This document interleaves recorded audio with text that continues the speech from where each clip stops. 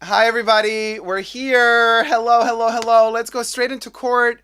Quick hello to Jack, Kate, T-Pal, Andrea, Finley, Miri, whoever is there. Oh my God, I hate this earplug. It's so freaking annoying because it creates a vacuum in my ear.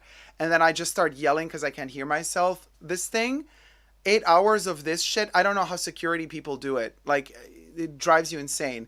Hey Kev, hey Roja, hey Miri, hey everybody, hey Maria. All right, let's go straight into court, and I'm gonna plug my ear and let's see what they're saying.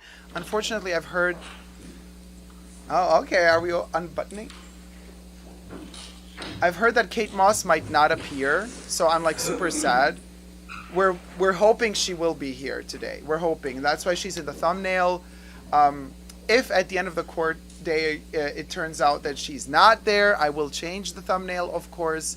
But we're here all hoping for Kate Moss to come, and that's why she's in the thumbnail. She's our guardian angel. All right. Good morning, ladies and gentlemen. Okay, here we go. The jury All right. arrived. Did you see your next witness? I have my coffee. Good morning, everybody. Good morning, I'm totally hectic Mr. because Depp calls Kate Moss to the stand. Ah! She will be appearing on your screen. Yes, can you count to 5 for me? 1, 2, 3, 4, 5. Thank you, ma'am. If you could raise your right hand. Do you swear or affirm to tell the truth under penalty of law? I do. Thank you. Good morning, Ms. Moss, or I should say good afternoon, your time. My name is Ben Chu from the firm of Brown Rudnick. Would you please state your full name for the record? Kate Moss. Ms. Moss, where do you reside? London, England. From where are you testifying today, Ms. Moss? Gloucestershire, England. Ms. Moss, do you know Johnny Depp? Yes, I do. How do you know Mr. Depp? I had a relationship with him. Did there come a time when you and Mr. Take Depp Amber had away. a I wanna see romantic Kate. relationship? Yes. For how long, Ms. Moss, were you and Mr. Depp a romantic couple? From 1993 to 1994 to 1998. Ms. Moss, did there come a time when you, while you and Mr. Depp were a couple, that the two of you took a vacation together to the Golden Eye Resort in Jamaica? Yes. What, if anything, happened when you were in Jamaica with Mr. Depp?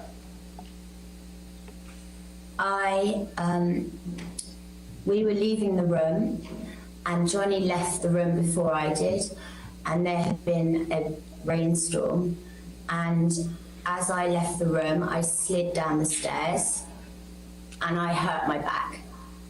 How did you... And I apologize, Ms. Moss. Please continue. and I screamed because I was in because I didn't know what had happened to me and I was in pain, and he came running back to help me and carried me to my room and got me medical attention. Did Mr. Depp push you in any way down the stairs? No. During the course of your relationship, did he ever push you down any stairs? No, he never pushed me, kicked me, or threw me down any stairs. Ms. Moss, have you ever before today testified in any kind of court proceeding? No, I have never. Why did you decide to testify today? Objection, Your Honor. All right. That's beyond the scope of what we just talked about. Let her talk. All right, I'll sustain the objection. All right. Thank you, Ms. Moss. We have nothing further at this time. We greatly appreciate your taking the time to testify. All right, any cross-examination? No, Your Honor. All right, you're free to go. No! Thank you, Ms. Moss. Thank you very much. Thank you very much. Thank you. Oh, that's it? Well, thank you. It was a lovely day today, you guys. Might as well go. All right, your next It's witness. over for me. Your Honor, we're calling Dr. Shannon Curry. Can give us a I moment just... to move the TV? Oh, Curry's coming back. Dr. Curry's coming. Can I just say, oh my God, I'm sorry if I broke your ears when I screamed. When they said Kate Moss, that done. Wasn't she angelically alien-esque? The jawline, the look, the short hair here, the long in the back. The liminal space behind her. That kind of emptiness, the dark, oh my God. Maria, today's a good day. I don't know if this judge realizes the scope. She doesn't care. She's like, okay, Kate Moss. I'm like, girl, Kate freaking Moss was in your courtroom. You should be right, Dr. so Curry? lucky.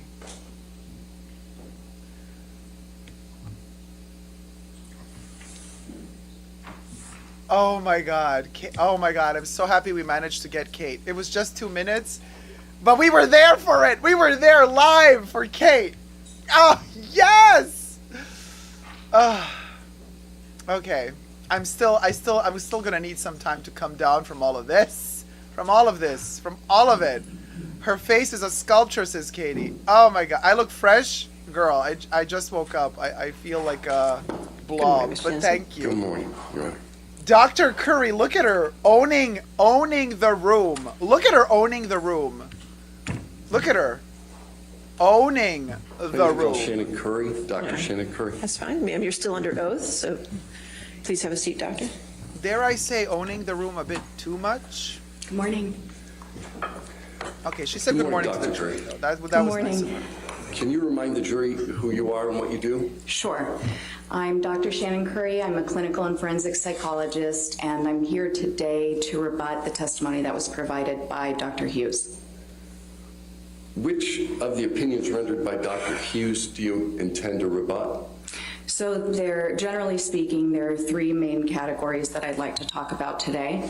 So the first is that Dr. Hughes misrepresented the tests and the results that she utilized in her evaluation. She misrepresented my testing and the results that I obtained in my evaluation. And she communicated in a manner, provided testimony in a manner that presented essentially her own opinions and the self-report of Ms. Heard as facts. Okay, the first category you talked about was a misrepresentation of her own test methods and results. What do you mean by that? So Dr. Hughes she stated that she administered Jack, we can't 12 come down from tests. Kate Moss. That was... In actuality, she used 8 checklists. About half of those were symptom checklists. Her voice The other half alone. were checklists about Yes, Kate. experiences that people can have with domestic violence. And those are not appropriate for forensic settings. They are easily exploited. Other issues that you intend to address relative to Hi, Sharon Cole. misrepresentation of Hey, our T-Pal. results? Hey, Yes, Ellen. So in addition to using these checklist measures, which are easily exploited in a forensic context, they're developed for research or treatment only. She also stated that these checklists revealed things that they simply cannot reveal, especially in this context. Let's see. She also misrepresented information, clear indications on several of the objective measures that she offered. And there were indications visible that Ms. Heard had essentially engaged in what we call response distortion. So clear indications of exaggeration on one of the measures that's specific I to hear everything PTSD, double. I hear it clear coming from the other minimization source as of well. symptoms, Sorry, guys. intentional on another more broad personality and psychopathology-based measure that she gave to Ms. Heard, which she did not acknowledge. Did you intend to address anything relative to the CAPS-5? I did. So Dr. Hughes administered the CAPS-5 about 10 days after I did, almost 2 years I guess- after she yeah, I initially could hear myself tested in the Ms. other room, Heard. but I'm fine. And she did not I heard myself administer the double. test appropriately. So she left major components blank. She didn't apply the scoring rules that are clearly outlined with the test. and yet she diagnosed Ms. Heard with PTSD based on that assessment. What about Dr. Hughes's use of the personality assessment inventory? So of the tests that Dr. Hughes administered, 2 would be considered, of those 12, 2 would be considered what we call forensically relevant instruments, meaning that they're objective enough and they provide us with some information about how the examinee approached the test, that it would be appropriate for this setting where the examinee is going to have a natural incentive to present themselves in a way that benefits the outcome of their case.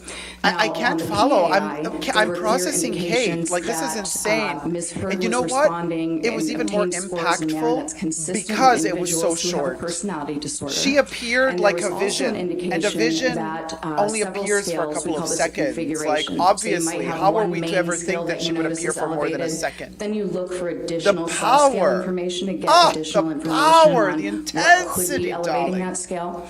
And Sorry, there was Curry, a I love you, but I configuration can't. that showed that even though Ms. Heard had moderately elevated one of the scales that can be associated with trauma, that elevation is better explained by childhood or distant traumatic experiences like the complex trauma Ms. Heard reported experiencing growing up. Okay. You said that Dr. Hughes utilized checklists that are not appropriate for forensic analysis. Can you Yes. explain that? Yes, so as I said, in any sort of forensic context, whether Oh, it's yes, a my civil videos or are criminal matter, always a scheduled. person who's being evaluated is going to have New major videos just incentive uploaded on to the main present in a channel. way that benefits the outcome of their case. So you always approach the examination, I believe Dr. Hughes said, with a healthy dose of skepticism, but that alone is not enough. We have to They should have given us operationalize 5 that. minutes break after So, Kate Moss, just to kind of we actually recollect, have to because that administer was very comprehensive objective tests that either control for attempts to manipulate the test results or reveal attempts to manipulate the test results, so that we're not just blindly accepting the results or the self-report of the subscribe, examinee. you guys. Let's try to reach 1,000 subscribers. How many tests were We're at administered by 904, Dr. Hughes? so there's less She than said that she 100 to go. administered 12 tests. How many of them were appropriate for forensic physical examination? So the trauma symptom inventory is appropriate. It's an objective measure, and it does have 2 primary scales that look at how the person approached the test. The personality assessment inventory is an excellent test. It is a broadband measure, meaning that it captures not only symptoms of mental illness, but also general personality traits. That also gives us pretty detailed scales similar to that one test I administered, the MMPI, that tell us a lot of nuanced information about the way the person approached the test. Thank you, Andrea. She also administered a malingering screen that can be very, very useful, but not in this context. So it's called the Miller Forensic Assessment Symptom Test. It's a brief set of questions that you ask the examinee, and it's been shown by research to be extremely effective at identifying an examinee's attempts to fake a severe mental illness or psychosis. And psychosis is when somebody loses complete connection with reality.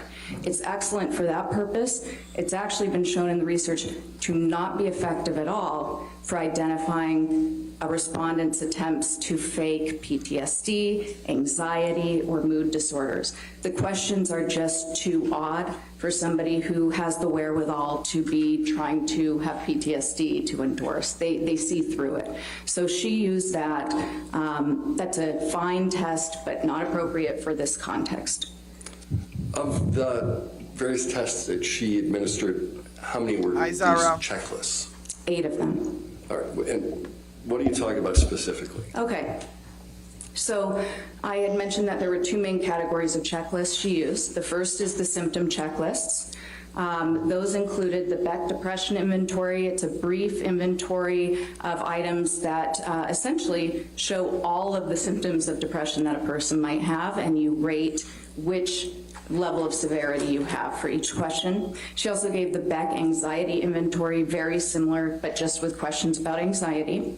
She gave the mood disorder questionnaire, which is a very Zara, brief, again, checklist. you missed that Kate. shows I'm symptoms trying of to bipolar upload the disorder. clip right now Bipolar so you disorder can is a mood rewatch disorder where if you it might have an works. extended Working manic on it. episode and then a very extended depressive episode. And then she gave the post-traumatic stress disorder checklist, and that is a screening instrument only. It contains every single symptom of PTSD. So there's a secondary danger here too. When you think about it, given that PTSD is the most frequently feigned and claimed diagnosis in civil courts, if you're handing somebody a checklist that lists every single symptom of PTSD, Yeah, you're we love essentially Dr. Curry, teaching but them all little I'm in nuances Kate that we're Moss. I'm looking sorry, for with Dr. that Curry. diagnosis. They did you So dirty she gave that by to Ms. putting you Hurd. right after Kate Moss. Ms. Hurd endorsed most of 'Cause the items, and Dr. Fabulous Hughes for diagnosed her with legal PTSD channels, and substantiated YouTubers that who opinion analyze all this stuff. by Ms. But Hurd's we're checking fashion, darling. those We're pop items on the culture. PCL-5. Kate Moss takes the cake. Were Those there 2 minutes of another Kate group Moss are of enough to test- fill at least a checklists month of that our Dr. Hughes conversation. Yes, so. Which says she a lot also- about us, and really. I forgot one on the last because I don't think of it as one, but previously I'd explained, and I do not expect you to remember, it's called the Life Events Checklist, which is just an inventory of experiences a person may have gone through that are traumatic. Dr. Hughes also used that, and that's appropriate to use before the clinician-administered PTSD. We have to scale talk at the about gold what Kate Moss standard, wore, CAPS-5. how her However, she hair administered this looked long like, ago the before she makeup, gave the CAPS-5. how Amber Heard looked at her, Now, because we going all have on our to theories that the Amber Heard is second going to group, copy Kate there were Moss's look the next day. She checklists could that she never. gave that Honey, are specific never. to abuse. But And the first she gave, the Danger Assessment Scale, was Smurfette actually is like, I developed for can't use concentrate by on what Dr. nursing Curry's staff saying. I need in to an process emergency Kate room Moss. setting, Me too. Specifically for female victims. We need to intimate process partner Kate. violence. The court purpose is of doing this us all important dirty, because and they're our doing forensic Dr. Curry ethics, our dirty. psychology ethics talk a lot about relevance. Is the test relevant to the purpose? And the Danger Kate Moss. Assessment Scale, its initial purpose is completely different. This was developed to show high risk factors for dangerousness and pretty much to help a female Oh, who is Jack, in Kate an Moss was wearing extremely Saint Laurent. abusive partnership. I don't know if that who shirt is was in Saint the Laurent. It emergency could have room been. with Could have been extreme injuries, Celine.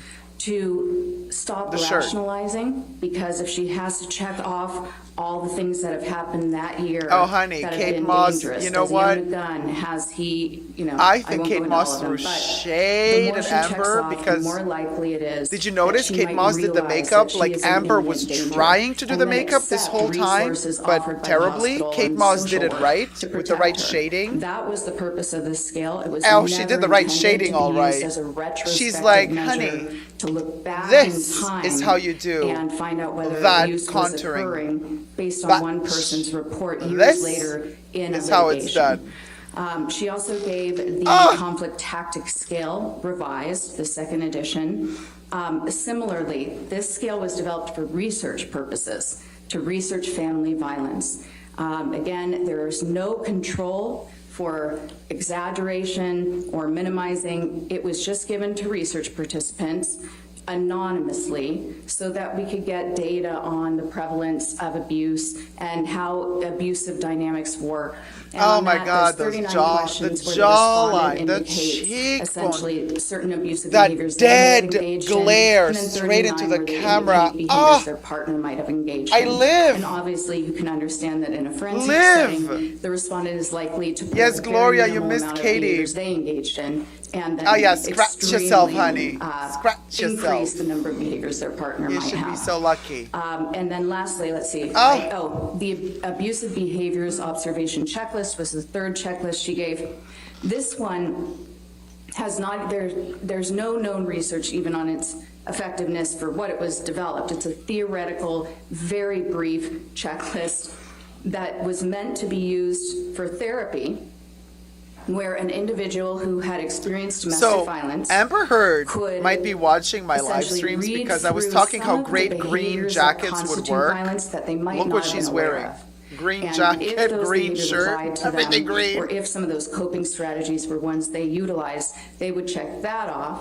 and then they have a way to talk about it because Love now says it's she been came, put she words. went, she Again, slayed, this honey. is similarly She slayed. problematic if you're in a civil litigation. Yes, person's Louis. The whole look motivated was a very to well have the curated result version be of what Amber consistent with a wanted to claim do or an this allegation whole of time. intimate partner violence Exactly. and an allegation that Exactly. they've been severely Katie. harmed, then they could simply like, just check honey, off more. this And not only that, but is how checklists it's like this done. one specifically give a lot And of I'm a nuanced slayin'. information about 2 what minutes. clinicians might be looking for when they're assessing whether violence was present or whether the person's self-report is consistent with a genuine self-report of having been victimized. They're given all that information that we might be looking for.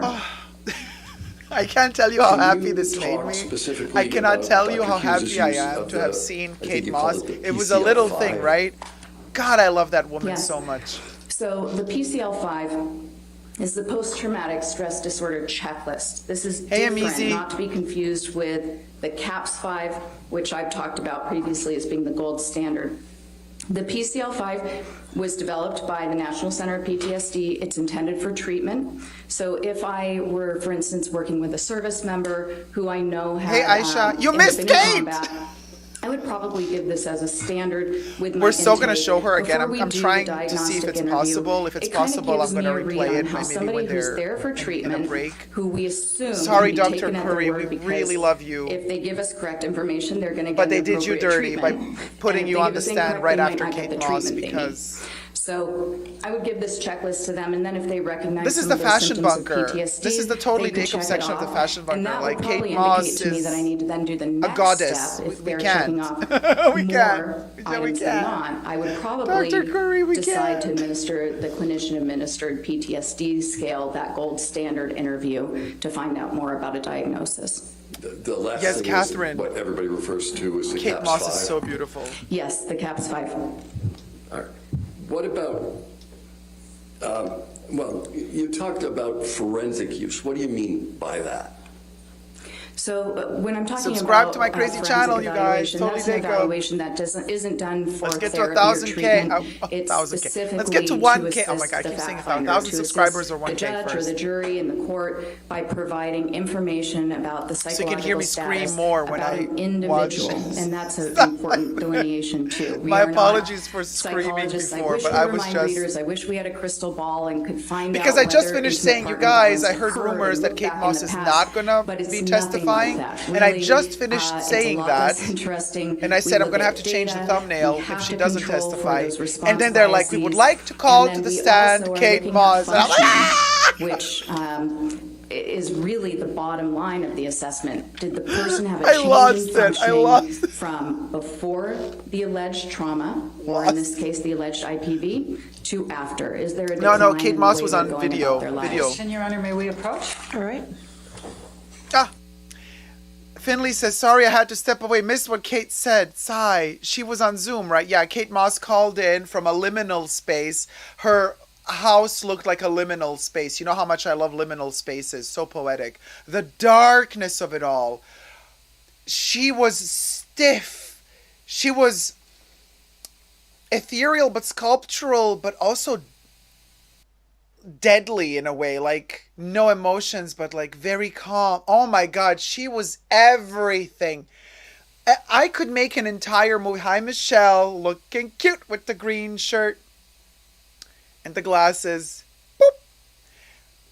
I could make a whole movie just on those 2 minutes alone of Kate Moss serving the hair, cut here and then long in the, serving the blazer, the shirt, the cheeks. Listen. Okay, it's being edited right now, you guys, in the background, so you might hear me scream a little bit because we're gonna re-show it. Dr. Curry's really good talking very simply to jury. Yes, Dr. Curry is amazing, Andrea. I don't know if you also saw, I think you did watch her when we watched together last week. She was amazing. Dr. Curry was or 2 weeks ago, actually, or when was Dr. Curry there? She did a wonderful, she did an assessment of Amber Heard. She's the one who diagnosed Amber Heard with all the things that Amber Heard's lawyers with their quack try to debunk. Well, actually, they were trying to actually say that Johnny Depp has worse issues than she does. But she was really, really, really amazing. And that's why I'm sad that I can't focus on Dr. Curry right now. But I'm sorry. Like, how can they put Dr. Curry on the stand after Kate Moss? I mean, maybe for the jury here, they don't really care that it's Kate Moss. But like for us, you can't do us dirty like that. You can't do us dirty like that. You know what I mean? Yes, Catherine. Kate painted a picture of a loving Johnny in 2 minutes. Finley says, I love her. I love her too. Oh, we love Dr. Curry too. Of course we do. Oh my God. Kuroyoru thinks Elaine's skills were great yesterday. I mean, she has that attitude of, oh yeah, maybe, it can get you far, I guess. A little bit like Inspector Columbo. He also plays the ditzy and then gets far.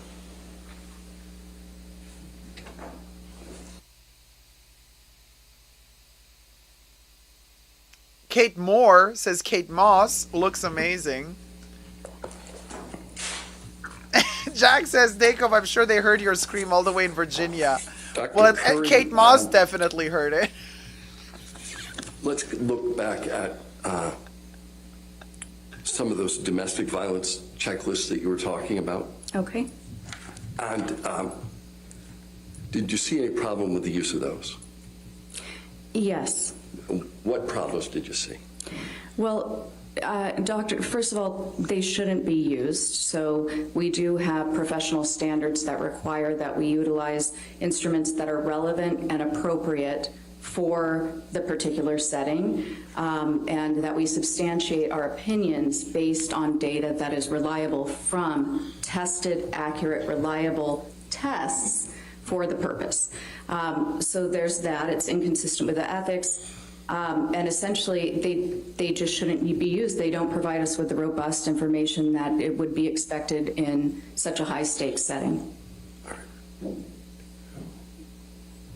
You know what I'm scared? That then Amber's lawyers use this to say, well, in that case, can the judge now finally force Johnny to do an evaluation with the quack doctor? Provided opinions and the judge might say, okay, well, then I allow it now. Johnny, you have to undergo an evaluation under the quack doctor.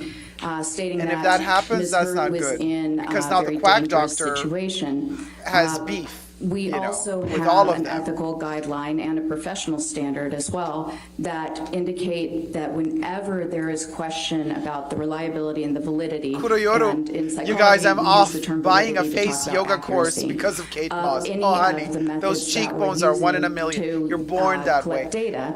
We clearly communicate not only that there are limitations to our opinions. Here you go, you but we guys. also I need posted the link to the top of the provide chats. fact finder Help with me information reach about what the 1K potential subscribers. implications or impact could Just actually push be. on the So, subscribe. Help me for reach instance, 1K. if Push on the we link and you use a get it. scale that's idiosyncratic for I the pinned purpose, it to the top of but the we chats. would first need to explain why we made that decision to not follow standard procedures.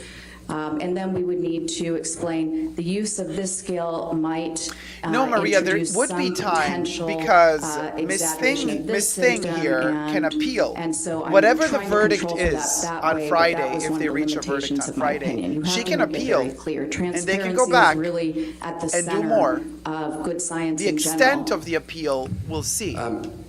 You talked a little bit about ignoring response distortion. What is response distortion? Response distortion is a term that speaks generally about an examinee approaching a test and providing answers that are either exaggerated or minimized, but in some way an inaccurate representation of their current mental status or their experience. Okay, the video is processing now, you guys. I will post it as Dr. soon as Hughes it's done processing and failed uploading. to acknowledge response distortion on? So The Kate she Moss video, I administered the personality assessment inventory, which is similar to the test I gave the MMPI-2. It's that general broadband measure of What's up with Amber's hairdo? I mean, and personality listen, the girls traits. from It Texas, includes several scales. it was bound to that happen are that very sooner or good later she was at going to go back detecting into either her exaggeration, toddlers and tiaras minimization, or phase, even and it's trying going to claim become that you have wackier and more unusually good wackier qualities. and tackier, On honey, that like they do in test, Texas. Sorry, I there have a were lot of clear friends in indicators that Texas. Ms. Heard, very Don't similar mean to the way offend she anybody, approached but my MMPI, if you know engaged in toddlers and tiaras, you know defensiveness. what I'm talking about. And in toddlers and fact, tiaras there's is a concept function that born. you can look at. So And you it have could that have only main been scale born elevation, in we call Texas. it positive impression management, was elevated. And then, because we want to Hey, make just sure that yapping. somebody Good isn't morning. elevating that scale just You because missed Kate they have Moss. such well-being, there are additional configurations of scales that you can look at to find out what's going on. And so the Cashel discriminant function is sort of the name of one of these configurations. Tackiness has a these, value. Equations that are done. Pig royalty of it And all, yes, she was Louis. highly I watched elevated on Pig that. Royalty after you told me In to fact, watch it, that and I elevation actually tells watched you that no, the this isn't first season, accidental. This all isn't of it. because she's just doing so well in life that she has an extremely low amount of problems. No, this is an intentional over-reporting, or I'm sorry, an intentional effort to minimize any appearance of having problems. Now, you may have addressed this, but there was a reference to malingering. Yes. So what's interesting about Ms. Heard's approach to different tests is that it seems to be influenced by what we call the face validity of questions on the test. So if a test looks like it's measuring PTSD, you see exaggeration on her validity scales. If the test has less face valid questions, for instance, the personality assessment which Dr. Hughes administered, the MMPI-2 which I administered, where she can't quite figure out what the questions are asking, they seem really banal in general. On those, you see extreme defensiveness, minimization of any potential pathology, essentially presenting herself as perfect and free of any mental illness or personality disorder. But on the trauma symptom inventory, which Dr. Hughes administered, that was the one that I previously indicated for ease of explanation. When the test results come out for how the person approaches the test, that test itself prints it as a percentage. And there's a really excellent scale for finding out if a person is exaggerating their symptoms of PTSD. It's called the Atypical Response Scale. And the TSI-2 is the revised version of this test, and that scale was improved this time around to really try to be a clean indication of, is this person exaggerating? And it hides questions in the test that are so unusual. They might sound like PTSD, but even the most severe cases of PTSD don't have these symptoms. And so somebody who's intentionally trying to exaggerate PTSD, or possibly unintentionally, but nonetheless, who's exaggerating it, is likely to endorse these items, even though they're not real PTSD symptoms. Ms. Heard scored so highly on this that even if there is, although Dr. Hughes correctly said there tends to be a negative skew when people have the high levels of distress that's associated with PTSD, so sometimes people score higher on this even when they do have PTSD. She scored so high that that is effectively ruled out as a possibility. Okay. Very clear assessment. Very clear, very clearly put. Dr. Hughes's Very simply administration and and use clearly of the explained. CAPS-5. Okay, yes, so Halen's Dr. Hughes movement. had diagnosed Ms. Heard with PTSD back in 2019 when she began testing her. It wasn't until 2 years later, more than 2 years later, 10 days after I administered the CAPS-5 with Ms. Heard, that Dr. Hughes held an impromptu evaluation session remotely with Ms. Heard and administered the CAPS-5. She had previously diagnosed PTSD without using what we consider to be the gold standard PTSD diagnostic interview. And again, when we're doing a forensic evaluation, it is an important responsibility, and part of our ethics and professional standards are that we document everything to allow for transparency and full judicial scrutiny. And Dr. Hughes administered incorrectly. She left huge sections, very relevant sections blank. There's no way to understand why she scored it as high as she did based on the information that's provided. You're essentially supposed to notate the examinee's responses as verbatim as possible to explain your reasoning and implying their scoring procedure. It's a standardized test, and if you don't follow those standard procedures, it's completely invalid. Not only that, but it looks as though Dr. Hughes further invalidated it by trying to show that she had assessed for the childhood trauma impact, and she had said that she went back and asked the childhood question, but you can't do that. If you're assessing for two separate periods of one's life to find out the relatedness to PTSD, you do two separate CAPS interviews, period. You don't create your own question system. That is non-standard administration of the test, and it invalidates it. All right. Makes sense to me. You also mentioned, with respect to the PAI, or the Personality Assessment Inventory, that Dr. Hughes failed to mention some elements. What did she fail to mention? Oh, okay. So on the personality assessment inventory, so first she failed to mention that there were clear indications of response distortion. She also failed to mention that Ms. Hurd scored in her score profile, again, so there are main scores. She did elevate a score for the borderline personality disorder sort of section, but that in and of itself would not indicate a diagnosis. However, the configuration of her scores overall is consistent with that, and in fact, it's one of the diagnostic suggestions given by the test itself. And then also, there's a configuration around Ms. Hurd's trauma responses on that particular test, which demonstrates that it is more likely that those symptoms were reported in relation to something in the distant childhood. It's more consistent with childhood chronic abuse than present circumstances or recent circumstances. Okay, I think you said, in addition to the issues with road testing, Dr. Hughes misrepresented your results. She did. Can you tell us how? So I would say the main issue was that she said that Ms. Hurd obtained a normal profile on my MMPI-2. All right. How do you disagree with Dr. Hughes relative to the profile? Okay, so the profile was not normal. So Ms. Hurd already had subtle elevations just by the test by itself as it came out. There were subtle elevations, but they were elevations that, if the validity scales hadn't been as elevated as they were, you might have said this person has some traits, but this isn't necessarily at the level of a true pathology. However, Ms. Hurd elevated a scale that essentially is a defensiveness scale on this test. And when you're giving this test, you always are mindful of different norms or groups who may have similar profiles. And there are certain groups of litigants who tend to elevate this scale as well. So I had that in mind. However, Ms. Hurd elevated this so much that it was far beyond the mean for the litigants that are known to have the highest levels of this scale, this defensiveness scale.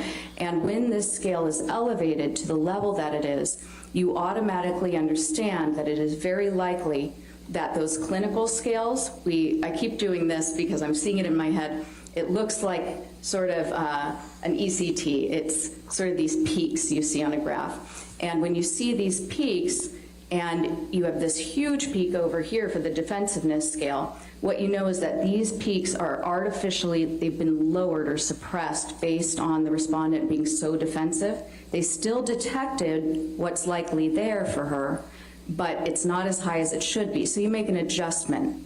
And the recommendation is that anything at 60 or above, we call it a T-score of 60 or above, is considered significant. Ms. Hurd's were already over 60. Some were quite higher than that. And then you see a very clear profile. And that was how I got that. I had mentioned a 3-6 code type. Now, the test does its own correction also for some of the scores, but not the ones that are her main code type. With the test correction, she had a 1-3-6 code type, which is very similar. What is a 3-6 code type? A 3-6 code type is something that has been researched and found to be highly Rita. correlated or probabilistic of certain behavioral tendencies and personality traits. And the traits with a I think the 3-6 court does code not smell type so good, tend to be marked by to be honest with a you. lot of externalization of blame, a lot of denial about one's own personal faults. Intentional or not intentional, but just extreme denial. Hostility that is strongly controlled and suppressed. The person may not even realize how hostile they are, but family members, those closest to them, are very likely to report Yeah, that Jack, of they all the lose their doctors they've temper, and shown when thus they lose their far temper, here, it explodes. she would be the one I would trust we the have sort most. of what we call a cookbook for these code types, which will provide you with all the information that's been researched to be associated with them. And our cookbook actually states that that 3-6 profile specifically tends to be associated with cruel and ruthless behavior, particularly to those who they perceive as less powerful than them and subordinates. Describe for the jury the review process that you did, Oh, went she? through relative to the Estee MMPI. Lauder's white linen. So I conducted a very methodical analysis of the scores. I do this for every test, and I also did it when I was reviewing Dr. Hughes's scores. So what you haven't seen that's in Discovery is that I created a 25-page outline just of her scores with, and it's sort of a table. So I'll put the score, I'll do it in sections so that I can understand different groupings, different research studies, and I start with looking at all the validity scales.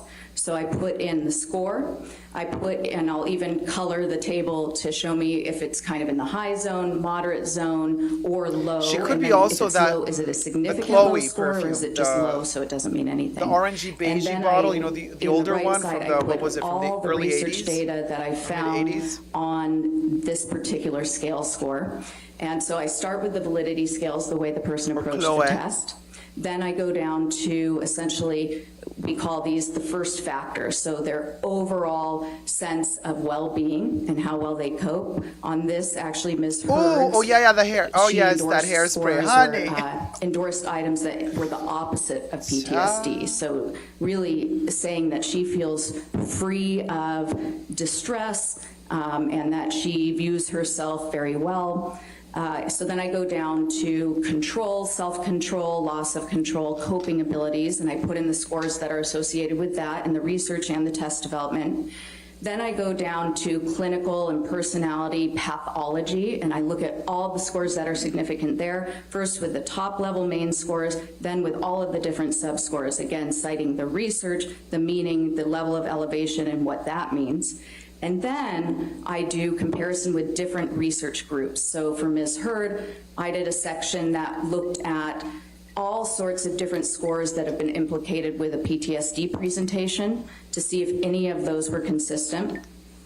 I can't remember how many there were. I think I put 13 on there, but I could be wrong. But I believe that there was only one that could even be, in some research, is sometimes associated with it, but it was general anxiety, which turned out to be more trait specific.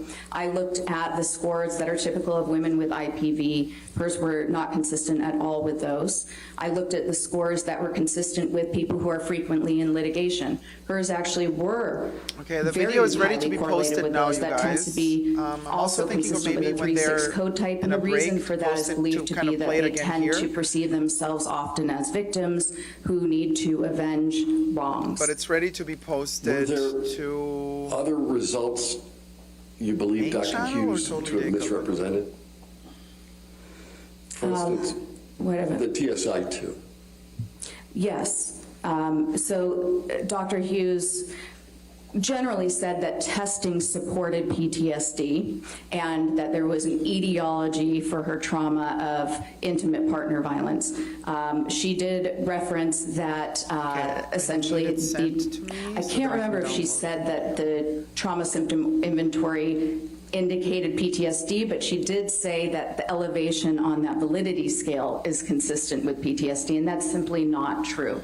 That scale was designed and has been tested and shown to be there to show when somebody is endorsing extremely unusual items that are not consistent with PTSD. And if I even should though post when this to some my main people are channel or experiencing to totally PTSD, their distress level is so high that they'll engage in what we call a cry for help, and they may sometimes exaggerate distress.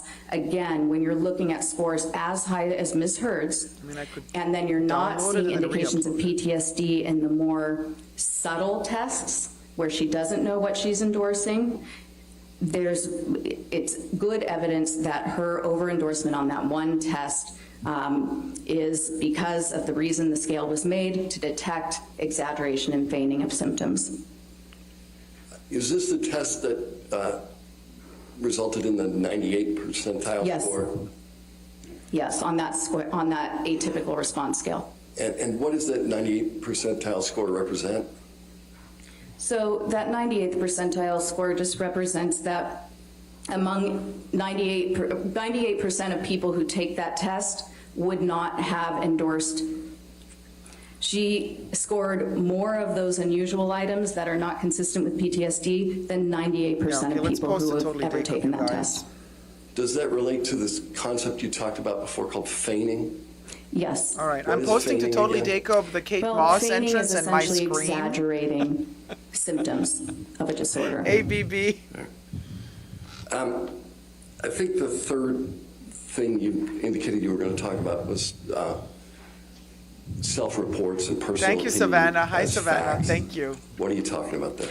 So in any science and in psychology Hey, Maggie. specifically, I'm it's good. How really are you? important that we use precise lange and we say what Okay, we mean, video's and we do posted, not you guys. If you present wanna see me screaming at opinions Kate Moss. as facts, because when you are It's in on the Totally role Dacob. of an It's a expert 4-minute video. witness, A bit more than 4 minutes. or an expert in any setting, You're essentially warned. A lot of layperson screaming. may not be able to detect the difference between something that is a personal opinion that you're giving versus something that is substantiated by research data, test data, reliable test methods. So our ethics talk about, especially the specialty guidelines of forensic psychology, the responsibility we have to distinguish between data, then inferences we're making from that data, what the data can mean, sort of like those tables I do. I put the data, the inferences based on the research, and then what my ultimate opinion is, integrating all of that data.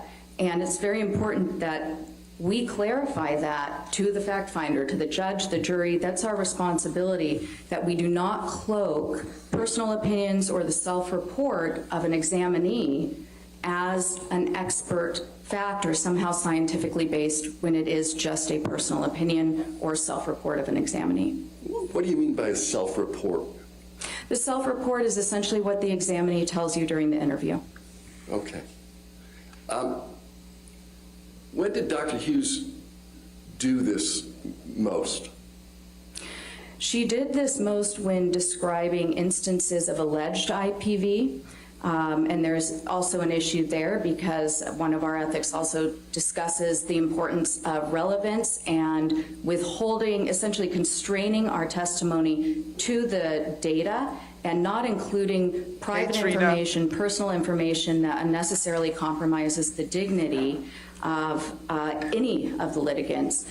She provided a lot of what was Ms. Hurd's report to her, the allegations of abuse, when describing Mr. Depp, who she had not examined, when describing Mr. Depp's behavior, his motivations. I believe she used the word obsessive jealousy quite a few times, talked about Ms. Hurd being in a highly dangerous situation. These are simply things that we cannot detect based on testing and a psychological evaluation. We have to evaluate the person, we have to get consent, and we can only describe an individual, not whether or not IPV has occurred.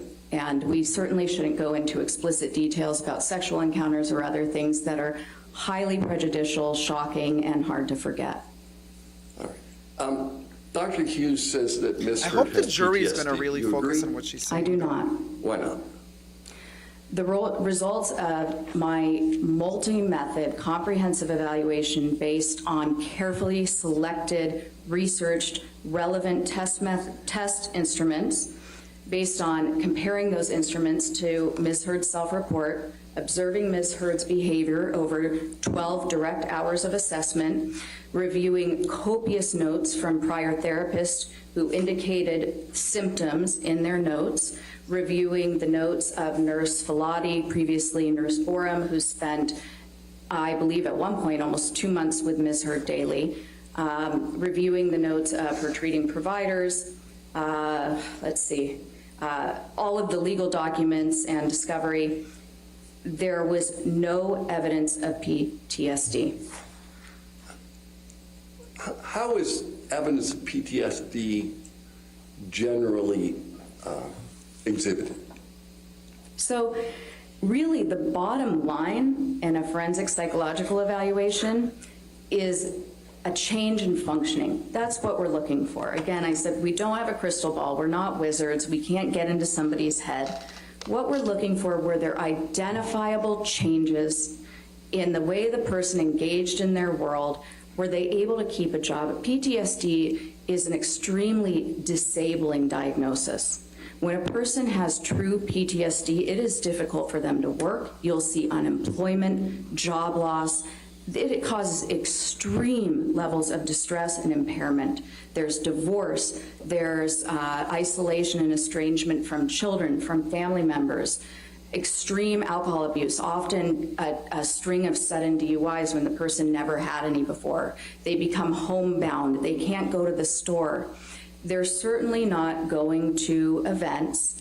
They're not having success in their film career, usually. They're not exercising every day, pursuing their hobbies, being avid readers, obtaining level 3 sommelier training, having dinner parties with friends, speaking to public groups.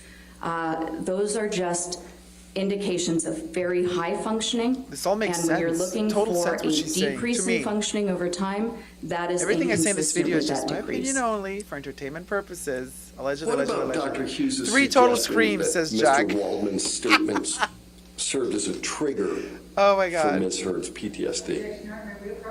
All right. T-Pal says Jack has started his memoirs. Wait, no, Jack Dean or Johnny Depp? Johnny Depp has started his memoirs. Who started what, T-Pal? Ask any military person about PTSD. Good morning, Amandeep. How's it going, sweetie?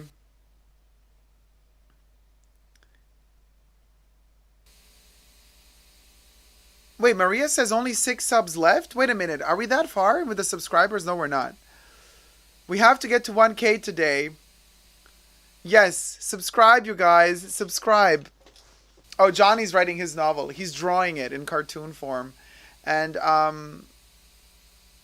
yeah, subscribe, you guys. We want to get to 1K subscribers today. Yeah, I don't know why you said 6 subs left. We actually, I'm bad at math, but as far as I can see, we have 96 subs left. There's 96 to go. You know?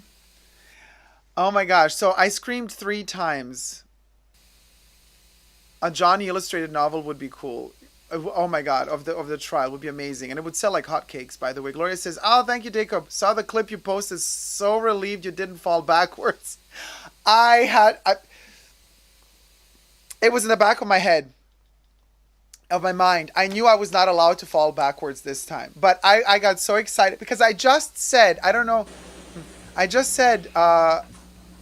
Kate Moss might not appear today. And then they're like, Kate Moss. And I was like, ah! Dr. Hughes had suggested that perhaps Ms. Heard's PTSD was somehow triggered. What's your view on that? Oh, did Johnny realize that Kate Moss was the one that got away? It can't be triggered if PTSD isn't present. I don't know. Is Thank she you very though? much, Maybe Doc. Vanessa is the one All that right. got away. Cross-examination. Oh, cross-examination. They're going to fry her now. Is Elaine going to do cross? Who's doing cross? Dr. Curry, I just want to make Elaine. sure that we all remember, you're not board certified, correct? No, I'm not. Okay. And you've been licensed for how long? I've been licensed for 10 years. Okay. And you are being paid by Mr. Depp's legal team to be here, correct? Yes. How much have you charged so far? I actually don't know. Over 100,000? I truly don't know. I don't do my own books. Over 200,000? I don't know. Over 300,000? That would be way too much, but I do not know. Okay. Now, just so that we all remember, you had dinner at Mr. Depp's house for 3 to 4 hours. Thank you, with Trina. Mr. Depp, Scored 10. Mr. Waldman, Mr. Chu, and Ms. Vasquez, correct? Oh, I was Vasquez. interviewed. Again, I asked if there was Elaina. anything I could eat because at Learn about the 3 hours I name. started to get hungry. Mr. So Depp disrespectful. then offered to order takeout for the entire team. So you had dinner at Mr. Depp's home with Mr. Waldman, Mr. Chu, Ms. Vasquez, and Mr. Depp, correct? Yes, And you had drinks as well, correct? I actually don't know. I do remember that there were drinks. Do you recall testifying earlier that you did have a drink, Ekata. a mule something? No, I remember testifying that there might have been a mule, a Moscow mule. Okay, thank you. Hi, We Audrey. didn't have animals there as well, right? No animals. Okay, that's good to know. And you talked about transparency. No, I just wanna Savannah, make this is sure. happening live. This is not a You recap. had several designations, expert designations and reports in this case, correct? Yes. And in not one of them did you disclose that you had dinner and drinks at Mr. Depp's house for 3 to 4 hours with Mr. Waldman, Mr. Chu, and Ms. Vasquez. Is that correct? Ms. Bredehoff, you're mischaracterizing what occurred. Dr. Curry, please answer the question. Not once did you disclose this in any of your I reports. did not correct? disclose that I was interviewed as that standard procedure. But it's true that you have never gone to a client's house to be interviewed for an expert witness position, correct? Yes, because I never had a client that was essentially homebound because of their celebrity status. All right.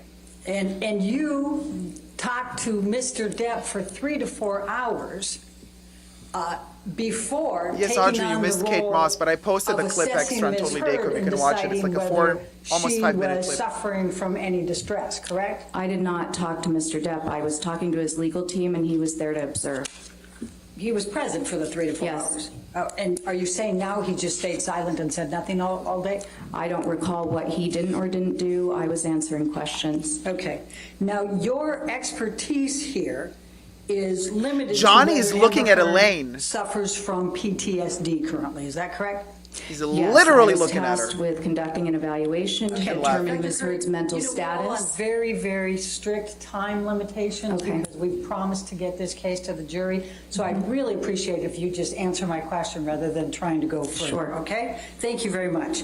Now, Well, look at Elaina. after you had the dinner, you then provided a designation in February of 2021 in which you said, and this is long before you ever saw Amber Heard, correct? You said that Amber Heard, quote, exhibits patterns of behavior that are consistent with co-occurring cluster B personality disorder traits, especially borderline personality disorder, end of quote, correct? No, No, we went through this before. we did. But, and that was on the designation, She's was it not? serving Nicole Kidman, I told you last psychologist time look that I did in not Eyes Wide like Shut that. today. Okay. She just And you needs don't the know little who did glasses on that the legal Nicole team, Kidman correct? wore. No. Okay, and then I also asked you, if you may recall, whether you listened to the audio recording in which Mr. Depp taunted Amber Heard that she had a borderline personality disorder. Do you recall that? I recall you asking me that, yes. Do you recall listening to that audio tape? I don't recall Mr. Depp taunting Ms. Heard. I do recall that he at some point suggested she might have that diagnosis. Okay, and that was back in these audio tapes back when they were together, correct? Yes, Okay. Now, you've never before been asked to testify or serve as an expert with respect to someone who has bipolar disorder, correct? no, as I previously stated, that's not true. All right. Yeah. I didn't say nothing. I said nothing. Not up here anymore. Okay, my apologies, but I'm going to go now. Your Honor, can we approach? All right. T-Pal says, oh, Dacob, maybe Johnny was getting a profile imagery of Elaina as Johnny is drawing Elaina right now. Yes, Finley, Kubrick. Nicole Kidman, Kubrick look from Eyes Wide Shut. She just needs a little tiny glasses. Ah, Yes, queen. I mean, she's gorgeous. Dr. Curry slaying, yin, yinging and yanging. Yes, Jack, I also encourage Dr. Curry to waste Ella Ina's time. And just saying, hey, Lily Bonfy. Hold on, you guys.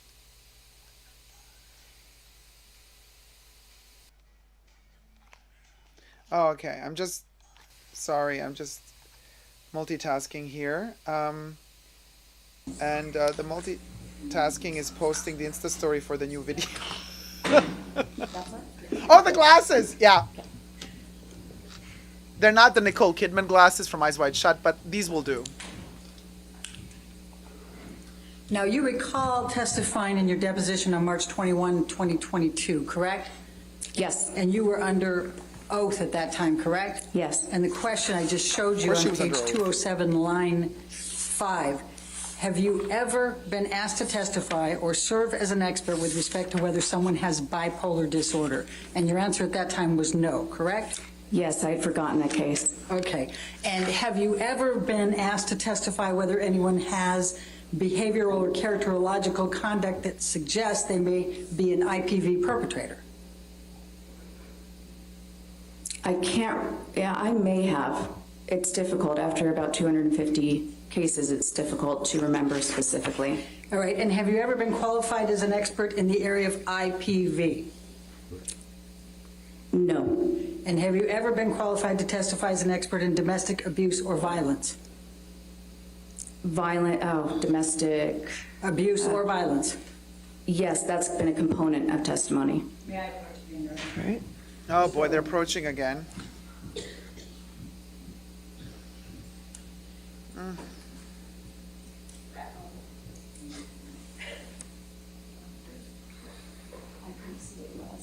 Can I take a look? You want?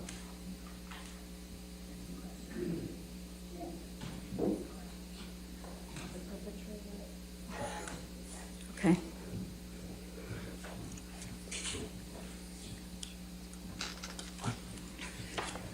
Line 16 of page 207, have you ever been qualified as an expert in the area of IPV? Your answer on line 20 was no, under oath, correct? Then the next question, have you ever been qualified to testify as an expert in domestic abuse or violence? And goes into page 208, line 4. The answer then under oath was no. Now, you would agree that the literature is quite clear that trauma-based symptoms such as PTSD or complex It's concluding PTSD Friday, have Audrey. symptoms that overlap with borderline personality disorder and histrionic personality disorder, yes? Yes. Okay. And you Possibly. would agree that it's important to use valid and reliable measures for an accurate diagnosis, correct? Absolutely. Okay. You chose, however, not to administer the structured clinical interview for DSM-5 personality disorders, the SKID. Is that correct? I did. Okay.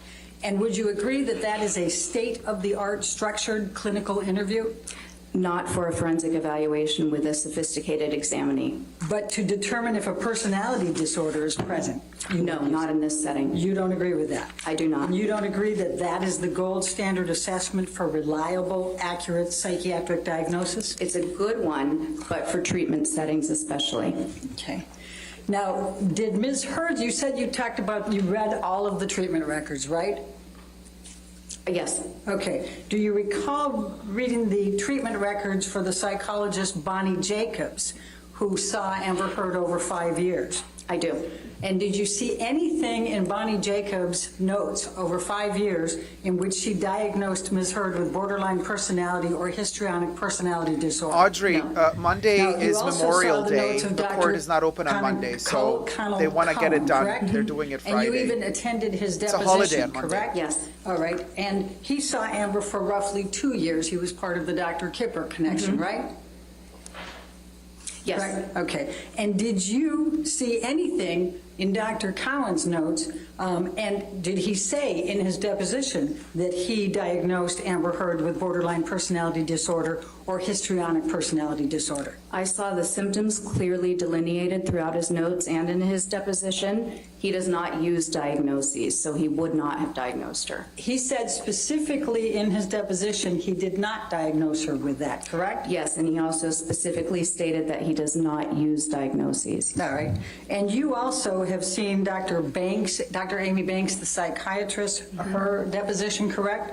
Yes, And did Dr. not her Anderson- deposition. I reviewed her notes in the transcript. All right. Did Dr. Anderson diagnose Ms. Heard with borderline personality disorder or histrionic personality disorder? I don't believe she provided any diagnosis since she was a couples therapist. All right. Now, you've said quite a bit about Don Hughes, but do you remember how many years of experience Don Hughes has in IPV and domestic abuse and violence? I know it's quite a bit. Extensive. And she is board certified, correct? Yes, she is. All right. And she spent And you're 29 not. hours of examination with Amber Heard. Did she not? Yes, mostly Okay. interviewing. All right. And she interviewed her therapists, Bonnie Jacobs and Conan Cowell, correct? Yes, And she also interviewed Amber's late mother. yes. Okay. And she administered 12 different tests over the period of that time, correct? Well, as I said, the majority of those were checklists, which are inappropriate for the forensic setting. I understand that's what you say, but she administered 12 different tests, correct? If you want to qualify them as tests, sure. Okay. And so you disregard, no, I'm not even going to say that. Okay. Let's go to the CAPS 5 and Elaine. PTSD. Now, you assessed Ms. Heard's traumas in her life, correct? Yes, I did Okay. give her an instrument to assess for any trauma exposure throughout the entire lifespan. Yes, it's fine. And you wrote that Ms. Heard's exposure to a traumatic event, namely one of the sexual assaults by Mr. Depp, more than satisfied this requirement. Did you not write that in your notes? That is not what I wrote in my notes. Do you have my notes? So we And can you look at them? administered a structured clinical interview based on that trauma, correct? Not exactly. It's not quite right. Okay. Now, Dr. Hughes administered a full intimate partner violence assessment, correct? That's not a psychological assessment. We can't assess for intimate partner violence. That's an event.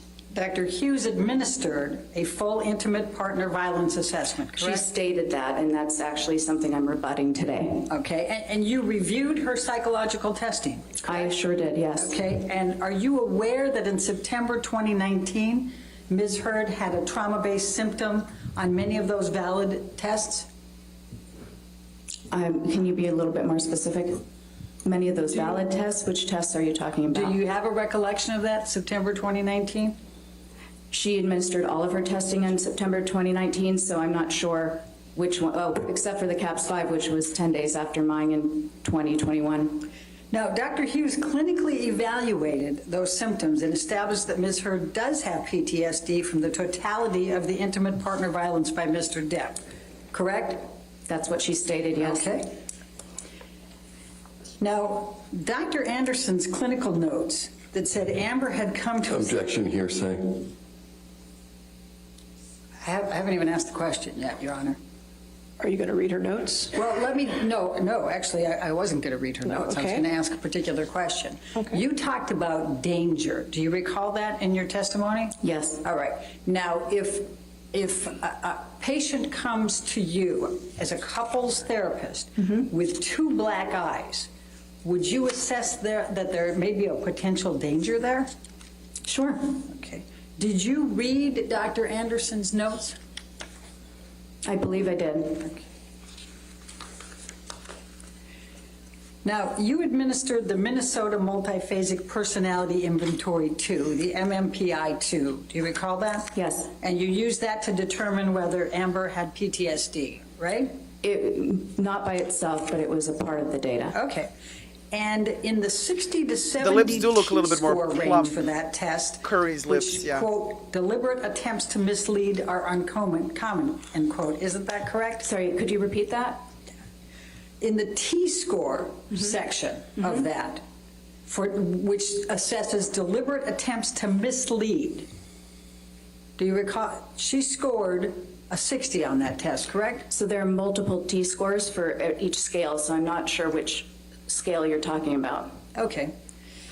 Well, we can deal with that later. So you would agree that you need to follow ethics and best practices in forensic psychology, correct? Yes. Okay. And the two primary sources are the American Psychological Association Ethical Principles and Professional Code of Conduct, right? Mm-hmm. And the American Psychological Association's Specialty Guidelines for Forensic Psychology, correct? Yes. And Specialty Guidelines 1.02 states that forensic practitioners, quote, strive for accuracy, impartiality, fairness, and independence, correct? Yes. Okay. And Specialty Guidelines 1.03 states that you have to avoid a conflict of interest, correct? Yes. Now, in addition to not listing the 4 hours you spent with Mr. Depp, Mr. Waldman, Mr. Chu, The and Ms. dinner, Vasquez, again. you also did not list that you spent an hour with Dr. Shah, correct? That's incorrect. You say that the designation said that you spent During an my hour- deposition, I also clarified this. I didn't spend an hour with Dr. Shah. There was an introduction with the attorneys present on Zoom. My time on that call was less than 30 minutes. Okay. But Yes, you still slam didn't her. disclose it, did you, in your reports? No. Okay. Now, you have not been asked to testify about Ms. Heard's behavior in the context of her relationship with Mr. Depp. Is that correct? I was Come asked on, to Dr. testify Curry. about somebody's behavioral mental status in general, so that can include behavior involved in a relationship with Mr. Depp, but not specifically. Can you pull up date 10 of the trial testimony at page 2710? Oh boy, they went through day 10 of the trial page. Okay, 2710. 2710. Lines 12 through 18. Michelle wrote that down.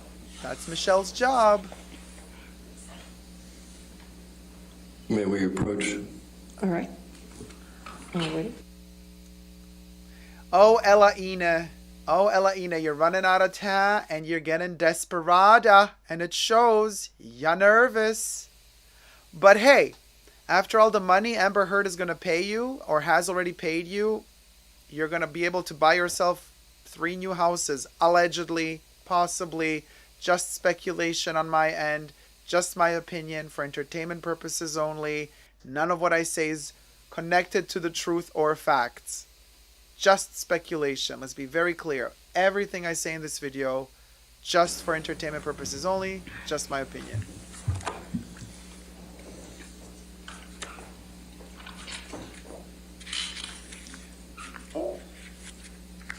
I don't think, Audrey, that Marilyn Manson would allow kind of a public trial if it ever were to happen.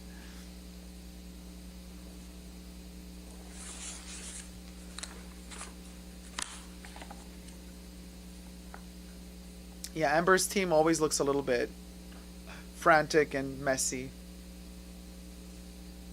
And not ready. Thank you, Michelle. Great job.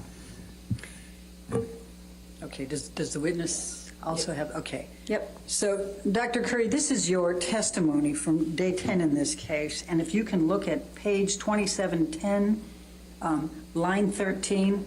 Now, my question was, now, is it your testimony under oath today that you have not been asked to testify concerning Ms. Heard's behavior in the context of her relationship with Mr. Depp, including any abuse? And your answer under oath to this jury that day was, that's correct. Yes. Correct? I still agree with that to that question. All right, and you have not made any determinations, including any opinions, that Ms. Heard abused Mr. Depp or Mr. Depp abused Ms. Heard, correct? Correct. Okay, and in fact, you said that's outside the scope? Yes. Right? Okay. Of psychology. And you cannot testify whether Amber Heard suffered any emotional distress as a result of any of the defamatory comments that she has alleged Mr. Waldman made through Mr. Depp, or Mr. Depp made through Mr. Waldman, correct? Objection, Your Honor. Do you want me to read my response? What's the objection? I'm What sorry. I- Oh, hold on, oh, Dr. sorry, Curry. Your Honor. That's okay. Oh, what's the objection? Are you on approach? Okay. Curry is ready. I think Curry, since her last deposition, they came for her, and she had her reactions. Like Curry at a certain point was like, but now that they called her back, she knows what sort of situation she has to deal with here, and she's very ready, like a sniper ready.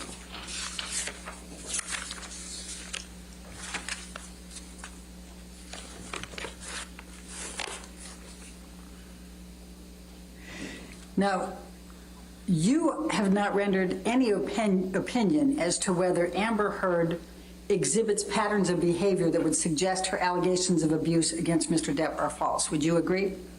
No. I mean, yes, I would agree with that. Oh, thank you. And you have not, no, that's right. That's all I've got. No further questions. All Thank right, you. redirect. You have met, Ella Ina. Ella Ina. You were asked about the skid. Yes. What's that? It's a structured clinical interview. It's for rendering a diagnosis. It's best for treatment because you're asking direct questions of the examinee and about symptoms. So if you have an examinee who has a tendency to minimize, you're not going to get much information. Why didn't you use it? Because, well, first of all, I had a limited amount of time for my evaluation, and I had already had to just to complete the interview was extremely time consuming. And I had to even restructure it into handouts so that I could keep Ms. Heard on track. I determined based on that, so this is where you would make an inference. So because I was having difficulty getting direct answers to my questions from Ms. Heard, I had determined that creating forms of those questions would be a better use of the time, which it was, and then I further deduced that adding on the structured clinical interview would probably be unproductive, given that I had limited time and needed to use the best, most reliable methods for getting information in that time. You were asked about the APA specialty guidelines, Yes. specifically 1.02 and Yes. 1.03. Have you complied with them? I have. No further questions. Thank you. Thank you. Dr. Curry, you can have a seat in the courtroom. you, You're Your free to Honor. go. Thank you, ma'am. Simple redirect, and it worked.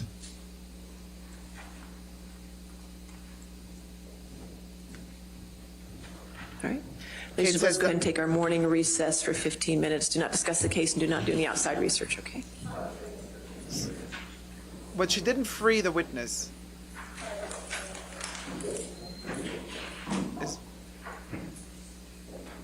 Is Dr. Curry free?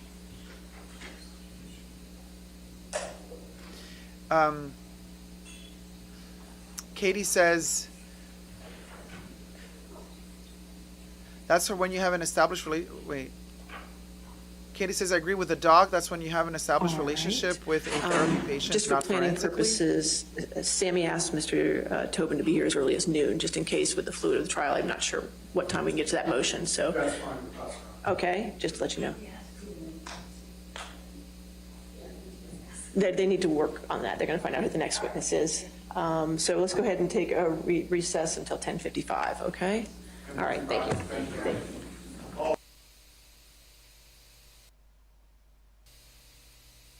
Okay. All right. So, what is Ella Ina wearing as a fragrance? Today, I don't even know if the girl had time to think about a perfume today. She seems very frantic. And Audrey says, I meant Marilyn Manson's separate trial to this one. Yes, I also understood that you meant the separate trial if Marilyn Manson. So Johnny would know not to use Marilyn at all during this trial, but they still support each other in private. I don't know if they do. I don't know either one of the two. So recess time, you guys. Hey, Harmony. Okay, time to catch up on Kate Moss. Jack says, she said Dr. Curry can sit in the court if she'd like. All right, so she's free to go. We'll go. Judge is done and looks tired, says Katie. Totally. Don't blame her, says Katie. And so yeah, 15 minutes recess. Oh, the perfume. Jean Nate. I don't know that one. Something desperate as a fragrance. Jack, so a desperate fragrance could be...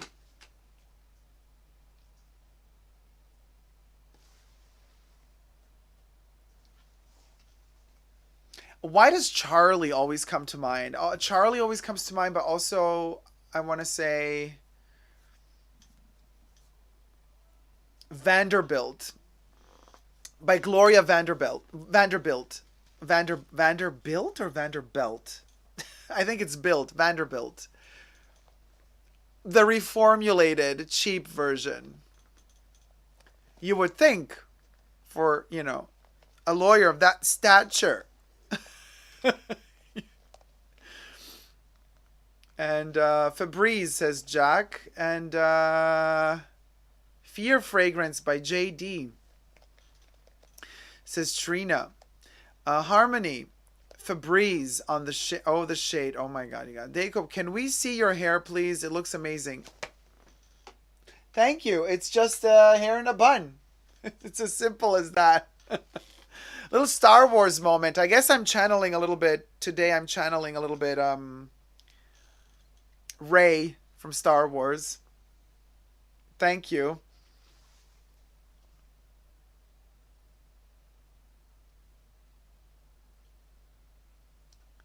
Lady Million is a desperate fragrance by Paco Rabanne, says Audrey. Kind of. Yeah, I can see that. Finley says Dacob, pronounced... that doesn't help me. Finley says Jean Nate pronounced as Jean Nate, or is it Jean? John? I don't know.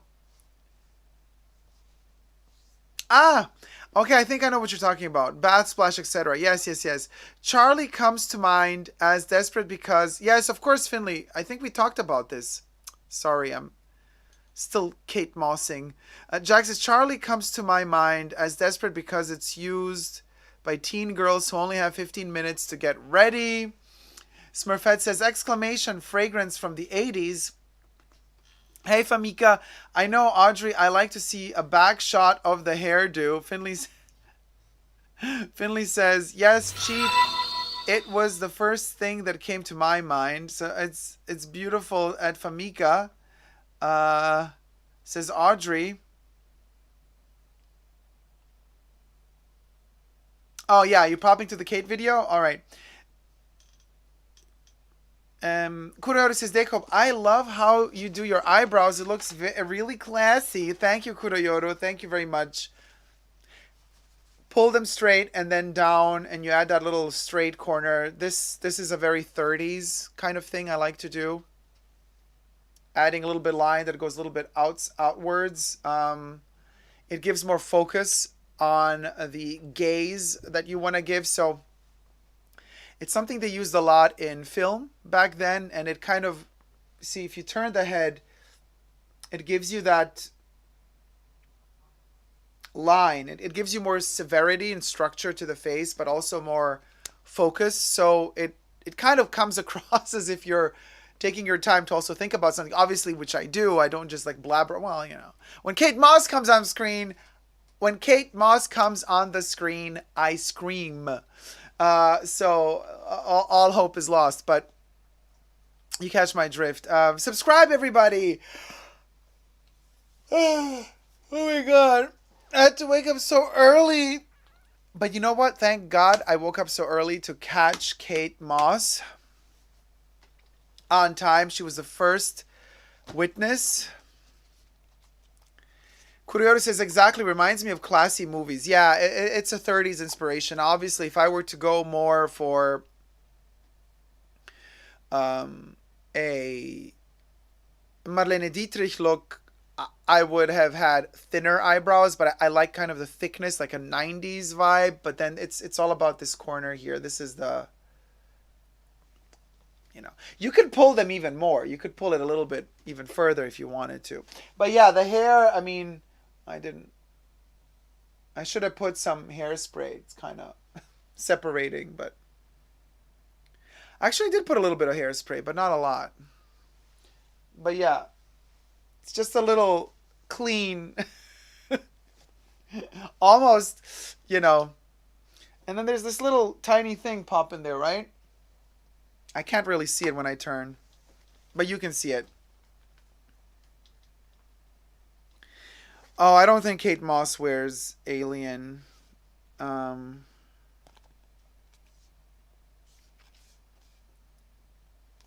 I would hope she doesn't wear Alien, but then who knows? Okay, let me see. I need another thumbnail for the 4-minute Kate Moss video, right? Oh, it's only 26 views. Come on, guys, subscribe. We're not doing very well with the numbers here, are we? Okay, so I'm watching my own video.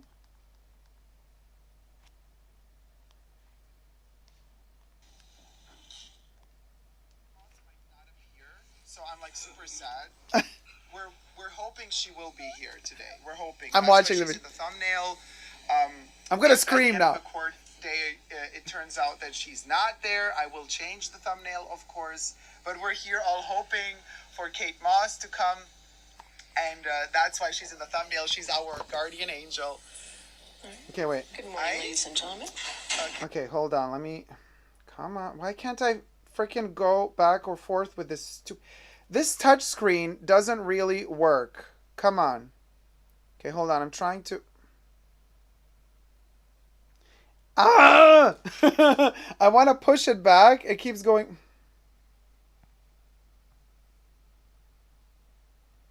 Okay, wait, hold on. No, Kate. No, don't talk, girl. I gotta rewind you first. Okay. Super sad. We're hoping she will be. Oh my God, why is this not working? Okay, here. I've heard that Kate Moss might not appear, so I'm like super sad. We're hoping she will be here today. We're hoping. That's why she's in the thumbnail. If at the end of the court day it turns out that she's not there, I will change the thumbnail, of course. But we're here all hoping for Kate Moss to come, and that's why she's in the thumbnail. She's our guardian angel. Good morning, ladies and gentlemen. Okay, here we go. The jury arrived. We'll see your next witness. I have my coffee. Good morning, everybody. I'm totally hectic Mr. because Depp calls Kate Moss to the stand. Ah! She will be appearing on your screen. Yes, can you count to 5 for me? 1, 2, 3, 4, 5. Thank you, ma'am. If you could raise your right hand. Do you swear affirm to tell the truth under penalty of law? I do. Thank you. Ah! Good afternoon, your time. My name is Ben Chu from the firm of Brown Rudnick. Would you please state your full name for the record? Kate Moss.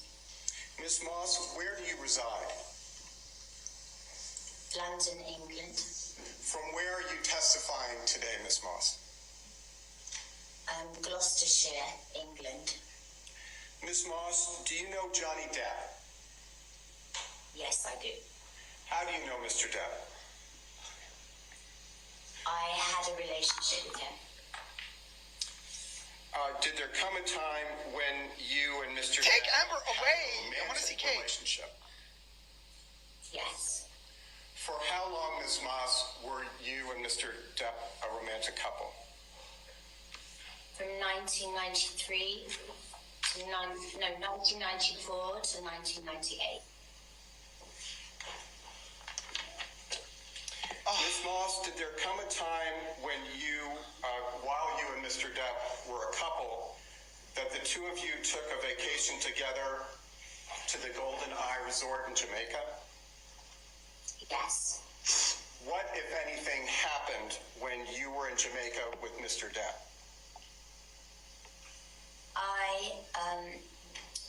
We were leaving the room, and Johnny left the room before I did, and there had been a rainstorm, and as I left the room, I slid down the stairs, and I hurt my back.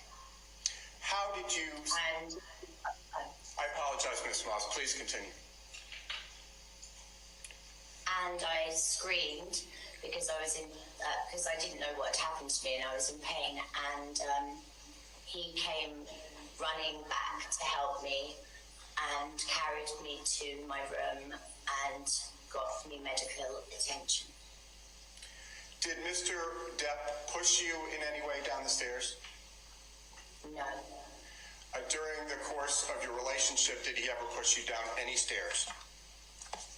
no, he never pushed me, kicked me, or threw me down any stairs. Ms. Moss, have you ever before today testified in any kind of court proceeding? No, I have never. Why did you decide to testify today? Objection, Your Honor. All right. That's beyond the scope of what we just talked about. Let her talk. All right, I'll sustain the objection. All right. Thank you, Ms. Moss. We have nothing further at this time. We greatly appreciate your taking the time to testify. All right, any cross-examination? No, Your Honor. All right, you're free to go. No! Thank you very much. Thank you very much. Thank you. Oh, that's it? Well, thank you. Oh, you guys. Oh, the memories. We're going to have this moment forever. We're going to have this moment to treasure forever and ever and ever. What a moment. Oh, my gosh.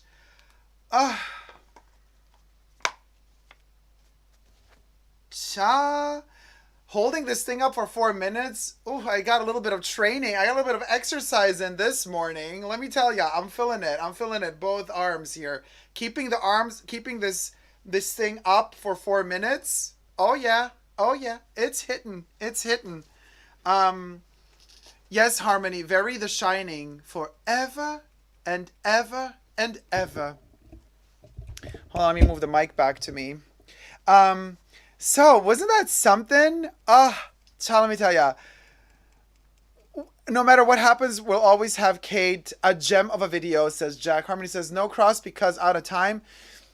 No cross because this was a chessmate move. They can't get anything out of her. She's on Johnny Depp's side. I hope that the jury really knows who she is, because like if they do know who she is, this was super powerful. Super powerful. If they don't know who she is, then they're gonna be like whatever. But because it was a long time ago, it was in the 90s, 94, 2004, 20 years ago almost. So things change, people change in 20 years. Somebody can become more violent.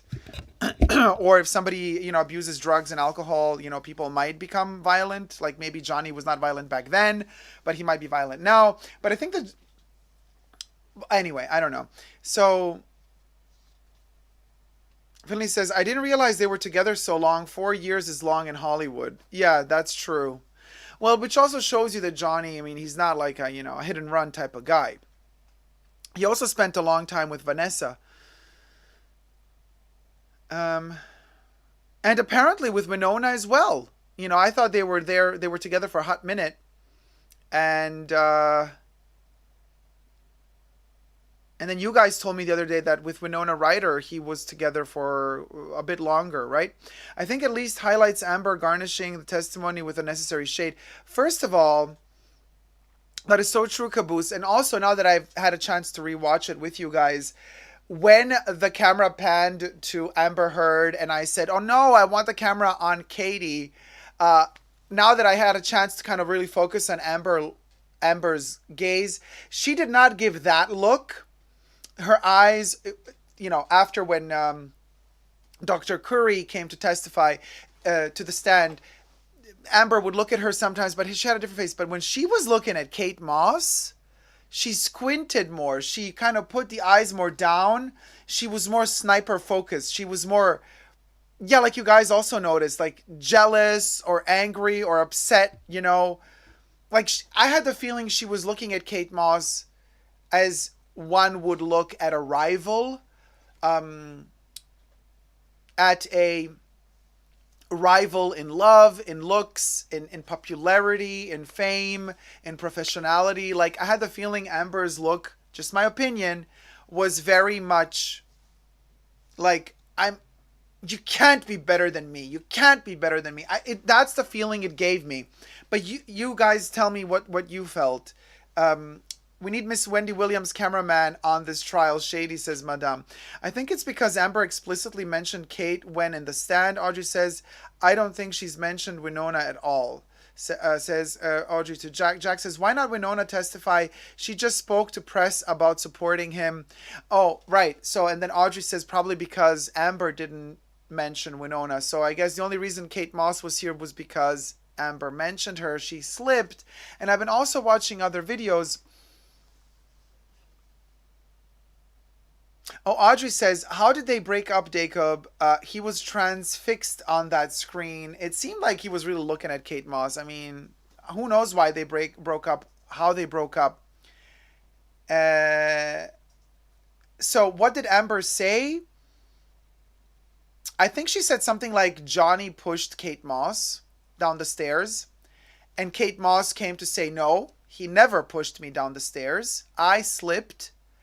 So she was there to discredit Amber Heard, to say that Amber Heard was lying. That's basically why Kate Moss was there. And they could call Kate Moss in because Amber Heard allegedly said during the trial that Johnny pushed Kate Moss down the stairs. Something like that, right? Now, I was watching yesterday some other channel. I don't remember. I don't recall which one anymore. I watched several, but there was in one video somebody. I know I forgot what I was going to talk about. Damn, when I start three things at the same time, forget about it. Fruit fly moment. So Amber was shaking her head in a no fashion when Kate was talking about how long she and Johnny were together. Really, T-Pal. Sylvie says, she did look very jealous to me too, says Sylvie. Jack says, true, she can't come unless mentioned. Now, I wonder why that is, though. Harmony says, I need to rewatch again to see all the other people again, LOL. Jack says, forgot. Suede Jones, how's it going, sweetie? The start of the relationship was almost 30 years ago. Catherine says, actually, Amber actually twitched at the sound of Kate Moss saying her name out loud. Kata, Amber is the jealous type of girl. Sylvie, I heard that Amber's ex-wife will testify for Depp. Is that going to happen today? T-Pal says, a good lesson in why you don't name drop, as it might come back to haunt you. Caboose Juice says, LOL to Catherine. Harmony says, OMG, Sylvie, if that happens, that is checkmate for sure. If Amber's ex-wife testifies for Johnny Depp. Swade says, all I could think about was Kate Moss being pushed down the stairs. Amber, oh, Swade Jones, thank you so much for giving us the exact quote. Allegedly, we're back in court, you guys. All right. Are we ready for the jury? So Amber said, allegedly, right, all I could think about was Kate Moss being pushed down the stairs, and bam! Kate Moss, all of a sudden, becomes a testimony and says, no, Amber Heard lied. I was never pushed down the stairs. Amber opened the door on the issue of the staircase, says Sylvie. Jack says, they will be back in a minute. Jack says, they back. Madame says, I want the dogs to testify. It was not my poop. I'm telling you, the dogs did not poop on that bed. I don't know. I mean, who knows? Harmony says, oh my God, Sylvie, if that happens, that would be checkmate for sure. Finley says, I really like this judge. She's such a force of calm and reason. I'm enjoying the judge too, I gotta say.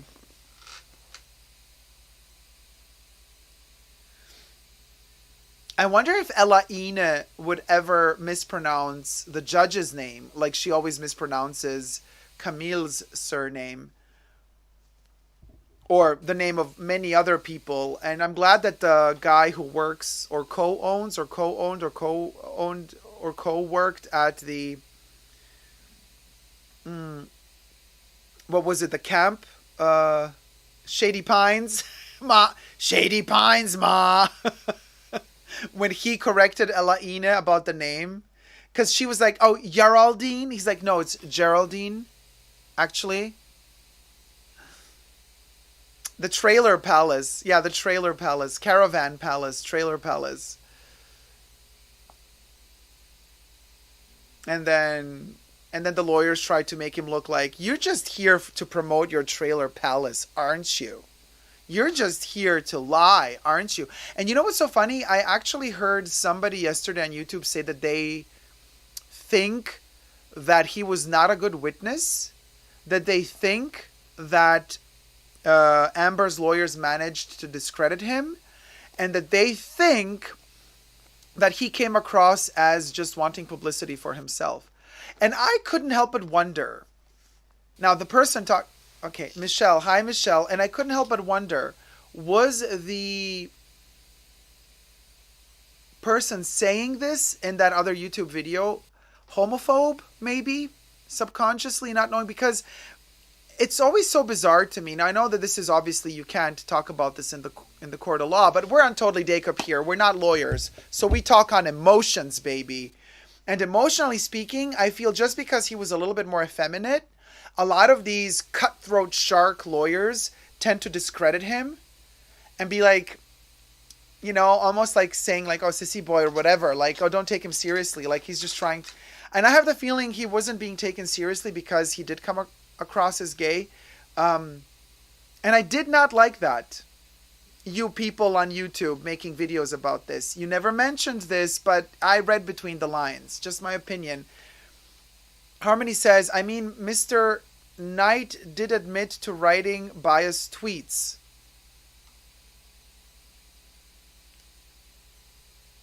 And? I mean, listen. Every human being is biased. I'm sorry. We're not robots. We're not mathematicians. Well, we can be mathematicians, but we are not math ourselves. For human beings, 1 + 1 does not always equal 2, honey. Because there's emotions involved.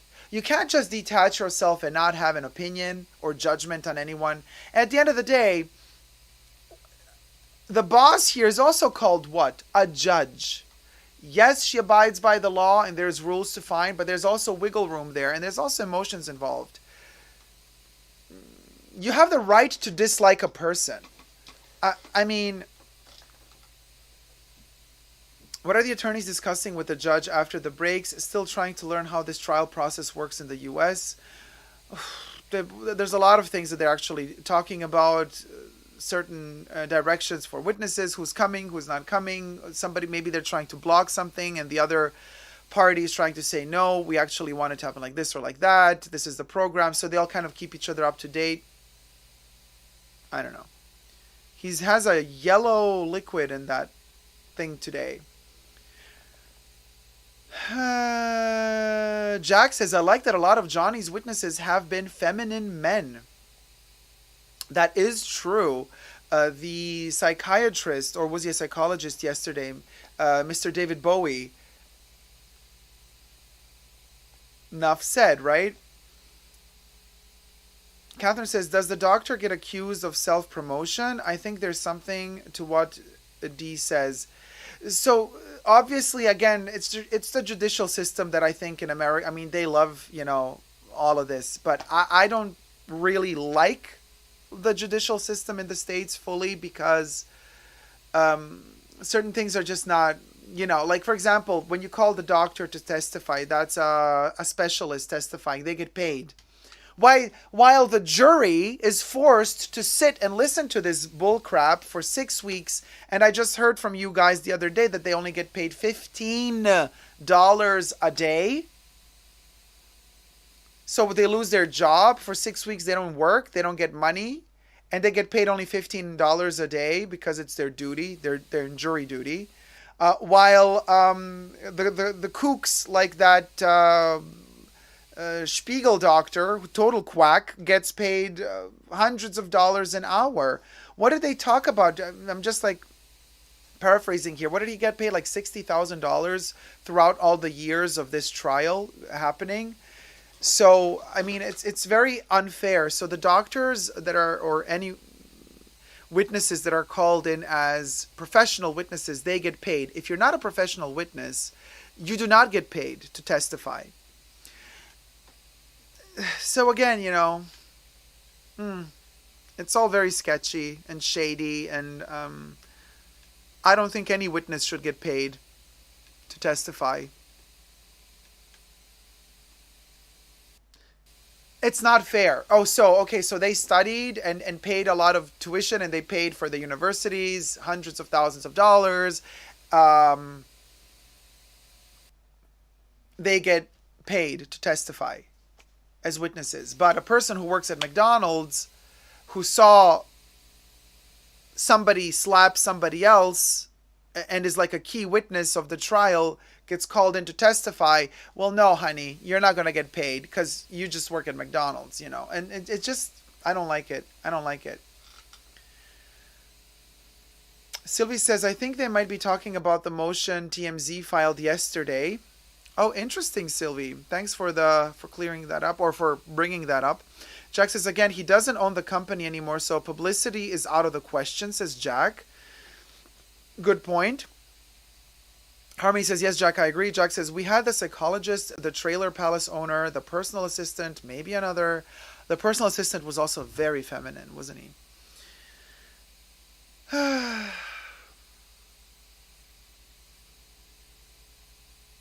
Jack says, if someone has to take time off for jury duty, and I can't see the chat, it's covered by the screen. Does their work still pay them in the USA? Sometimes yes, sometimes no, says Andrea. Love says, go Just. Jack says, there's a video of Pamela Anderson saying, I'd be a bad witness if someone weren't vegetarian. I'd be like, guilty. Yeah, but she's cuckoo, you know.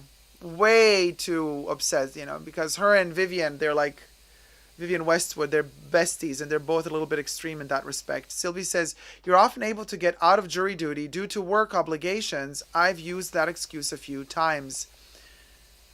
Not anymore, says Andrea.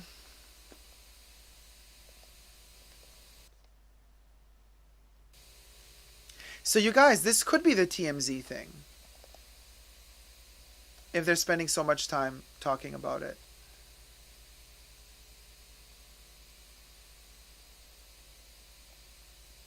The guy in front of Elaine, I haven't seen him before, have I? Not the tall one with the gray hair. The guy, the other guy.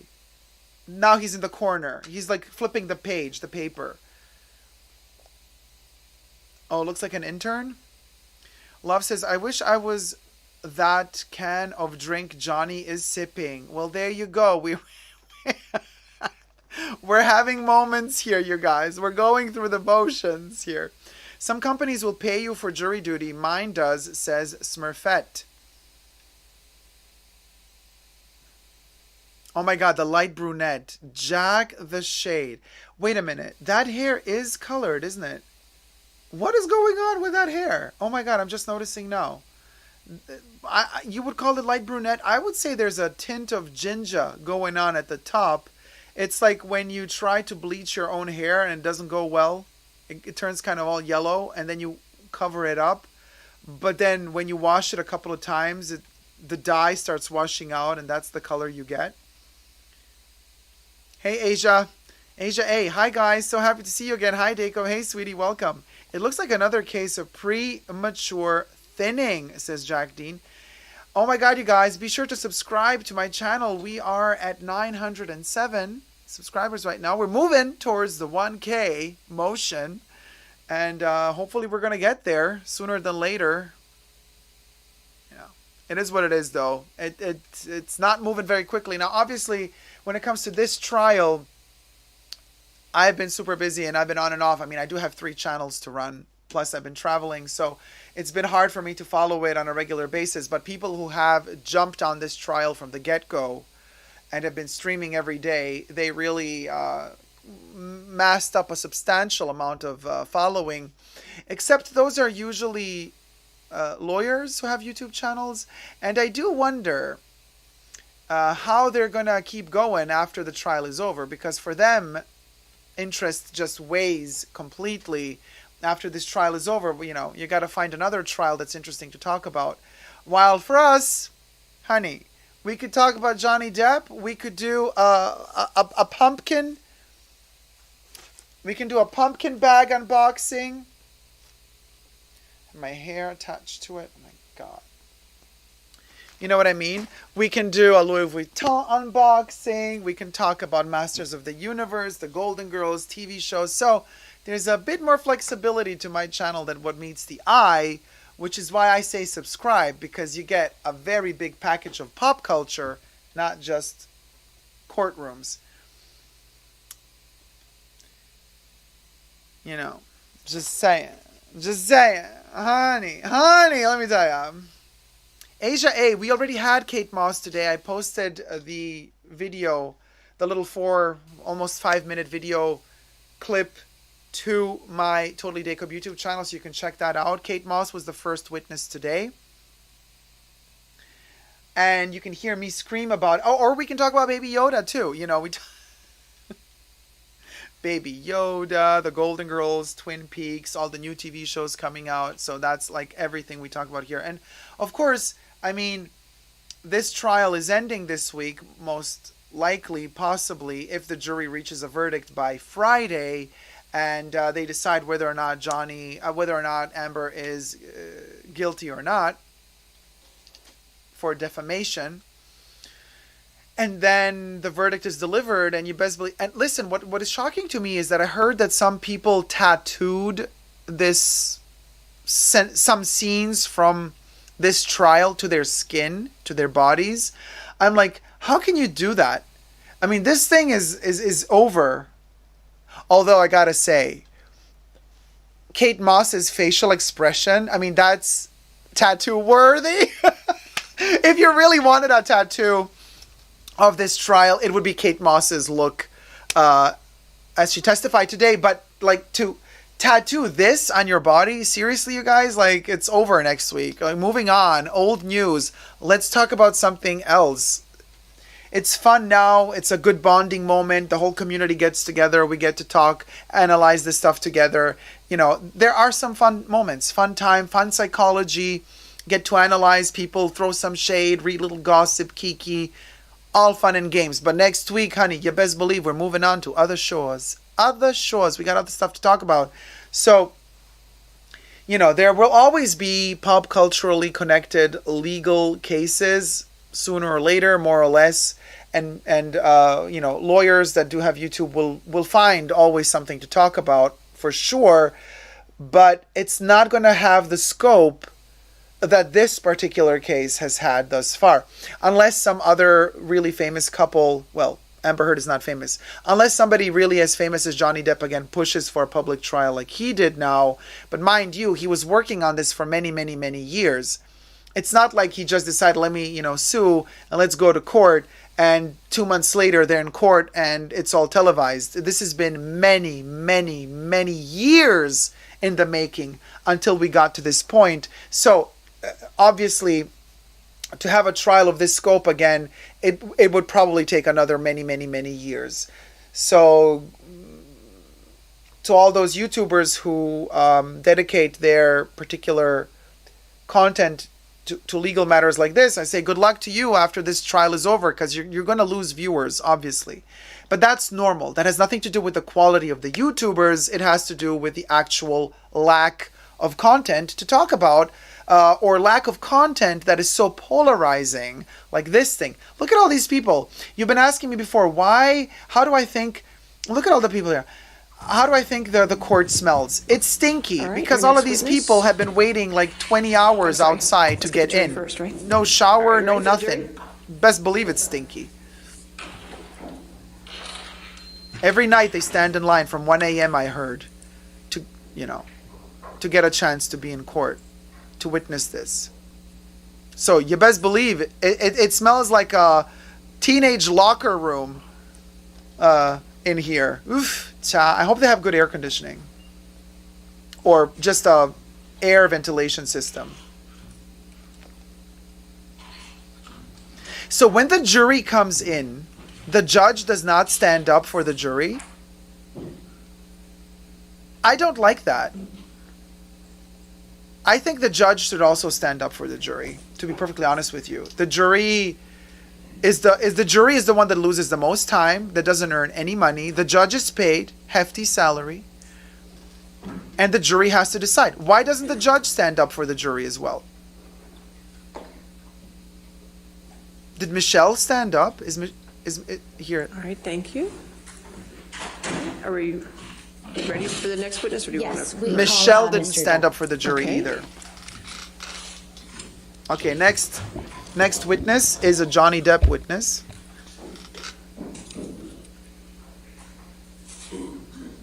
Oh my God, Johnny Depp! Ah! Sir, just a reminder, you're still under oath, okay? Yes, ma'am. All right, thank you, sir. What did I miss? Okay. Ah!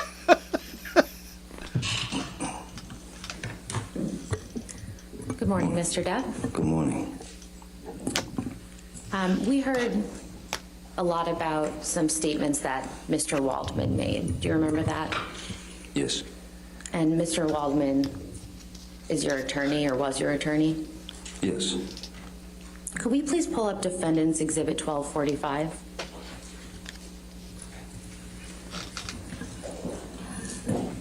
And this is already in evidence, so permission to please publish. If we could scroll down to the second page. Today's the Mr. day. Depp, do you see the statement here attributed to Mr. Waldman? Yes, I do. When's the first time that you saw this statement?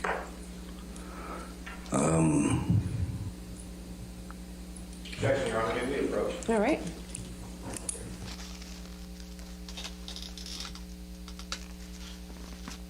Oh, that little finger on his lips always. Oh, Johnny. Stop it, Johnny. Oh, he looked at her. She looked away. Okay, hold on. I gotta redo my makeup. You guys, touch up. I literally, I don't know. Lost it there for a second. You know what I mean? Let me just add some powder. This is a what a day today. We get Kate Moss, we get Johnny Depp, all in one go. We'll go. I mean,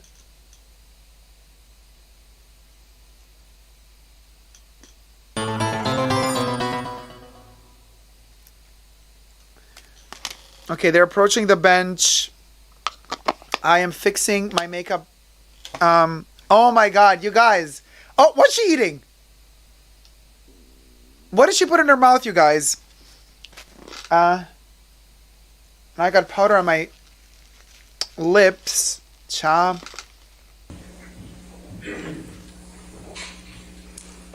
We can pull the exhibit back up. Thank you. Mr. Depp, when is the first time that you saw this statement by Mr. Waldman? The first time that I ever saw this statement Hi, Letty. was in August. It was when the piece was when she August 2020 when I was countersued by Ms. Heard. This is the first time that I saw any of these statements. The Kate Moss scream. We love a scream. Exhibit 1246. Oh, thanks, Andrea. You did say This is earlier also that he was going to already testify. evidence. Thank you. If we could scroll down to the second page, or the third, Gloria says, will perhaps. Elon Thank Musk you. ever appear? We never know. Mr. Depp, do you see this statement that's attributed to Mr. Waldman Hi, Laura here? Sparkles. I do. And when is the first time that you saw these statements? Same when the countersuit was filed. And could we please go to Defense Exhibit 1247?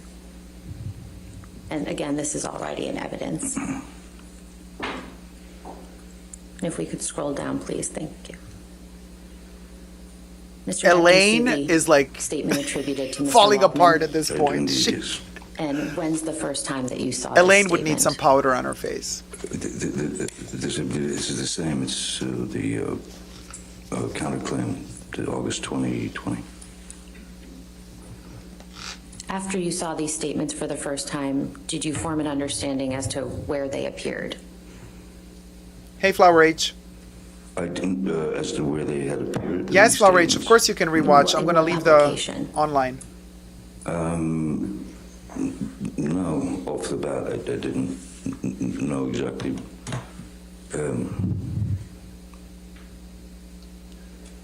It just seemed like a lot of word salad to me. I didn't know where they'd come from, or where they ended up. Or Mr. Depp, do you recall Ms. Heard testifying that you did not assist her in getting her role in Aquaman? Yes, I do. Yes. And what is your response to that? Ooh.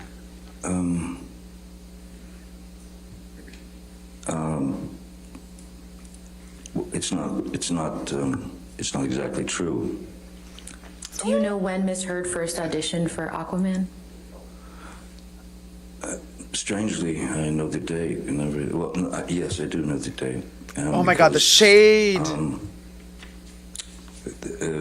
I was scheduled with my band. I see you. I see you, super Thai guy. We had done 2 shows at the Roxy, which is a place in Los Angeles, to rehearse for we were invited to play at the Rock in Rio concert, which is a huge rock and roll festival. So we did the 2 shows to go to Rio and play there. Miss Heard wanted to come with me, and Whitney, her sister, had come as well. While we were there in Rio, we were rehearsing, getting ready for the show. Miss Heard informed me that she would have to get back to Los Angeles for an audition, meaning it's basically after our 2-hour show or whatever, we would have to get on the plane immediately to make it back to Los Angeles, So that she could for this audition. audition. Yeah. And that audition was at Warner Brothers. It was whatever film it was. And when were you performing at the Rock in Rio? Oh, sorry. Yeah, that was I believe it was the 24th of September. In what year? That was 15. What do you understand happened after Ms. Heard auditioned for Aquaman? After Ms. Heard's audition, or possibly auditions, for Warner Brothers and I suppose the creative team, Ms. Heard expressed to me that the film was going to be, Warner Brothers had said that the film was going to be shooting in Australia. And Australia was for Ms. Heard, that was a potential problem, which... Objection, Your Honor. We approach. Okay. All right, so difficult, but so super Thai guy, right? So Hicksville worker can't be asked. Is it leading? They try to. Is the Hicksville worker? I'm bad with names. Is that the guy from the camper, from the trailer park? Oh, Love says she's a stripper. Apparently, Johnny kept it a secret. She was a stripper, says Love. Super Thai guy, who... Please illuminate us. Hicksville worker. Is that the guy who testified yesterday? From the trailer park?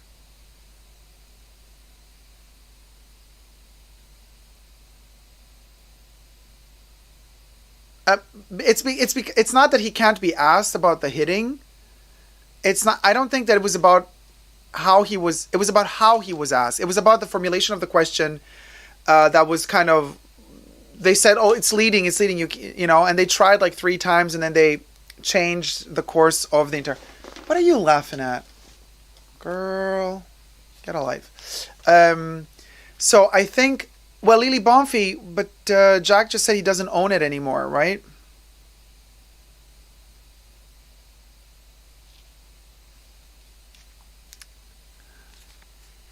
Kate's cigarette says Elaine could never. Well, darling, right?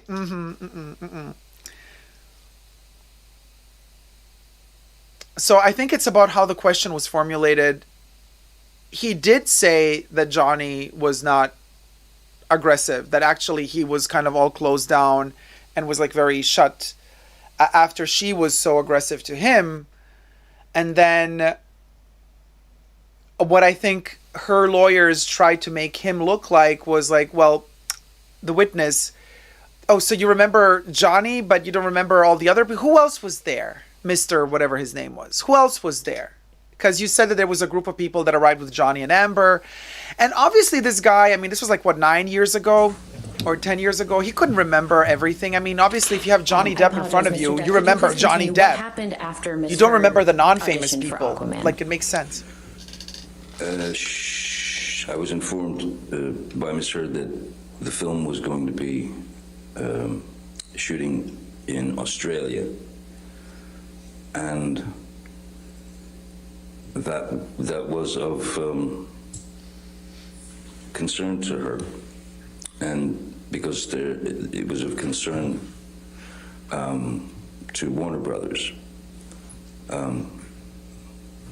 So she asked if I would, because I'd had a multi, for a few years I'd had a multi-film deal with Warner Brothers, and so we'd been in business together, so I knew these people. I'd been on films with them, so she asked me if I would speak to them. I made a phone call and I spoke to. Objection, hearsay, Your Honor. How's that I don't hearsay? believe he said anything. I think he was going to say who he spoke to. All right, we'll see. Overruled at this point. I spoke to the three upper echelon Disney Warner executives, Kevin Tsujihara, Sue Kroll, and Greg Silverstein. And I told them that... Objection, Your Honor. Hearsay. All right, I'll sustain the objection. Next question. What was the result of you speaking with those individuals?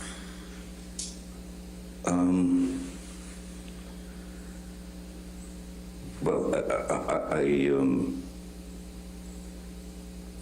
I can only say that ultimately she did get the job in the film. Thanks to him. So hopefully I suppose I had curbed their worries to some degree.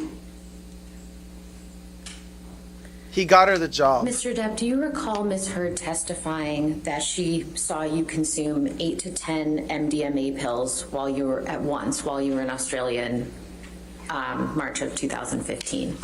Yes, God, that I do face. I remember can't that. stand it. How I many? also remember her saying that I took a handful. Objection beyond the scope.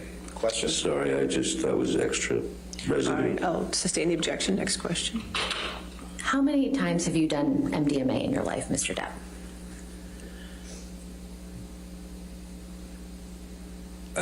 Actually, not that many times. I would say in my lifetime, maybe in my lifetime, MDMA. That smirk. 6, 7, maybe. And how much MDMA have you done on those occasions? That smirk. Not enough to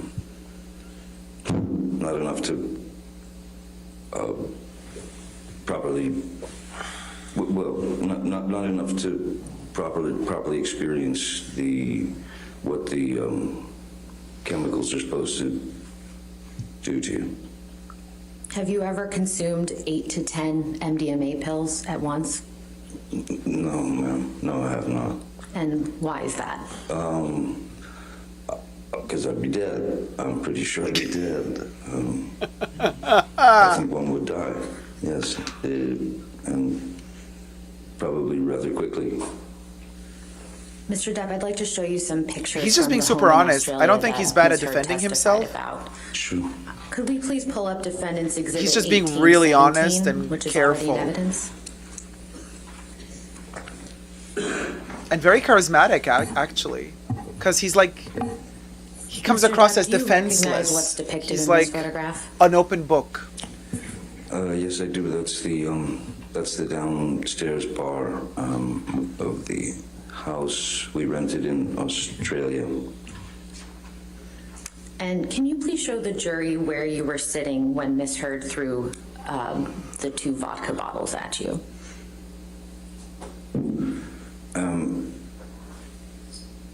If I touch this thing, it'll make a Yes, it mark, will. yes? Okay. Oh yeah, Johnny, So, touch that thing. Katerina Jones says, I sort of wonder if Sure. Amber Heard puts on that face just to unnerve that him. one, Good point. Here was over here.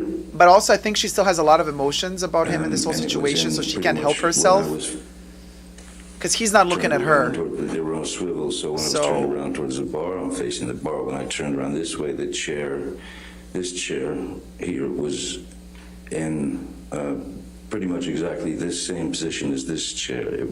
It was when I was facing Miss Heard, who was,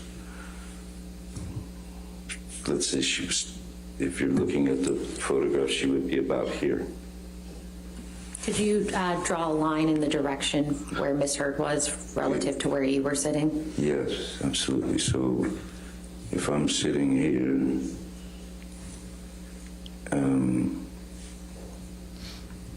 she was over here, like back here.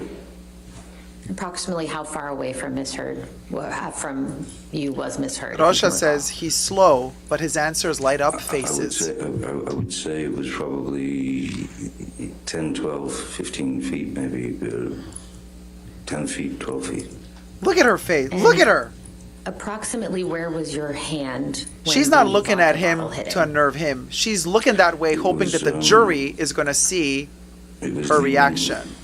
my arm Hoping was- that the jury's going to think that my arm was leaning on the. her reaction is telling the truth about like how he's lying. Her face is kind of trying to say like, what the hell are you talking right about, there, Johnny? The imaginary seat is, and leaning, kind of just leaning back and looking at Miss Heard. She just walked away with the second bottle. I mean, she walked this way when she threw the first bottle, which is actually visible Can in you the please circle background on where the the floor. first? Yeah. Could you please circle where the first bottle Oh, is? sorry, excuse me.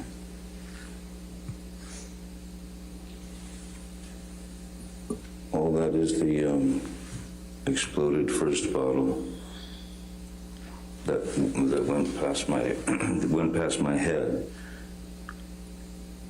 and the second bottle hit right up here where my hand was resting on the marble bar. Can we please pull up Defendant's Exhibit 1820?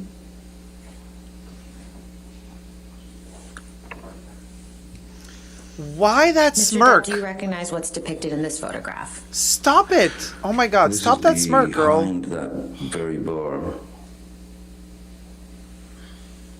And what do you see on the floor in this picture?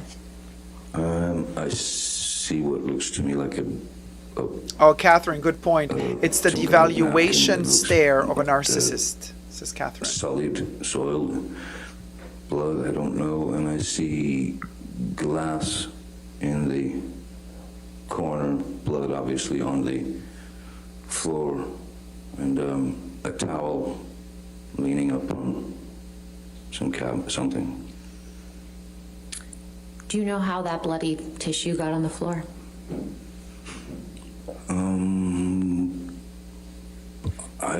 My best guess, Objection calls for speculation. Sustained. Do you know how the blood got on the floor, Mr. Depp? I'm pretty, well, I know how the blood got on the floor. It came from my dripping finger. So that's why the tissue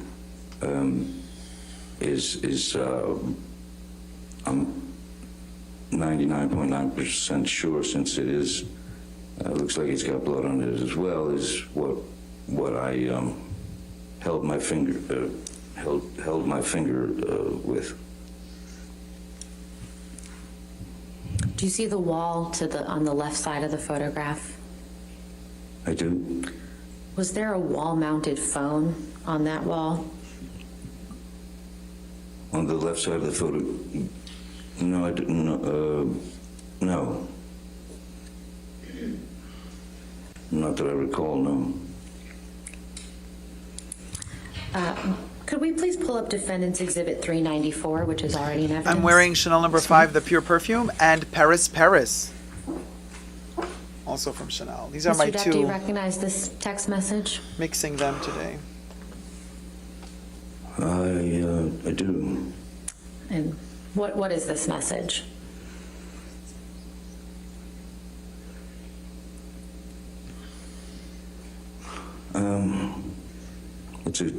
It's a text to Dr. Kipper. I'm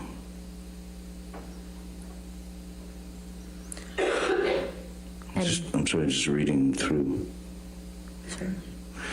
Yeah, this is my text to Dr. Kipper, who had just happened to be in town, telling him that I've had it, and that I just lost a fingertip. How long after your finger had been injured did you send this text message, if you can recall? It's hard to tell, because when I look at the timestamp, it says delivered 3/7/2015, 5 o'clock. But I know that because of Australia time, it was the 8th, and it was probably, the whole thing lasted probably until about 2 p.m. Or so, when that was when Kipper was called, Jerry was brought in, Jerry Judge, sorry, excuse me. So do you have an estimate as to how long after your finger had actually been injured that you sent this message? I don't think it was very long. I think it was probably within the next, I'm sure it was in the next half hour or so. I would have had to sneak into a bathroom, lock myself in to type this out. And how were you able to send this text message to Dr. Kipper in the state that you were in?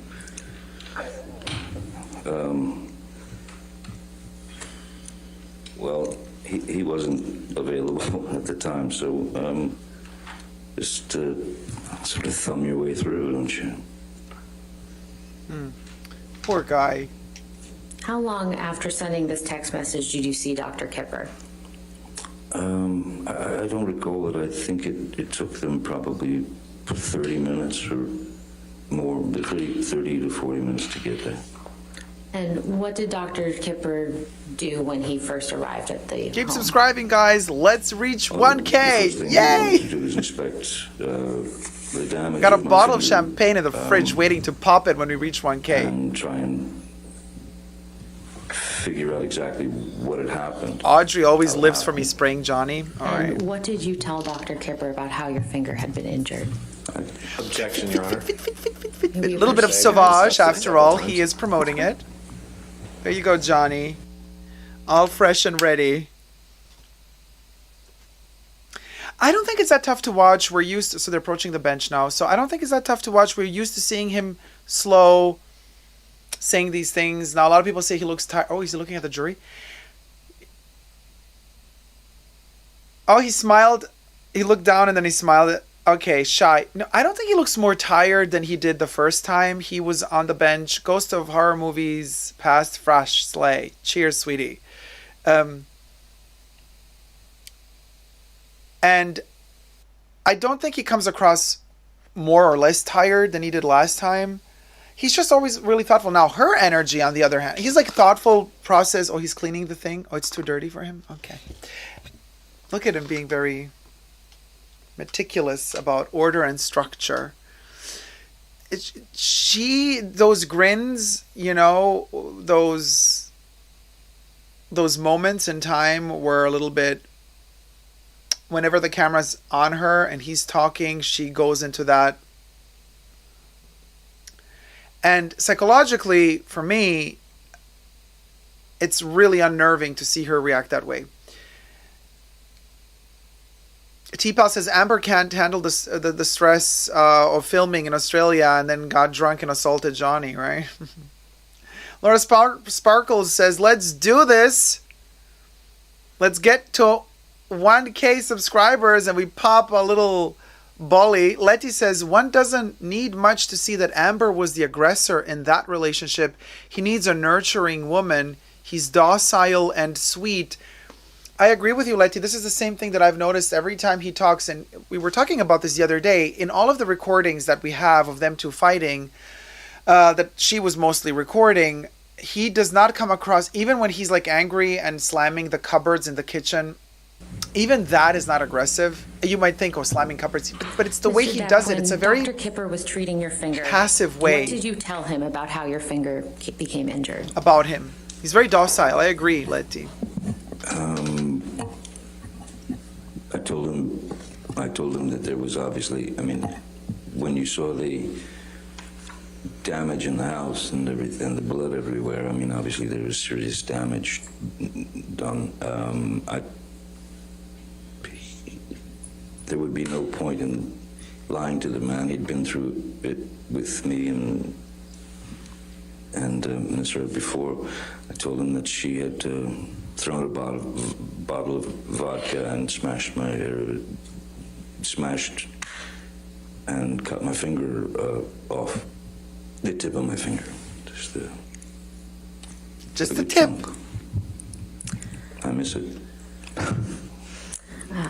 Mr. Depp, you heard Ms. Heard testify about an alleged incident of abuse on your honeymoon. Do you remember Angelica. that? Hey, Angelica. That was just him letting out anger, she says. And when did you and Ms. The Heard cup go was on your sweating, honeymoon and he was wiping it together? up, says T-Pal. Thanks for the I believe it was somewhere precision. in the neighborhood of August, because I had just finished the film.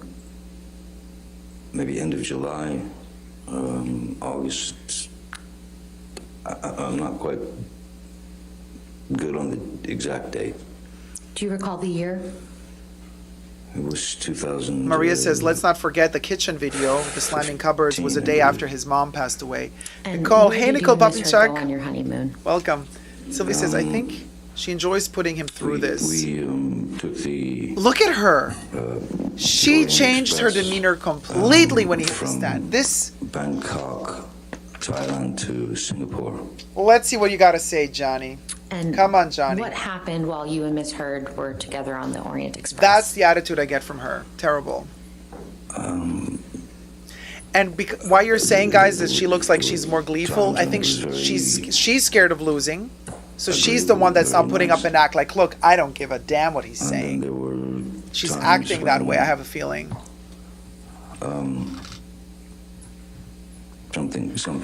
Something. He seems had super become peaceful, you guys. dissatisfactory He's like for her, a and she would, cuddly bunny rabbit. start the Just my opinion. rant, the blooming of a fight would be on deck there, and The Kate Moss scream. It's the opposite of a scream, Hunty. Yes. I don't remember it lasting long at all. I just remember that I took a pretty good shot to the face, to the eye, to somewhere up here. So I had a bit of a shiner. Hey, baby Yoda. You need to hang out with the- Johnny. Yeah, you're both very peaceful. It all ended, and then everything got fine again, and we'd go to dinner, and it was all fine. Did Ms. Heard ever apologize to you for Baby Yoda. giving you the shiner? I don't recall. Can we please pull up Plaintiff's Exhibit 162, which is already in evidence?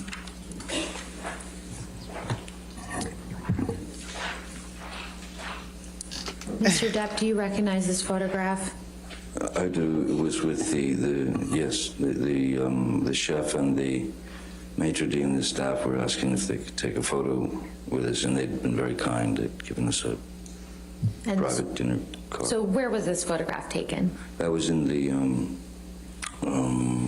that looks like it's in the, yes, that's towards the back of the Orient Express. That's in the back train bar compartment. And just out back, you could smoke on the sort of caboose or whatever. And what, if any, injuries do you have in this photograph?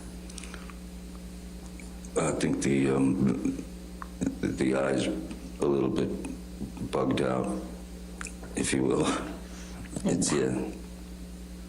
How did that happen?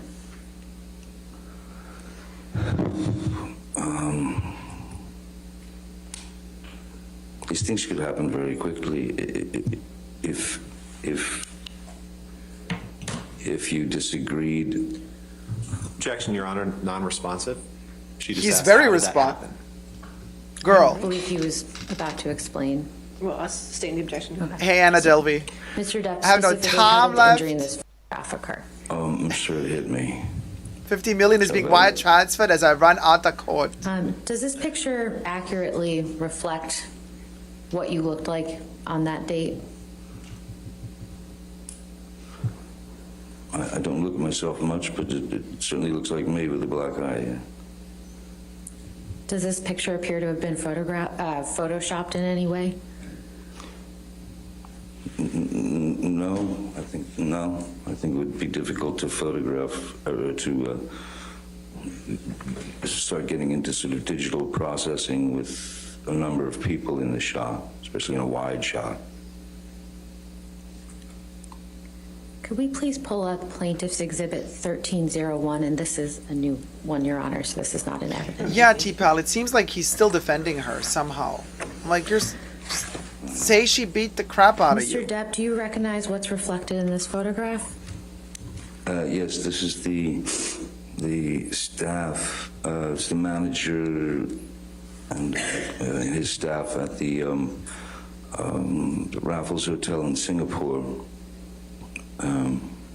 And before we left, they asked if they could take a photograph with us.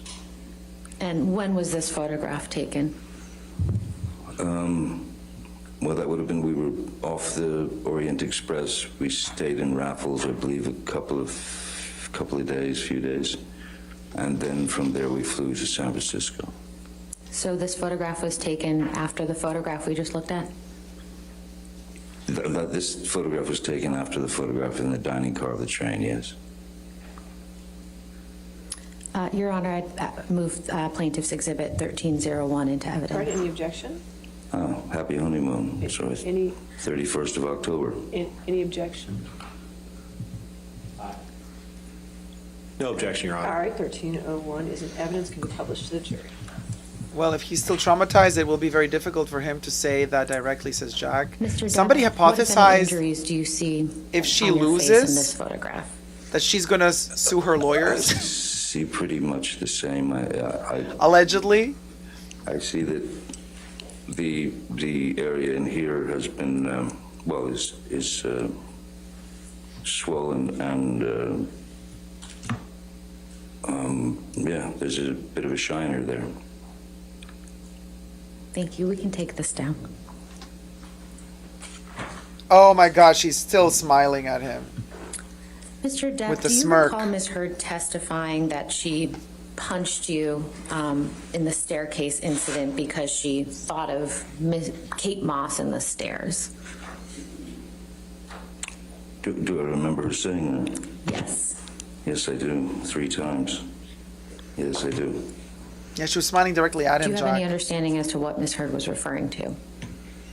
Ecchymosis bruise, says T-Pal. Yes, I do. And Yeah, Mandeep. As- I also as feel like Kate she's relishing in all of this. Moss, Kate testified, it was many, many years ago.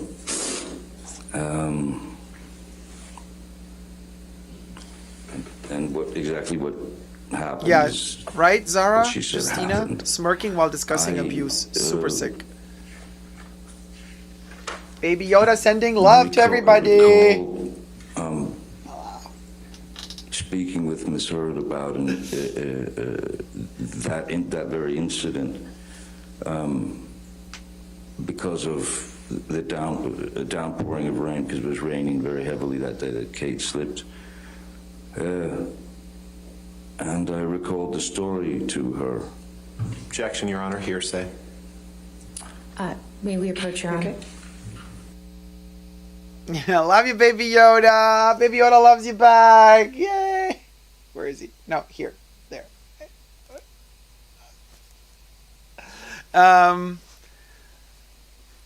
Audrey says he probably feels really emasculated even though he shouldn't. Zara says smirking while discussing abuse, super sick. RN says looks like she is wearing a Celine jacket. We were thinking that Kate Moss was wearing Celine or Saint Laurent this morning, so I don't know.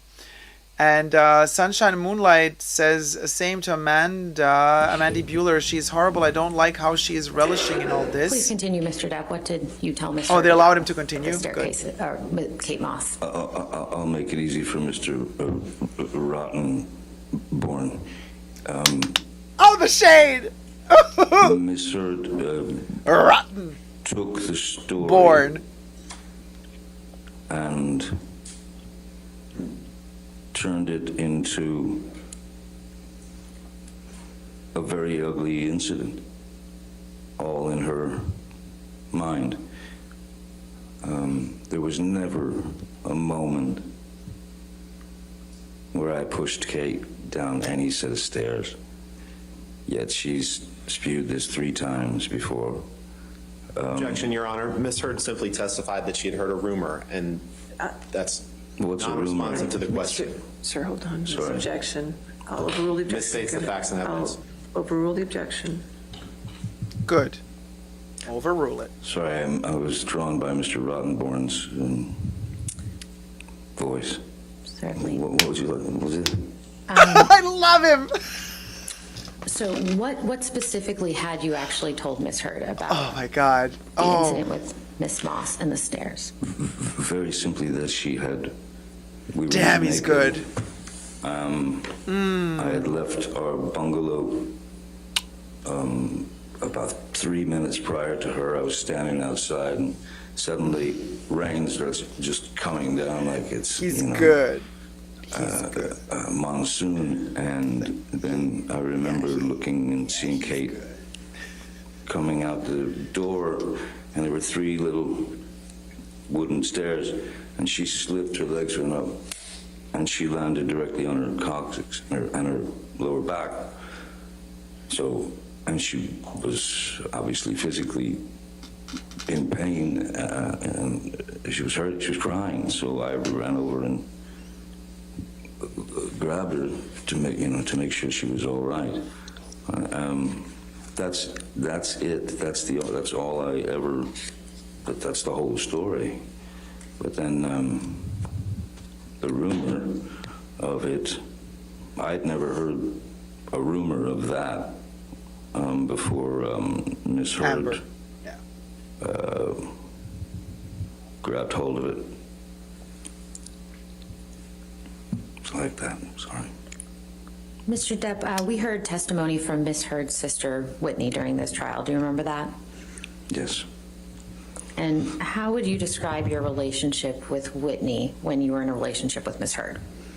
Oh yeah. Johnny looked amazing carrying Kate. I liked Whitney very much. Initially, when I first met her, I liked her very much, and grew to love Whitney. Very much, because I always, it seemed, Whitney, Amber's sister, Whitney seemed to always get the sort of dirty end of the stick, and I felt bad for her for that. I can see that. Because it wasn't new. It had been there for life. I can totally see that. That seemed pretty obvious. So I took to Whitney. very, very quickly, very easily. She was a very sweet kid. She was wonderful. What do you I can mean totally see that. Whitney got the dirty end of the stick?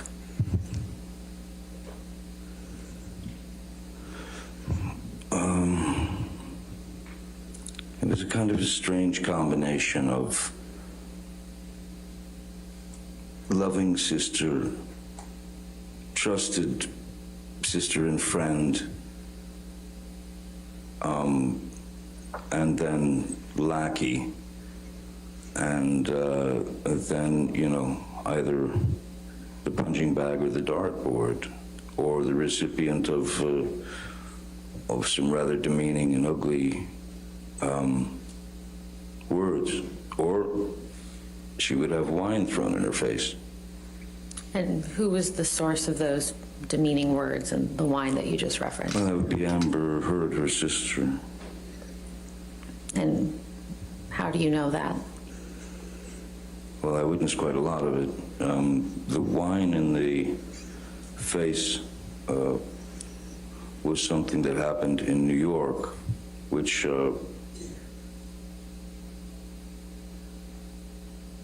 I think that even made it into the papers. I believe that even made it into the papers. Oh, honey, that Botox. Honey, don't try When did even you first squinting, learn about honey. that incident? Mr. No. told me in detail.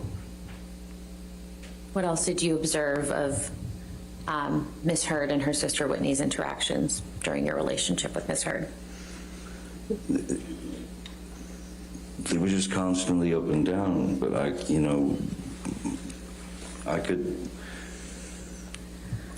could sense, I could feel that Whitney was trying to please her sister, trying to be up to snuff, and it just seemed like she got shot down. Objection, Your Honor. This has gone beyond the scope of the question or his foundation for knowledge of that. Your Honor, I asked what he observed, between them. I think this is responsive to that.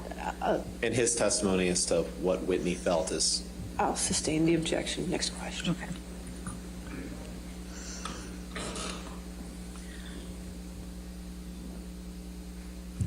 Okay. Did you ever see Miss Heard physically attack Whitney? Catherine says, sucking in her cheeks in a No, I've disapproval never glare, seen any making faces of full-on disgust blowouts. and disapproval. He's getting under her Physical skin, blowouts says between Catherine of them. Sweden. Tons of verbal blowouts. Objection beyond the scope. Overruled. I've certainly seen Miss Heard grab Whitney, push her around. There were a number. There were half a dozen times when some of us, whoever was in the general vicinity, would have to leave. This is at Orange, when Whitney and Amber were living at Orange. Whitney and her boyfriend at the time, Sean Krajewski, and we had to leave the apartment and Why wait was in that? the car while they fought. And when you say fought, do you mean physically or? Physical. And when you said Miss Heard would push Whitney around, do you mean that to physically push her or metaphorically? Like, what is wrong with her? Pull yourself together. You heard Whitney testify that she lived in Penthouse 4 at the Eastern Columbia building for a time, correct? That is correct, yes. How did Whitney come to live in Penthouse 4? My recollection, when Whitney first came to stay at the Eastern Columbia building in Penthouse 4, was she and her boyfriend, Sean, had broken up. And she needed a place to go. Sunset. Moonlight says her face right now is proof if we didn't have enough already. T-Pal says she's smirking because she doesn't see an issue with hitting her sister. Says T-Pal. How long did Whitney live in Cute little Penthouse for? Angel is asking, why is Amber happy? Um, And Rasha says, look at Elaine. She's doing the It's same well over stupid a disbelief year, faces. no. Yeah, Elaine is like, I can't believe he's lying. Did you ever like that." ask Elaine, Whitney to move out of Penthouse 4? allegedly. no, I did not, no. Why did Whitney ultimately move out of Penthouse 4? Objection, foundation. It's his apartment, Your Honor. He was living there. Oh, overruled.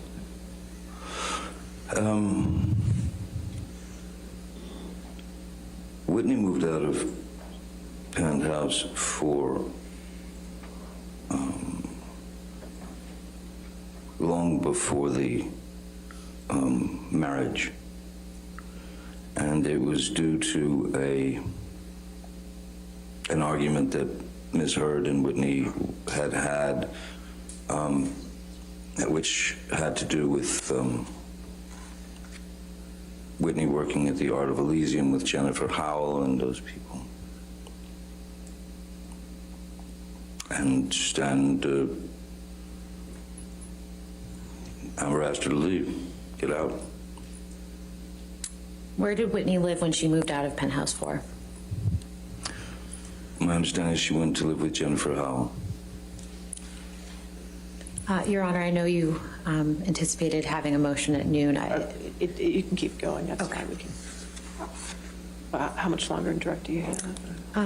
I have a bit. Okay, that's okay, go ahead. Mr. Depp, do you recall hearing testimony during Ms. Heard's case from Mr. Mandel? Yes, I do. And who is that? He do. Mr. Mandel is my former business manager of 17 and a half years, who at a certain point I discovered had been embezzling quite a lot of money. So I had to take action against him and he and my lawyer of 17 and a half years, as they were In cahoots. in cahoots, as it were. And You're welcome, Johnny. Helping you out a little. So yes, Joe Mandel is, and they settled their case with me. They made their settlement. But yes, it was a big. That was a very Joe Mandel is a Subscribe. very bitter man who ended up with a lot of money that I worked hard for over the years. Do you recall Mr. Mandel testifying in this case that you do not spend very much money on charity? That I don't, sorry? That you do not spend very much money on charity? Objection, Your Honor. You just want to approach? Okay. Dacob using his vampire psychic powers. Yeah, best believe. This is live, Hunty. Hunty. If it's live, a vampire can, this is not a pre-recorded thing. This is happening as we speak. So obviously, from a vampire to a vampire, we know. We'll go. Yay! Baby Yoda says, subscribe, you guys! Subscribe! To Totally Dacob, and let us reach 1K subbies. Maybe we manage today. 81 to go. We'll go, sis Jack. Okay, 81 to go. Yay! So what was that question just now? Oh gosh. They're gonna repeat it now probably, if the judge allows. Mr. Depp, just to remind you, my question was, what is your response to Mr. Mandel's testimony that you do not spend very much on charity?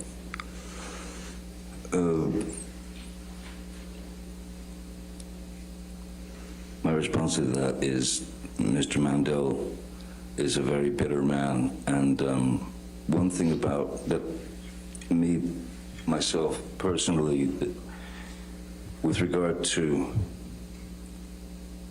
charity donations, sending money to a charity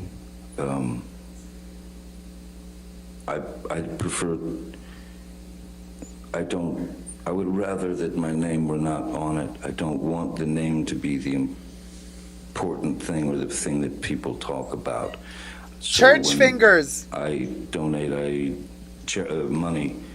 I donate without my name being involved because I don't see that that's important. My name being there in terms of money. Now, if I am able to. There's the dough. There's the dough, Amber. If I'm able to meet with Make-A-Wish children, I have held on to the relationships that I've held on to within the Make-A-Wish Foundation and the Children's Hospital and various other places. Then obviously my name is involved. When we held premieres in Leicester Square for several films, Charlie and the Chocolate Factory. Again, beyond the scope of his response to Mr. Mandel's testimony. I believe this is in response to Mr. Mandel. I'll overrule the objection.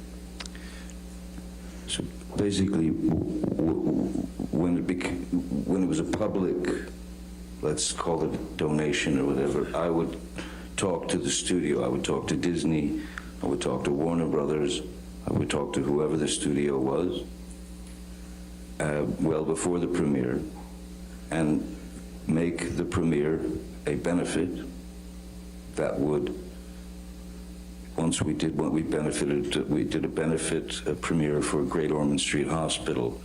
We did a couple of benefit premieres for the Make-A-Wish Foundation. I mean, if you can turn a premiere with that many thousands and thousands and thousands of people there into a benefit, it works and it helps, but it wasn't presented under my name, you know. It was Disney's doing this or Warner Brothers is doing this. I'm not looking for the pat on the back, as it were. If I can make it happen, great. But I don't need the pat on the back. I don't need the adulation. I don't need the attention. Yeah, he doesn't have that ego. Did Crap. you hear Ms. Heard testify that one of the charities she donated a portion of your divorce settlement to was the Children's Hospital of Los Angeles? Yes. What is your relationship with the CHLA? Objection, Your Honor. Irrelevant and to the issue. May we just approach Your Honor? discussed. How Rotten Bottom said, irrelevant, like, doesn't matter. And Johnny looked like, oh, really? That's irrelevant to you? Okay, girl, that's all I need to know. Thank you.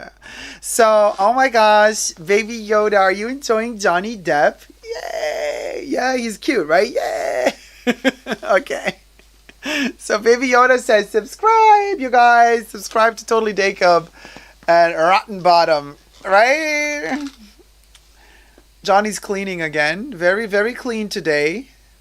Look at him. Oh, now he's cleaning his glasses. Maria says, Lily Rose was super sick once. She almost died, and I remembered he used to go to the hospital as Jack Sparrow for the other kids, too, says Maria. Lily Boffy says, so Virgo, right? To be so clean. He's like a little raccoon. He has tiny hands, though, doesn't he? And he's always like cleaning, like little raccoons. They're always doing stuff, cleaning. Look at him go.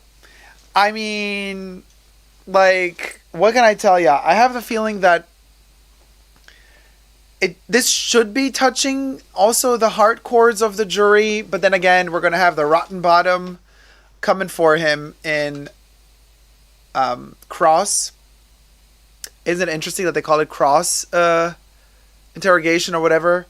Because they literally try to put you on a cross. They try to crucify you.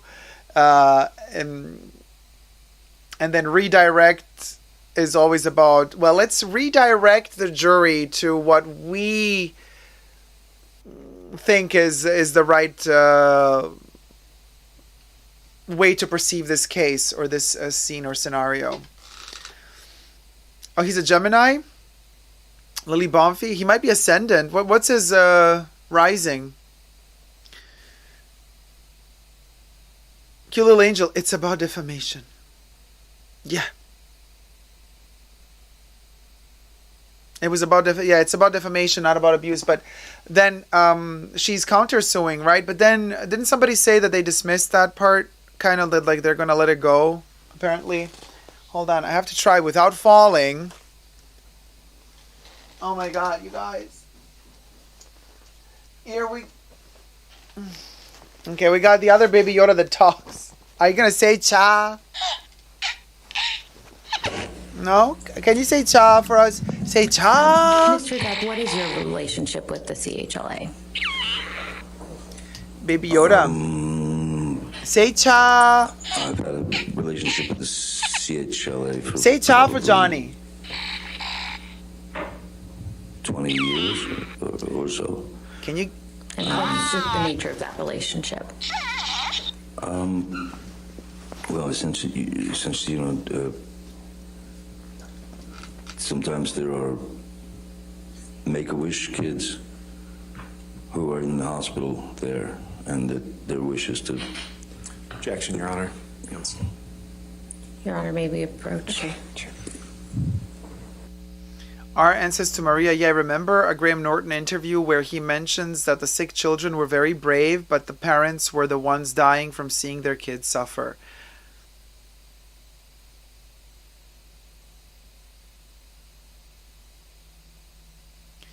And the raccoon analogy, right? Seems as if he looks first time in Amber Heard's direction. Don't do it, says Rosha. Ingredient that made me confused? Oh. I don't recall. Which perfume was it?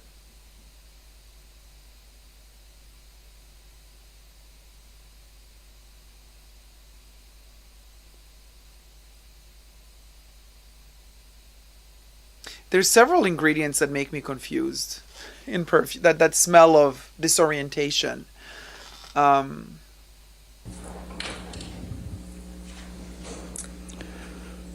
Depp, I'd like to take you back to exactly 6 years prior to this week, the week of May 21st through May 27th, 2016. What happened at the beginning of that week?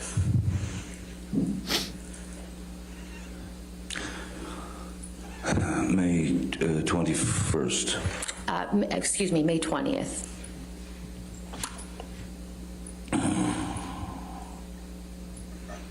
May 20th.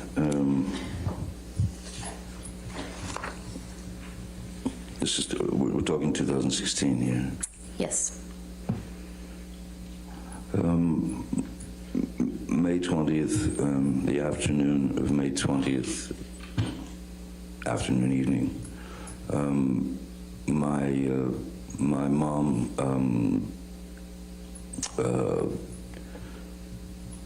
made her exit. She'd been fighting cancer numerous times and for many years, and she fought all the way to the end. And so my mother passed away on the 20th of May.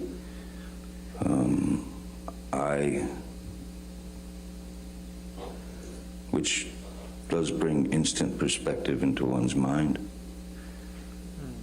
I spoke to Amber that night. I called her on the telephone.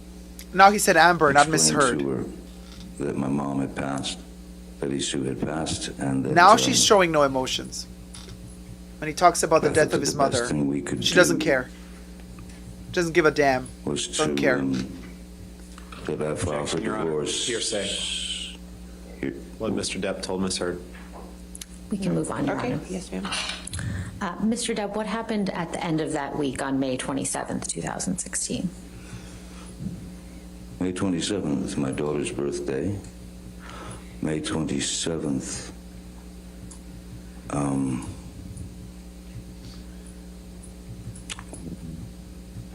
I was not in Los Angeles.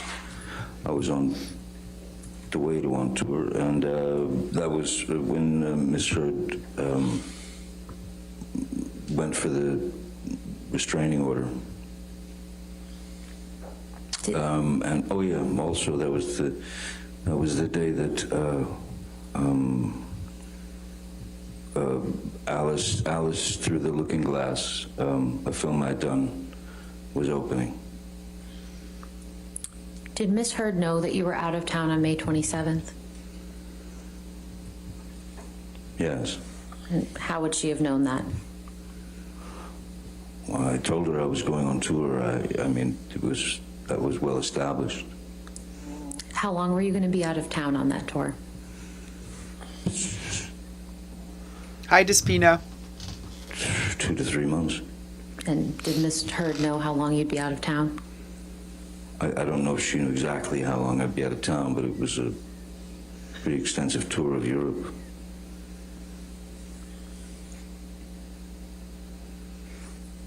How did Miss Heard's actions on May 27th, 2016 affect you?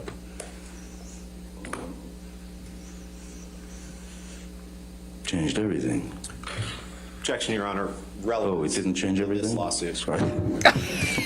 Sir, if you could wait till the objection, please. Yes, I'm sorry. Relevance. Tourette's. Your Honor, Tourette's? this is one of the key dates. Did he say Tourette's? Wait, did he say when the judge said, "Please wait till the objection is clarified"? And he said, "Yeah, sorry, Your Honor, Tourette's." Did he say Tourette's? He did, Trina, didn't he? Oh my God, he is so endearing, though. But like, this might not go well for whoever might say, you know, you're not taking Tourette's syndrome seriously, because I don't think that he suffers from Tourette's. I think he meant it as a joke, but maybe he does. I don't know if clinically if any of the doctors that have testified thus far that he's been diagnosed by, if they diagnosed him with the Tourette syndrome.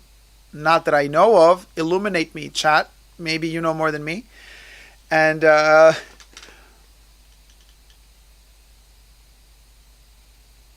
again, no doctor here, so I cannot even, doesn't give me vibes of somebody with Tourette's. But then again, did you guys know that apparently Billie Eilish came out a couple of days ago saying that she has Tourette syndrome, and she kind of came out of the closet with that and said that's why she doesn't really want to do like allegedly interviews a lot, or she says more people should come out with it and say it openly and not be afraid of it and not have a stigma of it.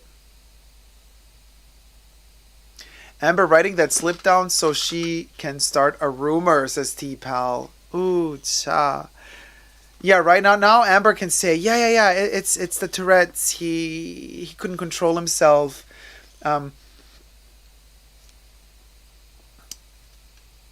When he was abusive to me and stuff like that. Cute Little Angel says anyone in a relationship with Amber will probably develop Tourette's. Says Cute Little Angel. His ring is a vibe, says Kev. RN says maybe he meant Rottenborn has Tourette's because he just blurts out objection. He's, oh my God, RN. You know what? Actually, that's what he might have meant. No, but he implied himself. But that would have been really cool. Let me refresh my perfume while we're talking perfumes here. Oh. Let me feel my zhuzh, my oats, darling. Yeah,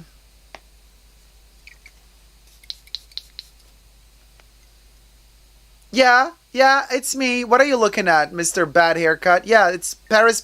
Perfume you'll never smell in your life. You don't even know where to buy it, honey.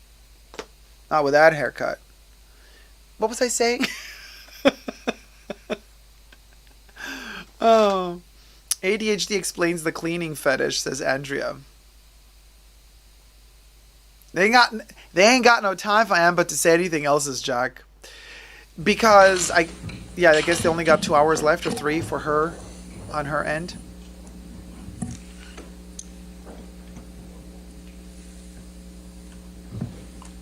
Mr. Depp, what has it been like for you to listen to Miss Heard's testimony at this trial? Allegedly. I'm sorry? What has it been like for you to listen to Ms. Heard's testimony at this trial? Oh, good question. Objection, relevance, Your Honor. Oh, overruled. Yes!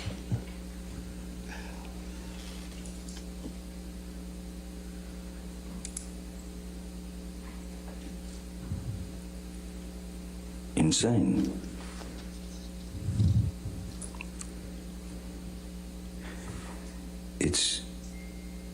It's insane to hear heinous accusations of violence, sexual violence, that she's attributed to me, that she's accused me of.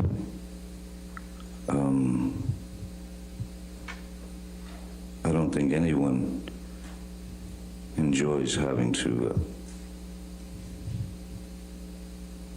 split themselves open and tell the truth. But there are times when one just simply has to, because it's gotten out of control.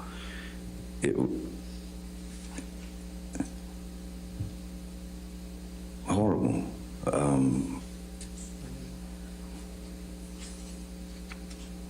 Ridiculous, humiliating, ludicrous, painful, savage,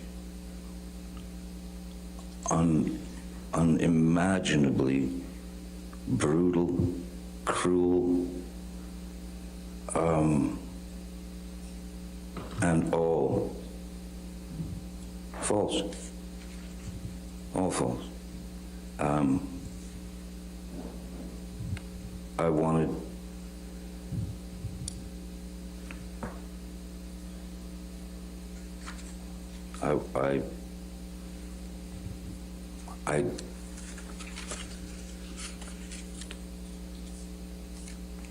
no human being is perfect, certainly not. None of us. But I have never in my life committed sexual battery, physical abuse, all these outlandish, outrageous stories of me committing these things and living with it for 6 years and waiting to be able to bring the truth out. So this is not easy for any of us. I know that. But no matter what happens, I did get here, and I did tell the truth, and I have spoken up for what I've been carrying on my back reluctantly for 6 years. Thank you. I have no further questions. All right. Did you want to take lunch at this point? All right, Painful, but all right, let's do that. All right, ladies and gentlemen, let's go ahead and succinct. take lunch this time. Do not discuss this case with anybody, and don't do any outside research, okay? Thank you. And yes, you guys, the spina, the total silence in the room. You could cut that silence with a knife. And don't break anything on your way out. He smiled. Thank you. Don't break anything on your way out. Maybe she's referring to something that happened. He smiled at the jury. They smiled back at him.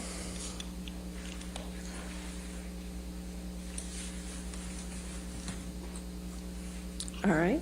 So just a reminder that since you are back on the stand, do not discuss this case with anybody, to include your attorneys at this point, okay? If you could just have a seat back there. We do have some other issues to take care of. Before we take care of the third-party motion, could I have the attorneys come forward on our... Succinct. That's the adjective. Honey, that was succinct. With a t that cuts like a knife. that silence in that courtroom, let me tell ya. Did they take the audio off? Yeah. The silence in that courtroom. Everybody was pending off of his lips. He delivered. And we believed it. We ate it up. We ate it up for breakfast, lunch, and dinner. We ate up all of it. And then some. And then we had seconds and dessert. Let me tell ya. Oof, cha. Gloria says, she's so smug. Trina says, absolutely perfect. Zara says, wow, very well said. Arn says, bravo, Johnny. None of us are perfect. Sylvie says, he had me in tears. T-Pal says, did the judge make a joke about the breaking stuff? I guess somebody broke something. I don't know. Sunset said, mic drop. Jack says, Johnny's team has structured their testimony in a similar fashion to a film. They did a great job, and this is the perfect ending. They did a wonderful job. Goosebumps, honey. Today, effing day. Kate Moss, mind blown. Freaking mind blown. She needed to talk 2 minutes, and that's enough. I get goosebumps just thinking about it. The perfection. Listen, something so highly concentrated as Kate Moss, you don't want to dilute her. It's the essence. 2 minutes, yes, queen. Now, the only mistake, Dr. Curry was put on the stand right after her. Like, we needed a minute. More than a minute after Kate Moss. But Kate Moss, Dr. Curry, Johnny, all in one day. Come on. This is the best day thus far. Yeah, sure, all the memes came from the Amber Heard testimony, from Amber Heard taking the stand. Sure, all the fun, people got their millions of views by using all that footage. Great. Whatever. I don't care about that. This, the emotions, honey. I don't care about stepped on a bee, went on a tree, farted in the knee, pooped yesterday underneath the sycamore tree. Literally people making rhymes to add to the bee. Bah. Girl, bah.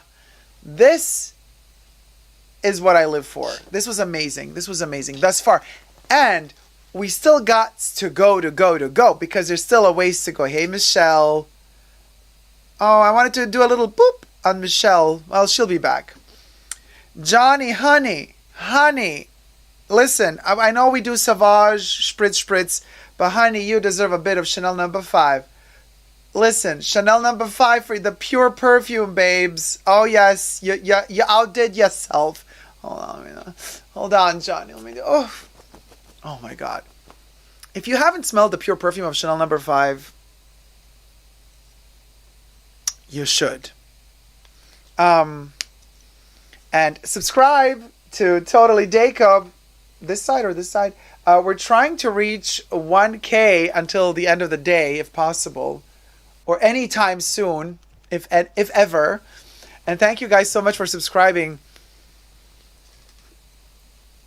Maybe the judge was warning Amber, says Andrea, about breaking stuff. Sylvie says, I'm a survivor of DV and I believe every word he has said. And I'm sorry you had to go through it, Sylvie. Jack says, Kate Moss is the pure parfum. Kate Moss is the essence. Yes, she's the pure parfum. Definitely.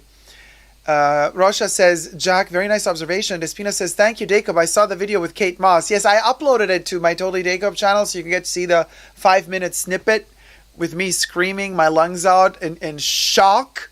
Because I just said, oh, she's not coming, you guys. And then they're like, Kate Moss. What a day. What a day in court. I am so giddy with, oh my God, it's giving me the feels. The way he sits now and rests, says Rosha, right? The Kate Moss scream says 2 minutes for our lives to change.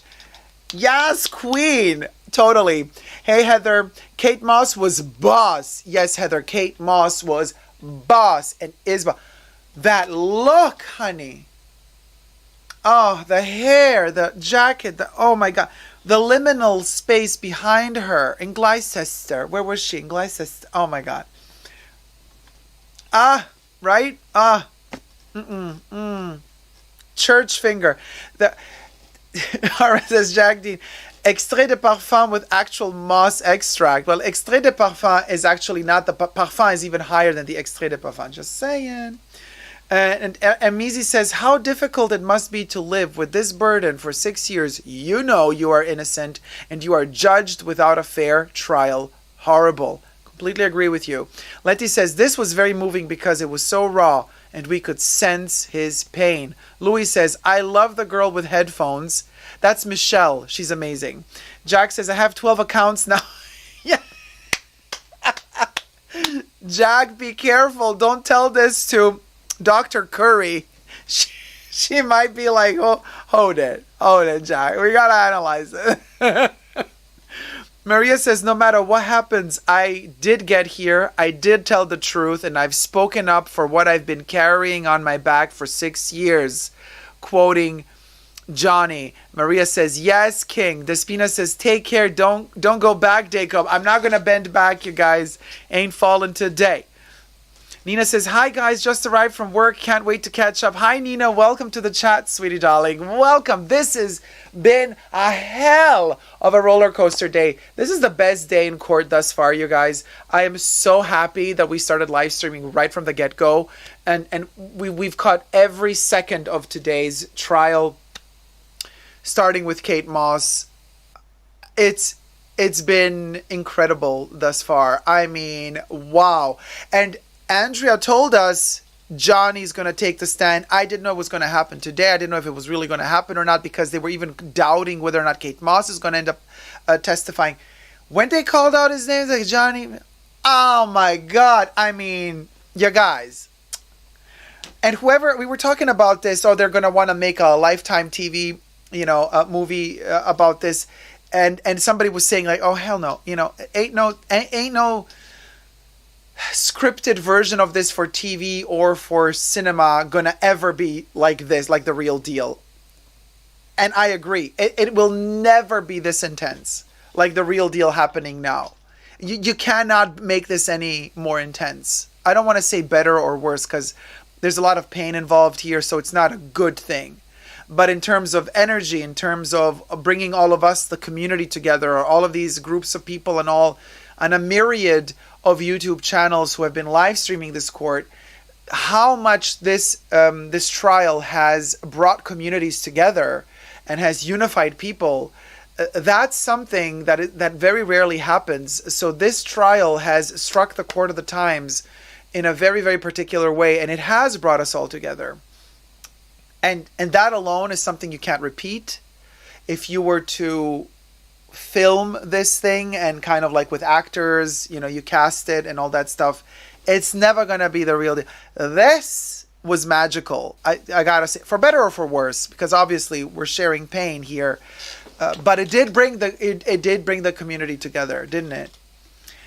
And Heather says Kate Moss was slaying.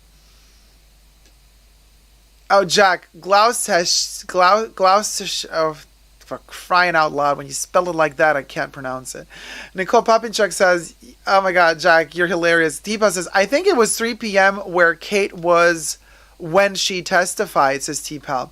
Andrea says, you're doing better than me, Jack. Asia says, I will watch the Kate Moss clip after the live, says Asia. I have it as a separate clip on my Totally Dacob channel. Be sure to subscribe, you guys, and thumb up this live stream. Let YouTube know that we're kind of doing something here, so that they kind of push us, the pusher, so that they suggest, is the more affluent and elegant word in this case, so that they suggest us also to other fellow viewers out there. Liminal existence is the new black. Yes, Kate Cigarette. That liminal space, literal liminal space behind Kate Moss, it was endless. Behind Kate Moss is infinity.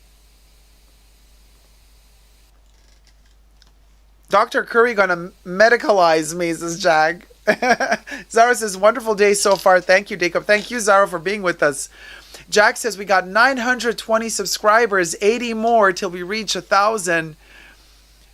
We can do this, you guys. This is totally doable. Jack says, Gloucestershire. Gloucestershire. I'm in Gloucestershire. I'm in Gloucestershire now. I live in London, but I'm in Gloucestershire. Oh my God, her voice. Live and ferret. Live and ferret.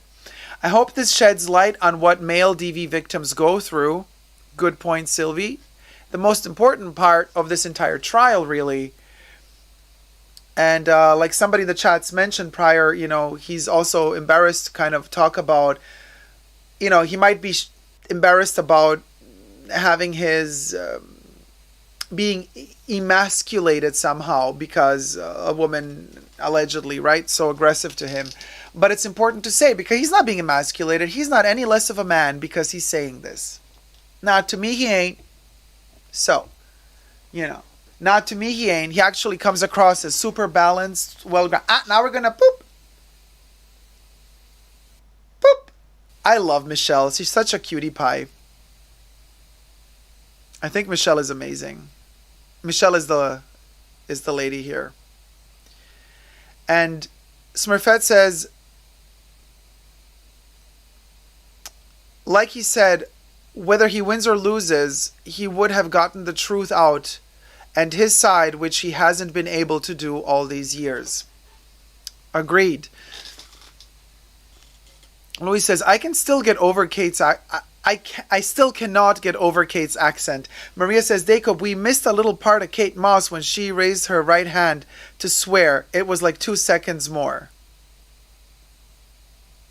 Jack says, living. Nicole says, I just went and watched your clip of Kate. Oh my God, she is glorious, says Nicole Papinchuk. Short and sweet Kate Moss. Scream! I'm telling ya. Nicole, Andrea says, court reporter. A lot of people with like dyed hair, yellow hair, like living for it. Very Twin Peaks moment with this dude. It looks like Dr. What's his name from Twin Peaks with the, but it also Johnny Depp, I guess. More and more people. Oh, more dyed hair, greens and yellows all over the courtroom. More and more people are going to wear this is the sister. It's the sister. Oh, she looks not happy. The Amber's sister. She looks a mess. Oh, what? Virginie Viard. Oh my God, what is Virginie Viard doing here? What is the Chanel? Is Virginie drawing? Is Virginie dressing Amber Heard? You guys, Virginie Viard is like, oh, pardonnez-moi, I came to the wrong catwalk. This is not the cruise collection in Monte Carlo? No? Ouais? No? Oh, pardonnez-moi. Virginie Viard. Uncanny, says. For those of you who are just tuning in for the trial and don't know what the hell I'm blabbering on about, Virginie Viard is the artistic director of Chanel. She designs all the Chanel collections since Karl Lagerfeld passed away. And Virginie, front row Senna, baby. Morning. Hey, Debs. Good morning. Morning. Sounds like it's lively here. Letty says, Chanel in the house. Chanel is in the house. In the house. Virginie Viard. Yeah, Trina Garrity says, actually more of a man since he is willing to bring this issue to the forefront. I completely agree with you. Debbie, you missed so much, says Jack, but I'm glad you're with us, Debs.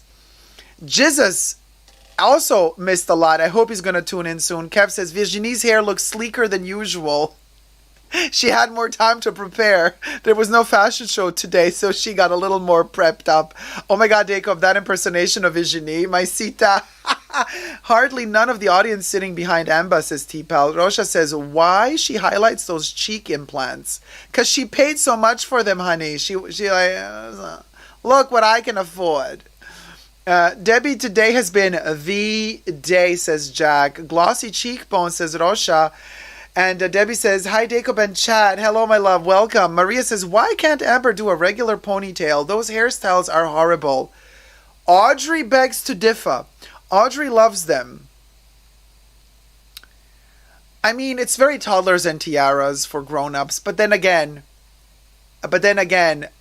she is from Texas. Yeehaw. So that hair, you know, well, you can only do so much, honey. You can only do so much. You can only do so much. If you're a starlet, aspiring starlet from Texas, you can only do so much, honey. You can only do so much. Kate's cheekbones were on fire without even trying. Kev, but this is why Kate Moss is Kate Moss. Honey, those, listen. Kate Moss, that's what makes a supermodel amongst other things, but those cheekbones, you could hang a whole city off those cheekbones and they wouldn't budge. Kate Moss. Cheek implants, really? That's insane. Sunset. Well, they've been saying there's been speculation that she has had cheek implant. Vanessa Celeste said, but she looks like Maleficent. Well, she's trying to get Angelina Jolie's part. This is what we've been speculating yesterday. She's like, hey, Disney, look at me. I can be Maleficent. And then Angelina Jolie comes in, well. You know when she did her Maleficent well in Maleficent 1? I love her hair, says Audrey. Yeah, we know, honey.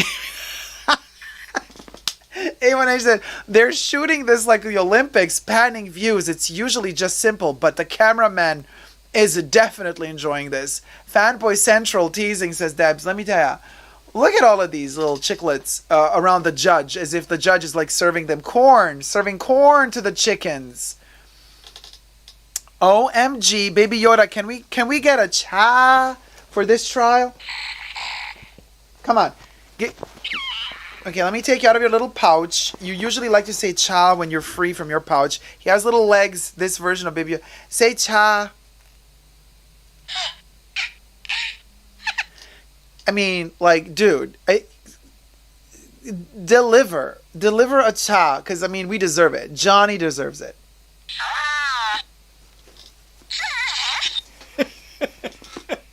Well done, Baby Yoda. Yay! Grogu knows where it's at. Okay, is it happening?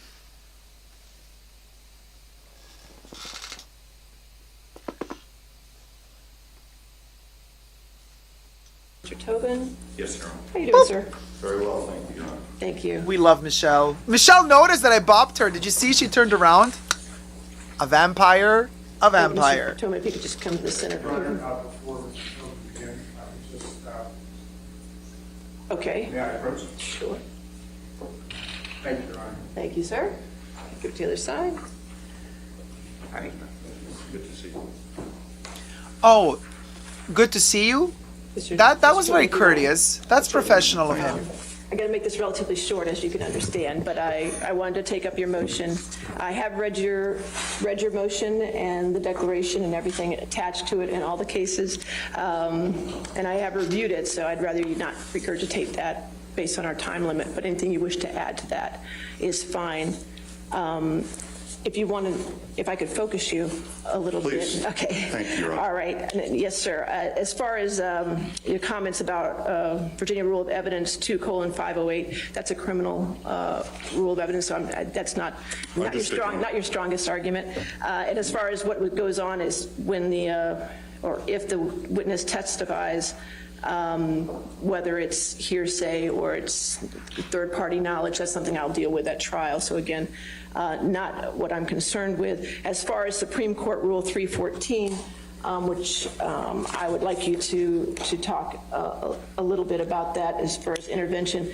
And I got to tell you where I'm at right now. The concern, the issue I have with the argument is intervention obviously would make you a plaintiff or defendant in the case, and it has to deal with an issue that's germane to this case, and this is a defamation case.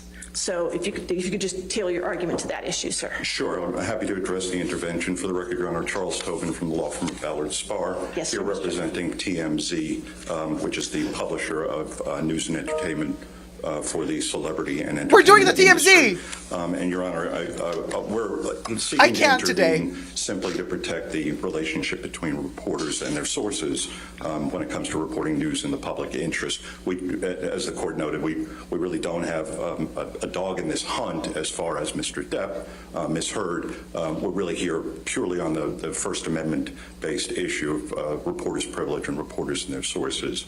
Your Honor, the intervention rule, as the court is aware, allows intervention by anybody where the issue is germane to the subject matter of the proceeding. And certainly, Your Honor, the purported testimony, the proffered testimony of a former employee of TMZ who purports to be in a position to disclose confidential information learned during the work, during the operation of journalism, during his work as a journalist, is a germane issue that is being raised in this case. And, Your Honor, we would point the court to the Taft's, Fletcher, Malden, and Reed versus Southern Bank and Trust case, 213 Virginia Circuit, Lexus, 253. It's a Norfolk Circuit Court decision from 2013. And there it was an interpleader action. The funds had been interpleaded into the court by two trust companies that were fighting over it. And the man who had sold his property, who had no interest in the funds themselves, intervened in the case because he was uncertain as to his liability for excess funds, which was an issue that was not directly in litigation between the two parties. It was not part of the cause of action between the two trusts fighting over the money that had been pleaded into the court. The circuit court held that certainly the rights of that man was going to be affected by the decision making in the case. He would be prejudiced if he didn't have an opportunity to intervene, and no party was in a position to assert his rights. And so similarly here, Your Honor, TMZ is a news organization. It routinely accepts information, as is common in journalism, under exchanges of promises of confidentiality. If it is not able to intervene in this action, and neither of the parties is going to be in a position to assert the reporter's privilege, it is TMZ's journalist privilege that we're talking about, then the rights are certainly going to be prejudiced. But if the witness, in all the cases, and I reviewed the cases that you had, in those cases the witness was compelled to testify and came and was forced to testify, so there was an issue about the privilege of the witness. It's my understanding in this case this witness wants to testify and is not under subpoena. He has been subpoenaed, Your Honor. That's incorrect, Your Honor. He's voluntarily a subpoena from this court would not be enforceable. Okay. Your Honor, I have a copy of a subpoena that was entered last night compelling Mr. Tremaine to give testimony in this case. And so he is coming under a compulsion under subpoena. Well, and if he takes a stand and he asserts some sort of privilege, then that's something I will deal with at that time. Sure, but I'm here because of the scenario where he may not assert that privilege. Right, exactly. And that's why I'm saying all your cases that you showed were the opposite, where they did assert the privilege. Well, it is a unique situation. Right, and I understand you might have some issues with the former employee, and you have some avenues to go deal with that. She's like, once he testifies and the privilege is waived, we have lost our opportunity to intervene and to intercede. Right. And Your Honor, the privilege, I know, Your Honor, you said you read the case law. I did. Appreciate that. Yes, sir. But the privilege, it has been recognized by the Virginia Supreme Court in the Brown case and applied by the circuit courts uniformly. It is a very important underpinning of the relationship between reporters and sources and reporters and the public. Without the ability to enforce its promises by current employees or former employees, a news organization but she's telling him absolutely no control. That's a different lawsuit, baby. Being able to enforce. You have other promises. avenues you so can we would ask the follow. court to permit She's us like, to I'm going to listen intervene to the and witness, to assert the and you can privilege that sue him belongs then to later, do TMZ, something else later which is in the another organization, lawsuit if you after all, Your want. Honor, that would be responsible to the source if the privilege Is were what she's waived. saying. All right, I understand, Mr. Tobin, your argument. I appreciate it very much. Okay, did the parties wish to be heard?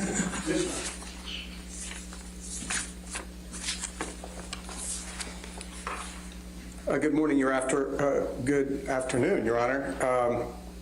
I'd like to begin where Your Honor began. As a threshold matter, the court should deny TMZ's motion to intervene. Intervention is not appropriate for the reasons suggested in Your Honor's questions.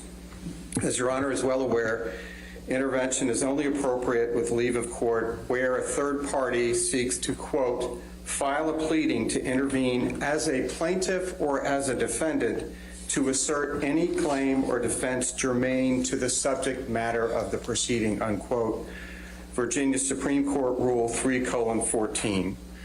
As Mr. Tobin, to his credit, has conceded, TMZ is not asking to file a pleading.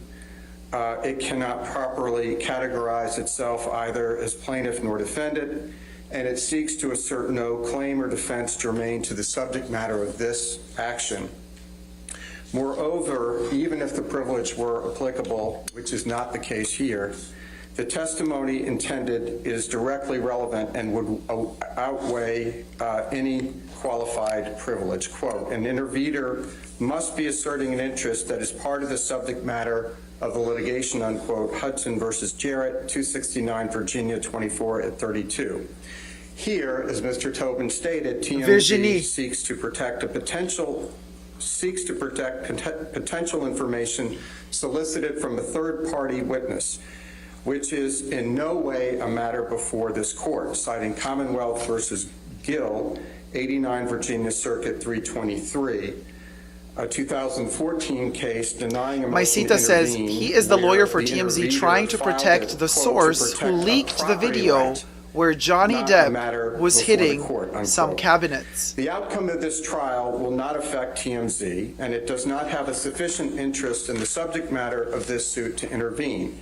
See Texas Fletcher, Maiden and Reed, PC versus Sylvie Bank says, National I Trust believe Co. this is the journalist to whom Amber 2013 Heard Westlaw gave the slamming cupboard video. 584, She also called the paparazzi when she filed the TRO, says Sylvie.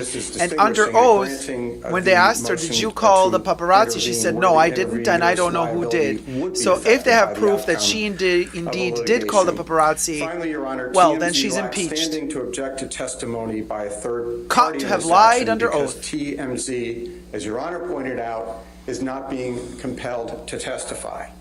TMZ's reliance on the Philip Morris case for the proposition that the privilege cannot be circumvented by seeking confidential source information from an employee is inapposite. 36 VA Circuit at 1. Hey, Blonde and Chatty. For one thing, as noted in that case, there is no testimonial privilege akin to that enjoyed under the Fifth Amendment, which would allow a reporter to refuse to appear before a grand jury and answer questions. And Philip Morris, as Your Honor is aware, the party issued a third-party subpoena for records to trace confidential sources. Philip Morris is inapposite here, as that case related, Scared. is related to witness Worried. testimony, not records. As Your Honor suggested, TMZ's quarrel, if any, is with Mr. Tremaine to the extent that he had an NDA that was enforceable, applicable, and that's not what we're hearing Just my from opinion Mr. only. Tobin. So to the extent that TMZ, which is not exactly Edward R. Murrow, Your Honor, to the extent they have a beef, as it were, a cognizable beef, it is with Mr. Tremaine. It is not with Mr. Depp, and they clearly do not have standing to assert or to intervene because they are not intervening. Everything I say in this video is for entertainment purposes only, just my opinion. So we respectfully submit to the extent the court disagrees. No I can facts go or into the truths told. arguments why Just the my privilege opinions is for entertaining you inapplicable, guys. but I will reserve that. Thank you. Everything is All right, allegedly, yes. allegedly, allegedly. Your Honor, I would like to weigh in from just a different perspective, Okay. and that is because we're trying to deal with some important issues of privilege, et cetera. But from our perspective, representing Ms. Heard, we have issues with this witness separately, and I want to make them very clear for the record. This is somebody who should have been identified in discovery, was never. Second of all, it's not relevant whether, apparently what they're saying he's going to testify, and we have not had the opportunity to discover that, is he's going to claim that someone leaked to TMZ that Ms. Heard was going to obtain the TRO on that Friday and also leak the video, the kitchen video with Mr. Depp being rather violent. He ran like the Dickens when he saw her. I'm almost certain he's not going to claim it's Ms. Heard, so I think think it's never going to come in. Ms. Berghoff, I understand all that argument. Do you have any argument as to this particular motion? Hey, Robert. No, my Okay, well, then we can address well, you. my point is, though, if you balance the prejudice versus the probative value, I don't even see how he can come in on foundation or hearsay or relevance. That's just not part of this motion at this time. Thank you, ma'am. All right, Mr. Tobin, your motion, you get the last word, sir.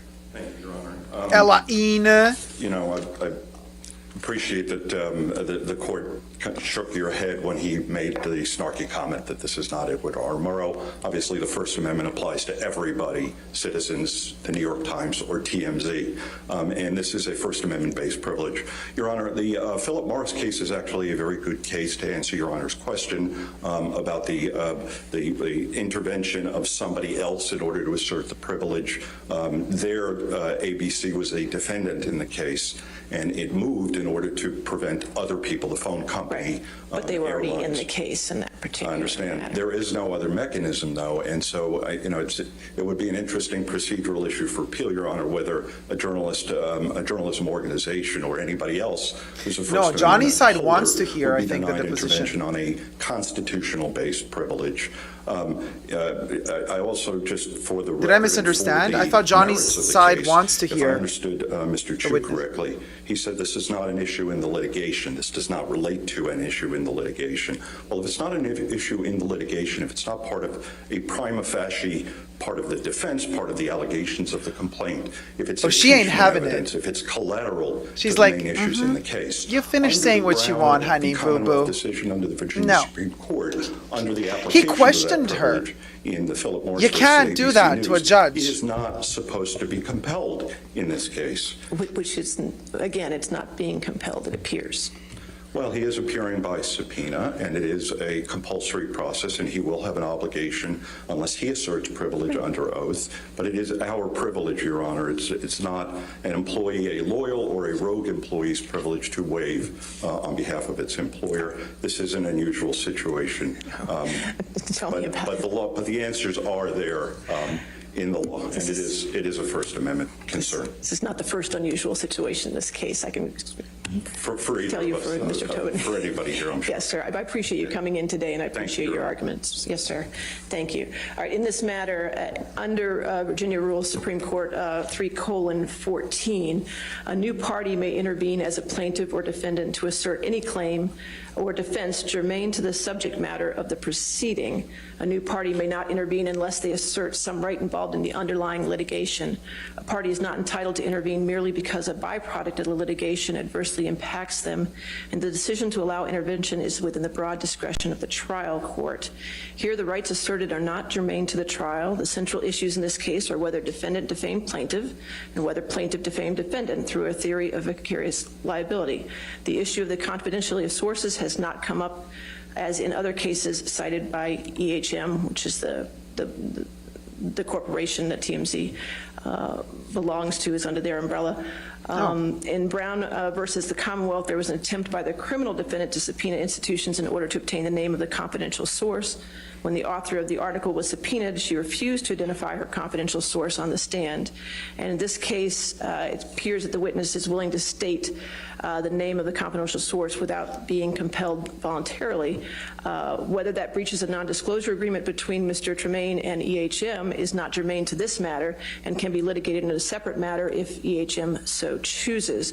And while breaches of contract must be taken seriously, and the court does, any alleged breach is not germane to the underlying litigation here. That contractual action has no bearing on this case and is thus not germane to this litigation. Therefore, I'll deny the non-party EHM Productions motion to intervene. Thank you, Your Honor. For the record, I've known Mr. Tobin for several years. I meant no snarkiness toward him. Well, you're just a snarky guy. Your Honor, may I just ask one more procedural issue for the record? Ashley, Mr. Your Honor, I am concerned that we preserve the issue fully, and so... For the record, yes, For the record. And so I would ask, may I have the opportunity to object when Mr. Tremaine is questioned by question? No, sir, you're not a party to this case. However, I will note for your record your objection to his complete testimony on behalf of your client. Right, thank you, Your Honor. Okay, thank you. Your microphone. This judge. As with the Hicksville witness, God, I Your love Honor, her. I would ask I that we respect her could so voir dire much. him What a before wonderful, the jury, wonderful lady. To find out when he contacted counsel and when they became aware of it. And I think also, under the circumstances, in fairness, I think we should at least be able to ask him what he's going to claim. Response. Your Honor, I don't think that's appropriate. Certainly, I don't think a proffer is necessary or appropriate in this case. I'm not going to do a proffer in this matter, okay? All right. Oh, Mr. Ruttenberg is almost at lunch. I know, I'm so sorry. But truly, I truly am the messenger here, because Mr. Murphy just informed me that he has to just clarify one thing about... One clarification. Okay, all right, okay. I apologize. That's fine. I think we need Ms. Myers. Nobody likes Rottenbottom. The judge is like, Mr. Rottenbottom, it's lunch. Why? Let us finish. Let us go to lunch, Born. Please. Like, let the judge go to lunch. She's hungry. Come on. She's been like listening to all your crap for days now. Let the woman eat. For crying out loud. Oh my God. This is, okay. Yoga. What a day. I mean, the tension, the sizzling, titillating electricity, darling. This has been going on and on. I cannot wait to hear what the TMZ person has to say about who leaked the info, why, and for how much potentially money. And was it all a hoax? Was it real? Was it true? You know what I mean? What's going to come out? Did TMZ bribe somebody to give something? I mean, oh my gosh, this. Nicole says, I love their little huddles. Yeah, it's cute, the little tiny, they're all like little chicken. It's like the judge is throwing them little corns, and they all come to peck the corns at the judge's, what's it called? All right. So court will be in recess. Let's come back at 2 so everybody gets an hour for lunch, okay? All right, it's 2 o'clock. All right, lunchtime. Okay, so let me read the chats. Communion again. Just got in from work. What's happening, says Mrs. Blow. Oh my God, a lot. Been a busy day, says Andrea. Maria says, oh my God, so they are talking? Yes. No, Trina says, Sylvie says, she's letting the witness talk and Delane is trying to stop it. Bibi says, what was leaked? And Missy says, wonder when will the TMZ guy come on? It's not what was leaked. I guess it's the kitchen scene with Johnny bumping the stuff. Like, how did TMZ get that footage? We're going to find out. And the allegations of who did what and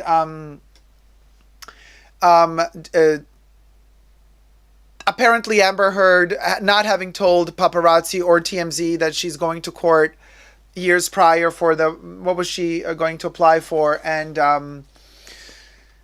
then them having the info after all. And then when she was questioned, well, did you let the paparazzi know? She's like, no, I didn't. So I guess maybe that can be connected. So Amber is behind all of it, says Leather. I was just about asking this, Jack, says Audrey. Trina says, yes, TMZ will have to testify. Jack is asking, is that going to happen today, Trina? Tipa says, how much coin did Amber get for the video? Good question, T-Pal. And if any. Andrea says, money. Jack says, 1 hour break. Trina says, nope. Oh, wait, what do you mean, nope? Oh, he's not going to testify today. Maria says, Dacob, can you resume all of this for me? I don't understand what's going on, and if the TMZ guy is for Johnny, and is he going to testify? Apparently the person doesn't work for TMZ anymore, is what I understood. And yes, they will be testifying for Johnny's side. Too much drama, says Amandeep. Jack says, wow, what a brilliant day. Sylvie says, there was a video Amber took of Johnny slamming cupboards, and TMZ... it got it somehow. Trina says she has already ruled. Yes, the judge has ruled. Sylvie BT says also the paparazzi knew that Amber had requested a TRO.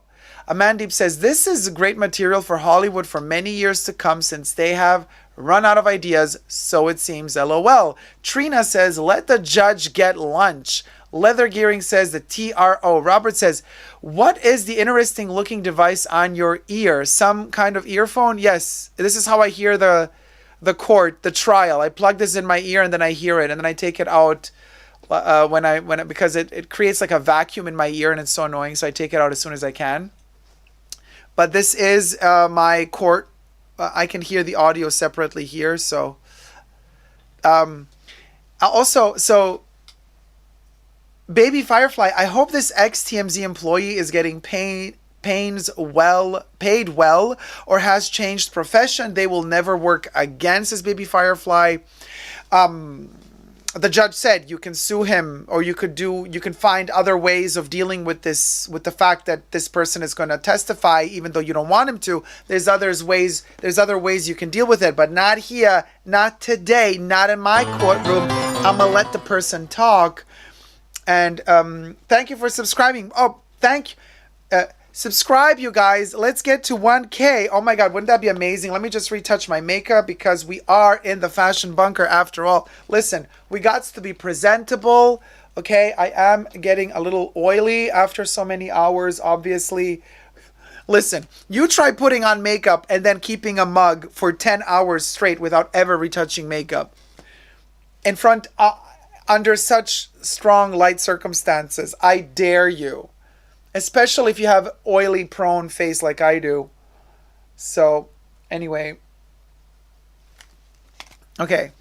Overdid it. Now my eyelashes are all like powdered white as well. And also, so this is a great material for Hollywood. We read that one. Let the Judge Eat. TRO. What is interesting looking device? Oh, we did that one. Well, Sylvie says, we will hear from the witness after lunch unless Elaine wins her objection. Trina says the Amber team is really trying very hard to suppress this because it might come. No, actually what Elaine wanted to do is Elaine said, but can I at least like know exactly the line of questioning? Like, what do they want to ask? Like, what is this about? And then the judge says, no, you cannot. So that means that Elaine does not really know which direction this witness testimony is going to would go. But what I presume, this is just my opinion only, is what they're fearing is that this person is going to say, Amber Heard, let the paparazzi know. Amber Heard contacted TMZ to give the tapes. Or, they could say Amber Heard's sister or Amber Heard's friend. And then that would then reconnect it to Amber Heard. Maybe Amber Heard was like, I'm going to be clever about this. I'm not going to do this directly. I'm just speculating here. Maybe Amber Heard just goes, was like, to her friends. It's just a speculation only, allegedly. And said to her friends, hey, you do this. So I'm on the clear in case something happens. And you sell the tape or whatever. Allegedly. But then again, this TMZ person might also say that. And, it's going to be Jose. So, but everything I say is for entertainment purposes only. Just my opinion, you guys. I'm never going to stress enough to repeat this. Cyborg Dacob, says Robert. Yeah, because of all my little earpieces here that are falling away. And, okay, so I'm going to have a sandwich for lunch, you guys. We can eat together. Yeah, I think I'm going to have a little chips and a little light lunch. I'm not going to order anything. I don't think so, unless there's a wish to order. What's the preference?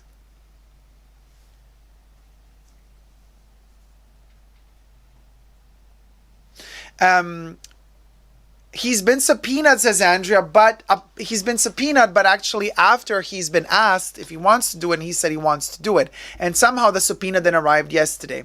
Jack probably post-lunch. Robert says, Cyborg Dacob. Dacob is getting live commentary from Michelle through his earpiece. Michelle is letting me know. Trina says, yes, he will testify today. Andrea says, Dacob is competing with Kate Moss. Never. I would never dare. She is goddess. Elaine says, Rosha says, Elaine jumped up to stop this guy like there was no tomorrow. Jack says, how do you deal with makeup cracking around the nose if that happens to you? It happens to me and it's annoying. Oh, okay, we're going to touch base on that. T-Pal says the judge or court doesn't know what the witness will say. So TMZ trying to suppress free speech. Jack says, which also means Amber has not told her legal team the whole truth. Or she did, and that's why the legal team from Amber is trying to suppress that part of the truth. Because they maybe know exactly what will go down will go. Jack says, good tip, T-Pal, thanks. T-Pal says to Jack to use rose water or setting spray. Rosha says, wow, Elaine did that? Sneaky. I'm having dinner, says Jack. Debbie says, I'm going to get coffee made. I actually, you know what? I want a coffee too, Debbie. That's a great idea. It's still early for me as well. And T-Pal says to Jack, look up Heritage Rosewater Spray, 100% Damask Rose. This is Damask Rose too, but this is perfume. Don't put it on your face. Let me just take one more coffee. Oh, there's just a little droplet left here. And I'm going to get coffee made, Debbie says. I'm going to have my coconut latte macchiato, coconut milk latte macchiato. And T-Pal says to Jack, look up Heritage Rosewater Spray. Okay, we're talking about that. I'm having breakfast, says R. And Katie says, I just had tuna sandwich with pickles and chips, LOL. It sounds delish. A1H says, get what you want, Dacob. I'm not that hungry. I'm like so excited about all of this. And usually after I've eaten, if I eat heavy, then I get kind of tired. So I kind of prefer to stay perky and kind of just do my coffee. You guys, please subscribe while you're at it. And if you're enjoying this wild commentary that I'm giving you here together, so we get to do more videos in the future together. You can also get my merch if you're at it. www.superdacob.com. Link is down below. I also have a t-shirt on the Super Dacob t-shirt for you. Oh, you know what? I should maybe do a little screenshot moment.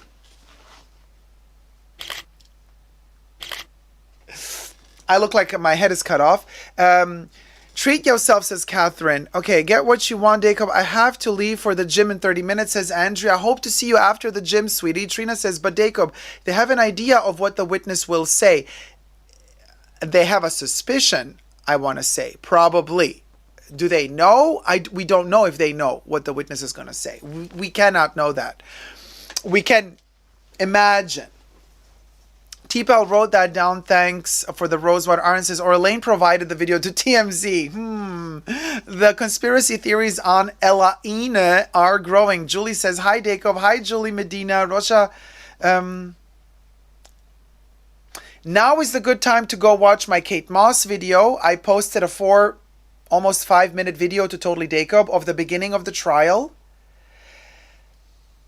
Somebody says that I missed the beginning of Kate Moss when she was sworn in, when she said, I swear to say the truth, nothing but the truth.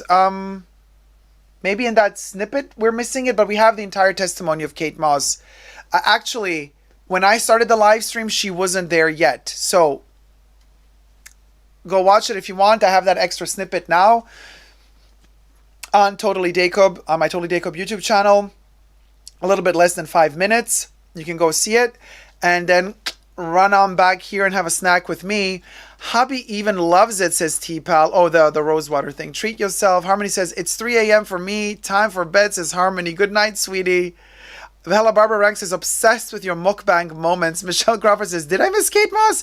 Michelle, it's on my channel now as a separate snippet. It's the most iconic apparition, heavenly apparition ever in any courtroom is Kate Moss. And yes, Kate, 20 new subscribers since this AM. Woo, oh, we got 20 new subbies. Yay! Thank you, KDF, for letting me know. Maria Barros says, can we agree today has been the best day of trial? I completely agree.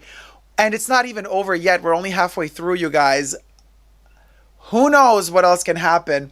We're at 922 subscribers, so we are at 78 to go. We're 78 subscribers to go till 1K. This is going to be so exciting. Looking good, Dacob, says Michelle. Thank you so much, sweetie. Maria says, no, Elaina said already she doesn't have an idea what he's going to say. That's why they are scared. I don't believe a word a lawyer says. If she says she doesn't know, maybe she needs to say she doesn't know because of what the person is going to say.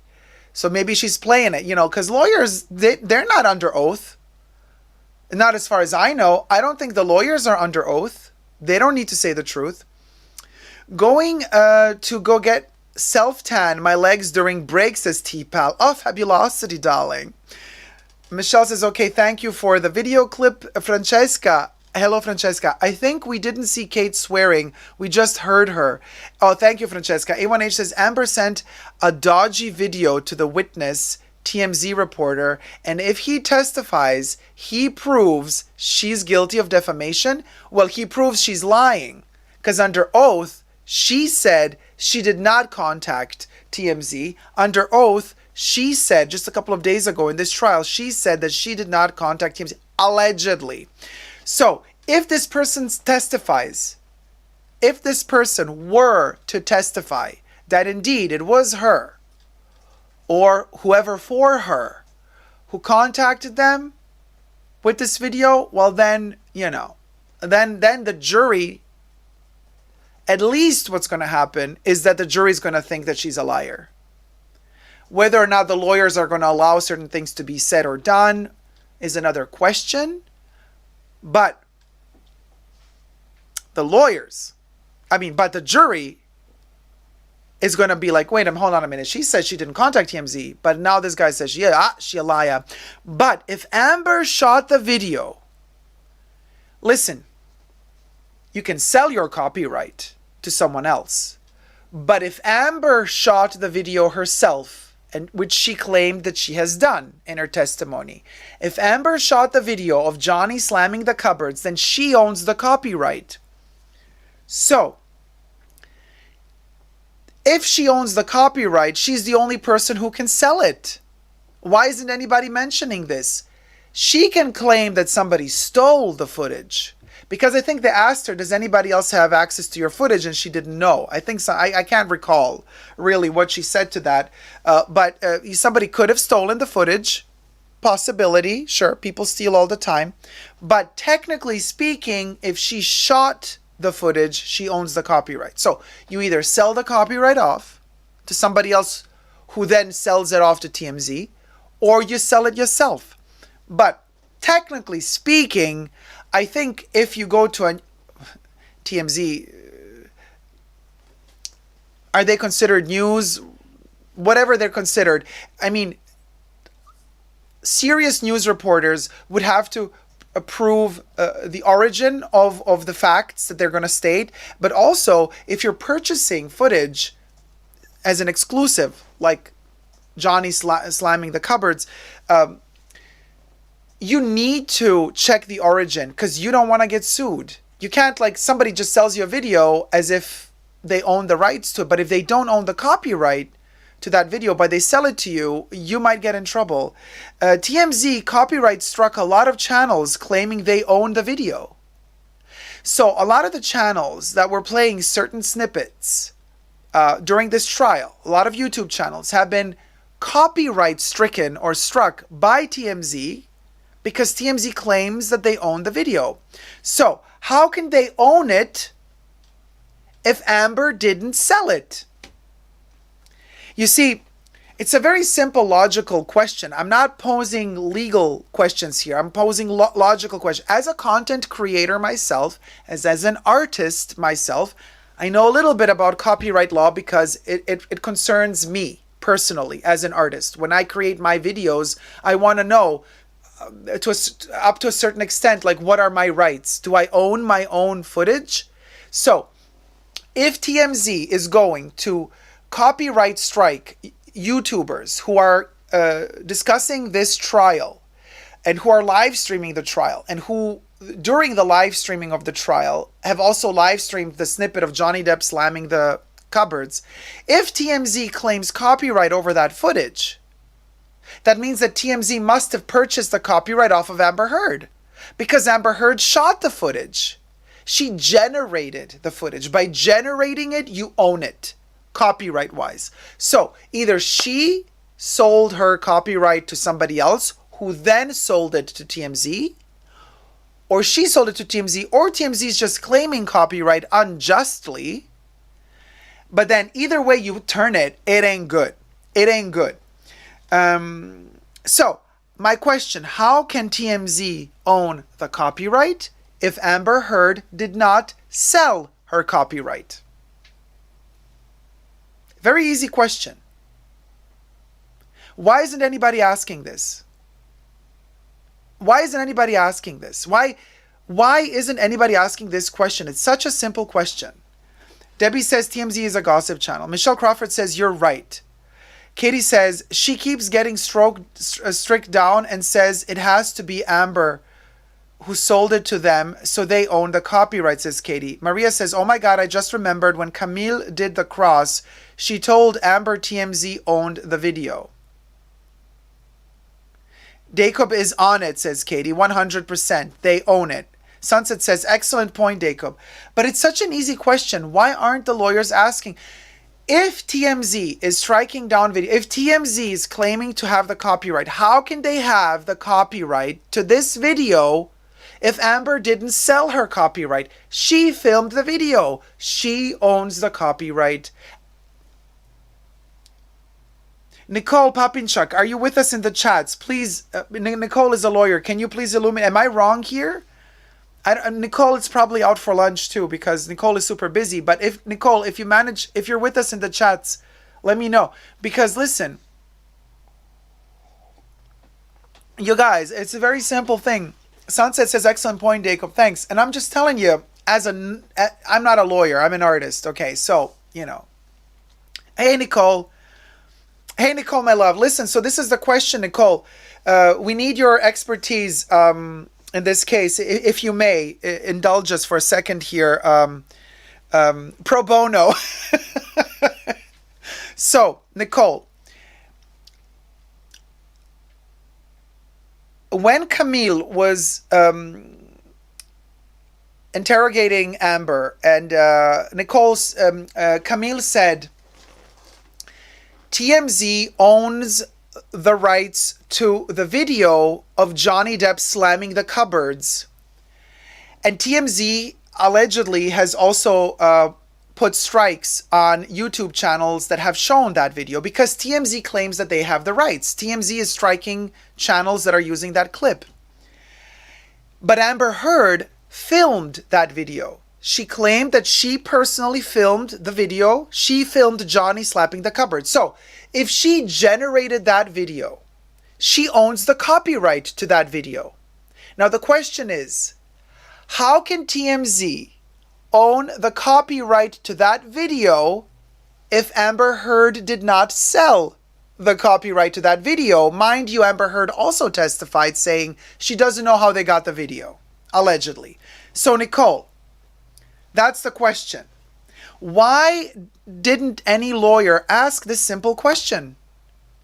How can TMZ own the copyright to this video if Amber Heard did not sell the copyright to this video? Because she claims that she doesn't know how they got the video. That is correct, says Nicole Papinchuk. Amber owns the copyright unless she assigned it to TMZ. Or unless she didn't sell it to somebody else, and that somebody else then sold it to TMZ because she wanted to cover her ass or something, allegedly. But this is such a simple question. And thank you so much, Nicole. Thank you. Thank you for the insight, for the professional lawyer insight. But why isn't anybody pressing this point?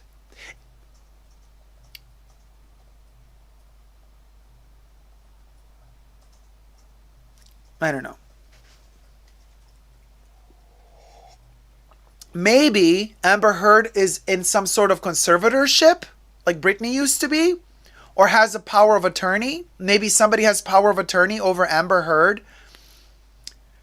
But if Amber Heard were to be in a conservatorship, wouldn't we know?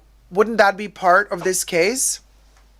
Nicole says totally yes. Thanks, Nicole. Maria says yes. That's why Camille told Amber in her face, you sold them the video. But Amber kept saying, no, I don't know how they got the video. Isn't that what Amber kept saying, allegedly? Well, now, when they get to ask the witness, this TMZ alleged witness, they're probably going to ask him, hey, dude, you got the video that you then aired on TMZ. Who did you get it from? And if he or she states from Amber Heard,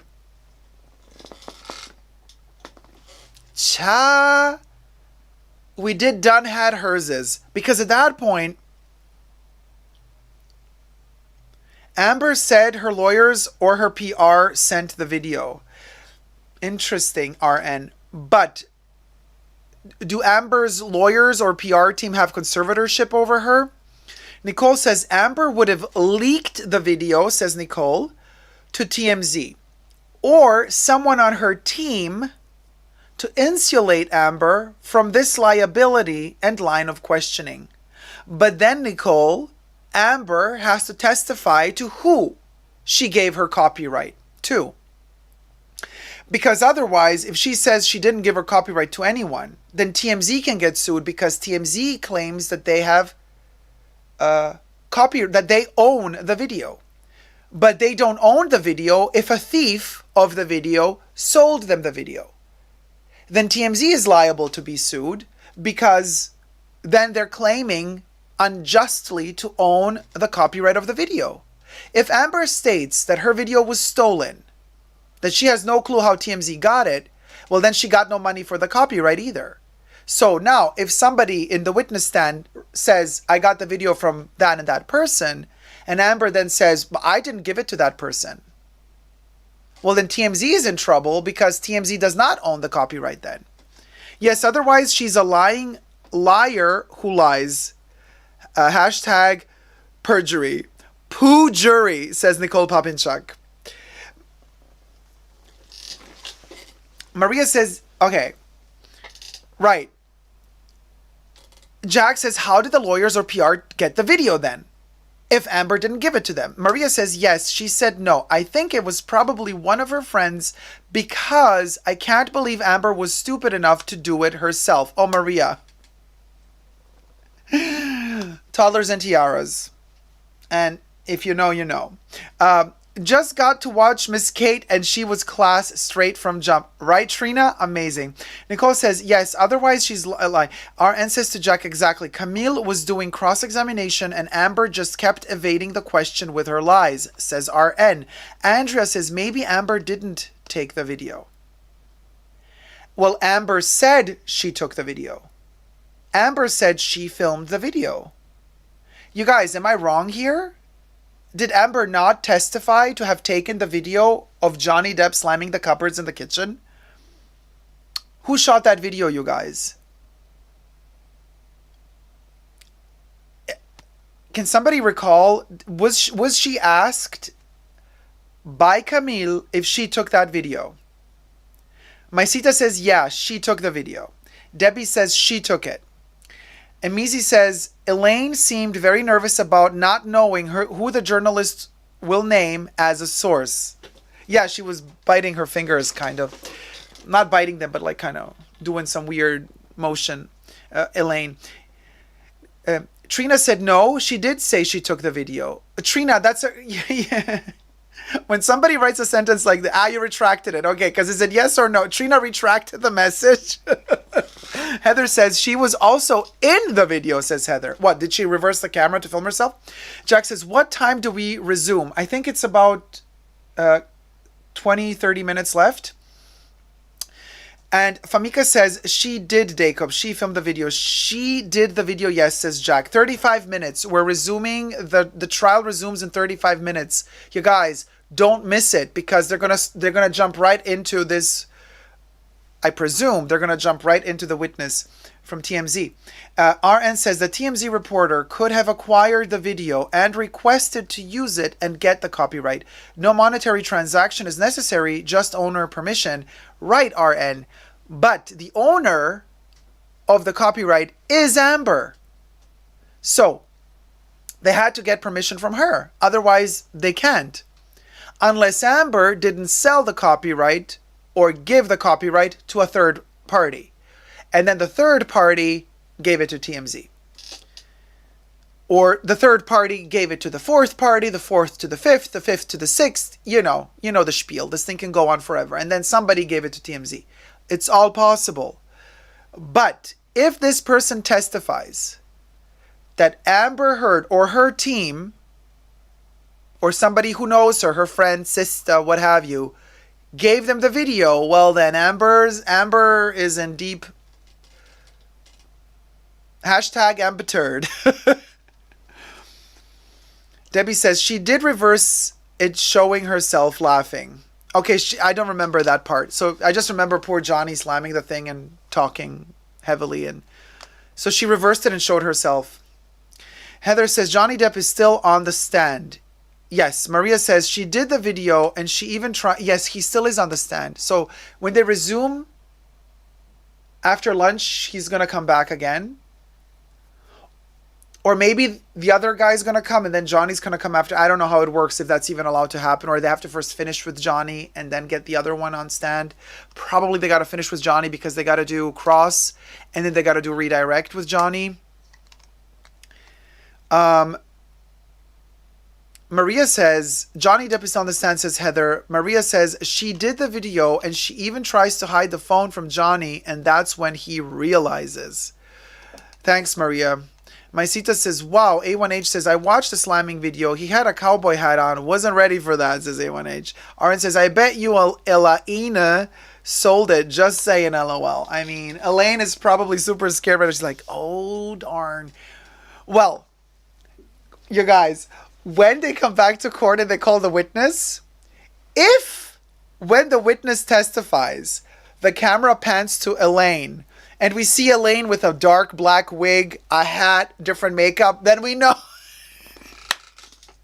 Then we know she's like covered. She's like, if he doesn't recognize me, he's not gonna know it was me.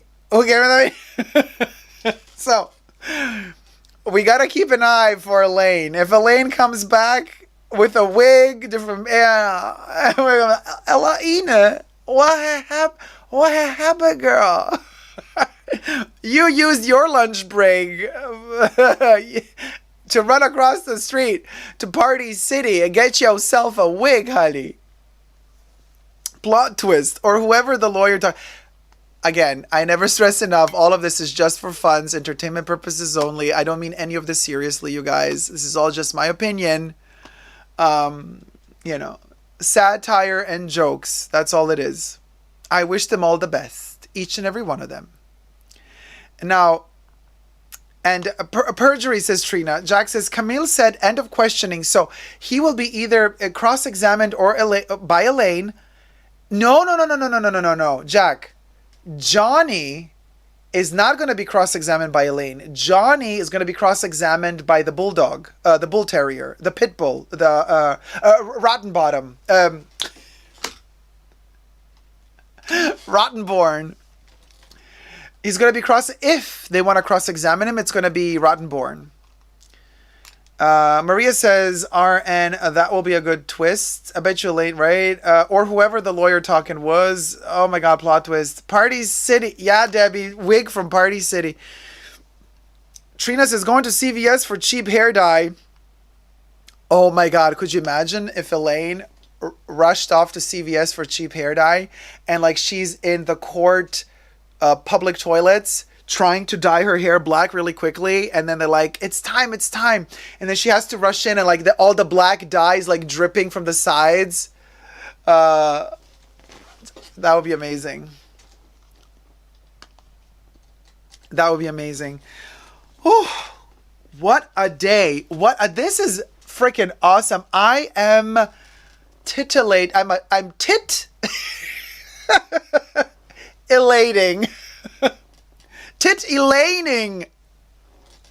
Hold it. Titillating. Tit-elating. Like Elaine, titillating. We are all titillating for the next part.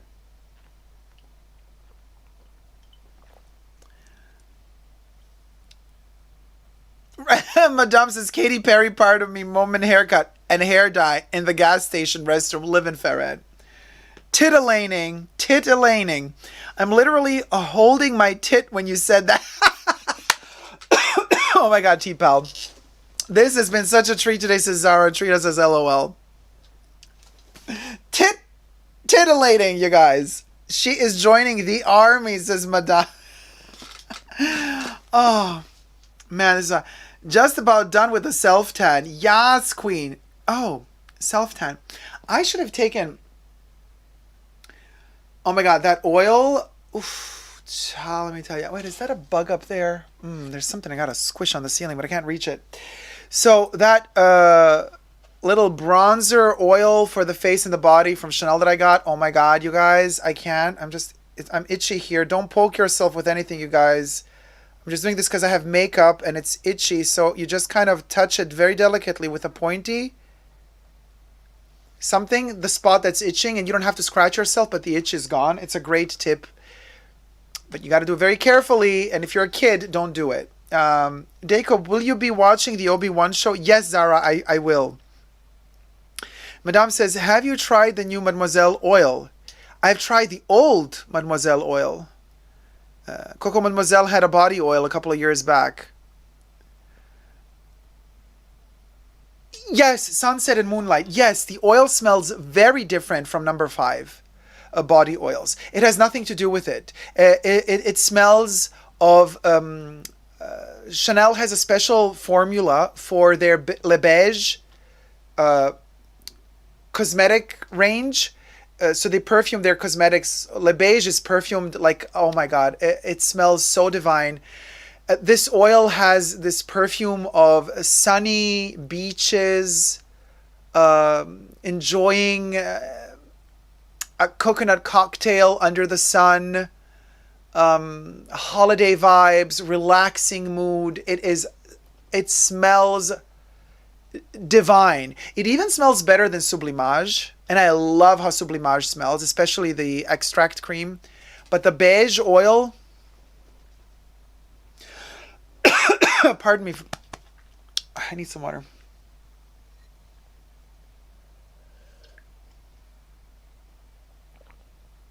Maisita says, so that's a good tip about the makeup, but with my I will probably poke my eye. Exactly, so don't do it. Don't do it, you guys.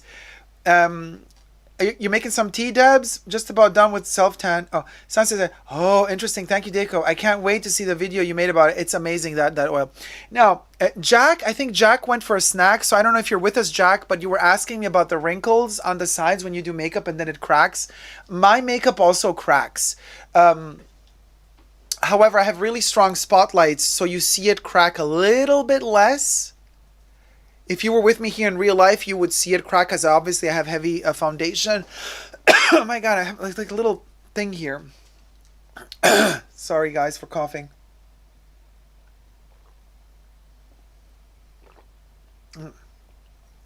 And so obviously I have a couple of wrinkles here. Maybe I should, start the filler process. But wrinkles here, they crack after, I have heavy foundation. And I keep adding powder, so I keep adding more and more layers. So obviously it does crack. But, usually you're not supposed to stand in front of the cameras for 10 hours. You do your makeup, you do your 5 minutes camera time, and then you redo your makeup, you fix your makeup. Nobody does makeup like this for 10 hours. So I'm actually really grateful that my makeup does hold up for such a long time. But I do get the creases because I do have quite heavy foundation on from Charlotte Tilbury, the Flawless Airbrush, shade 1. And obviously, I don't have any Botox in my forehead, so it moves a lot. And as it moves, the crinkles and the wrinkles form. And then you get the creases, and that's what it is. Here, I don't get them as much. But this is because naturally, I guess the way I mimic my face, I don't move this part of my face as much. I do get the wrinkles here as well, the creases from makeup, but not as much as up here or in this area too. So yeah. But embrace the wrinkles, babes. What can I tell you? I mean, it's okay. It's okay. It's okay. It can be worse, We might not even have a face. Someone's going to lose their face in this courtroom today, let me tell you. That's for sure, with all the lies they've been telling, allegedly. So, I might have some chips. Hold on, let me just pour some water. Maybe I'm going to have like a little chip moment, a little carb moment, just for... But also, Jack, what is really good is definitely if hydrate really very well before the makeup. Also... Hydrate really well before the makeup. Prime it if you can well. I use a Le Lift cream by Chanel, which really kind of tightens the pores a little bit as well. Makes me less oily in the face. And I do a really, really intense creamifying hydration around the eyes, so I don't get the craw feet. A lot of eye cream and the Le Lift before heavy makeup, and that's all I do. I don't do a primer on top of that, and it just goes that way. And then I just absorb all the fat with this little baby here. And this is, I live for this thing. Now, it is a little bit It's the Natural Finish Loose Powder by Chanel, and I have just a normal white, the colorless version, the crystalline version. And I gotta say though, like, it's not a really fine powder. It could be a little bit finer, so it does build up after I've been using it for several hours. It also smells really nice though. It is fine. It could be finer, it does, but it doesn't, on my skin, it doesn't turn patchy. So that's good. It works very well with my skin. It does not go patchy on me. I know some people say that it goes patchy on them if they keep reapplying. It does not do that with me. So I'm really, really happy with it. But you do get, the more you apply and reapply, of course you get more wrinkles. I mean, it is what it is. The creases show more. Famika says, I'm obsessed with the powder. I use 30, I believe. Yeah, this is a 10. It's kind of like 0. 10 is like 0. 30 is like 3. They do have 30. I think they go up to a 40, and maybe they're going to introduce even a 50. Possibly. I'm not so sure. So it's really, really cool. I love it. And it's not sparkly. It doesn't have the glitter effect. It's just mattifying. And I love, listen, Amber was we can discuss whether or not we like her makeup or whatever, right? Hold on, let me just like move a little bit here. Amber applied a highlighter here, and which appears, when the camera's filming her from behind, very oily. I don't think it's oil. I think it's really the highlighter. It's a very, very highly light reflective highlighter that she's using, and it does result in oily looking skin, which in her case, I guess she's going for the dewy look. Now, I personally am not a fan of oily look in the face or highlighters in the face. I like a mattified kind of, well, you see how I always look. I like when the hair is glossy, like I do hairspray. Like I like when the hair reflects some of the light coming from the back.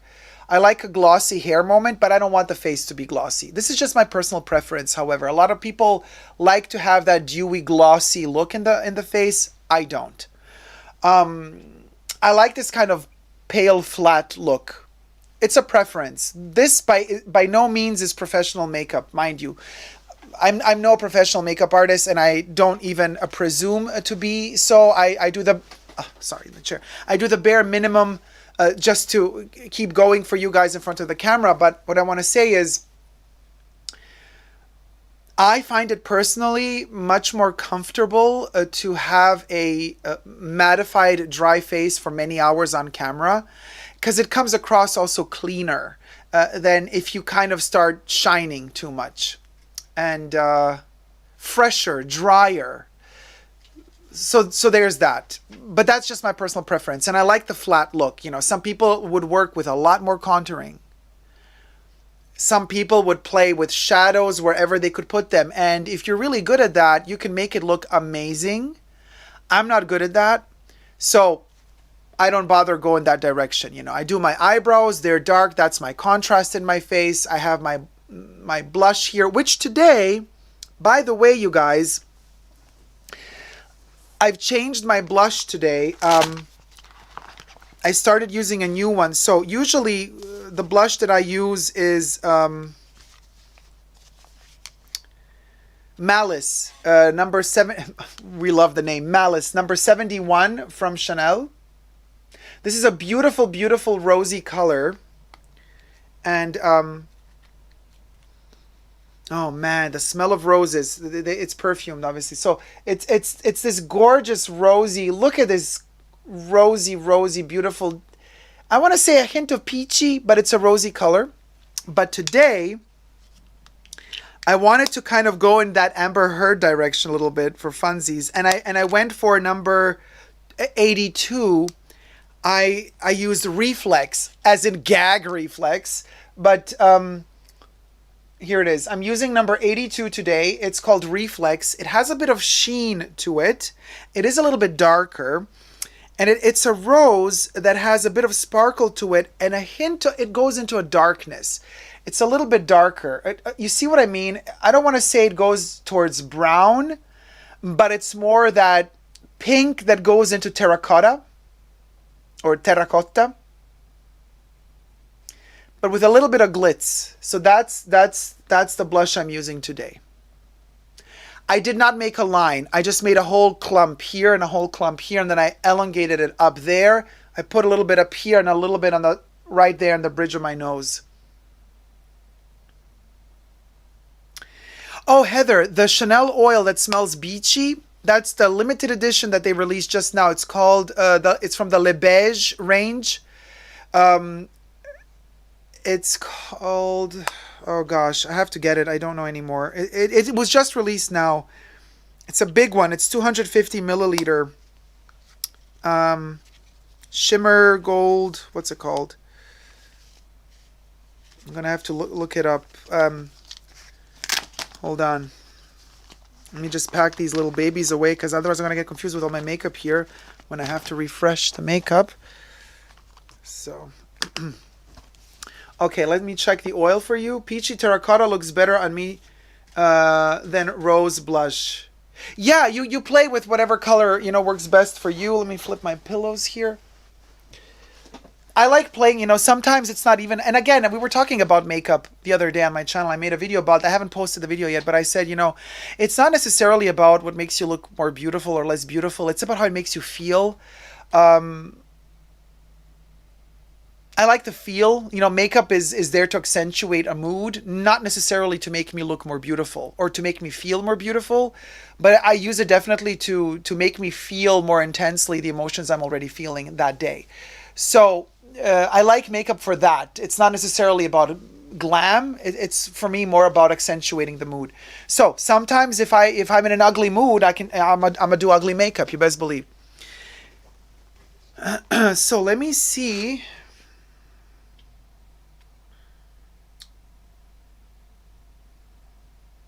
Okay, it's called Le Beige Illuminating Oil, and Le Beige Illuminating Oil. Illuminating dry oil for face, body, and hair. Shimmering veil. Okay? And the actual bottle... let me...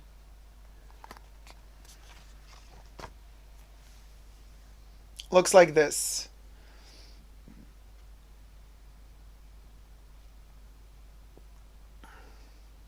So let me zoom it even more in so you see the name of it.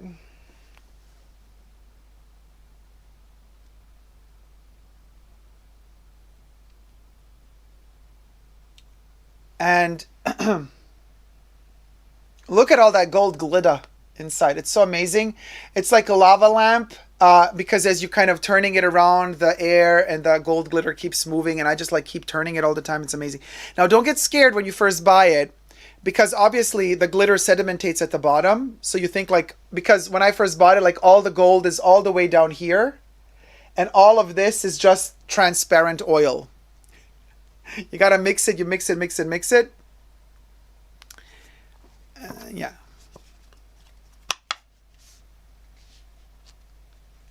So that's that. A1H says, you use it very well either way, Dacob. I still struggle with blush myself. Oh, listen, I swear by blush. I think blush is the most important part of a makeup routine. And like, even if you don't use any foundation or nothing, blush can make you look healthy, fresh, youthful. Blush is such an underestimated tool in makeup, I believe. I love blush. Of course, my number one, my signature is the eyebrows. So of course I do eyebrows first, but blush is super important for me. Trina says, I saw it in the boutique on Saturday. It really is beautiful. That oil is amazing. I'm using the Laura Mercier loose powder at the moment. So is that one also really very, very tiny and fine? Because if the finer it is, the less wrinkles the less creases it's going to show. But it's not just the powder. It's really the foundation. If you're applying very, very thick foundation, it's going to crease. If it dries out and becomes like really dry, it's going to crease. If the foundation remains elastic, then you're not going to get those wrinkles there. The crease is showing. Letty says divine. Maria says, me too, A1. I stay away from blush, only use a little if it's more peachy terracotta. Heather says, oh, I love that. Thank you. I love me some glitter. Oh, it's a beautiful, delicate glitter. Delicate glitter. Oli says, Leti, amiga mía, la hora del cafecito. Pues claro que sí. Bueno, ya he bebido el café. No, I'm going to need more coffee, you guys. So, what was the blush name number? Okay, so 2 blushes. One was 71 Malice. The other one was, I think, 82 Reflex. And Despina says, there is... Oh, I'm going to be right back, you guys.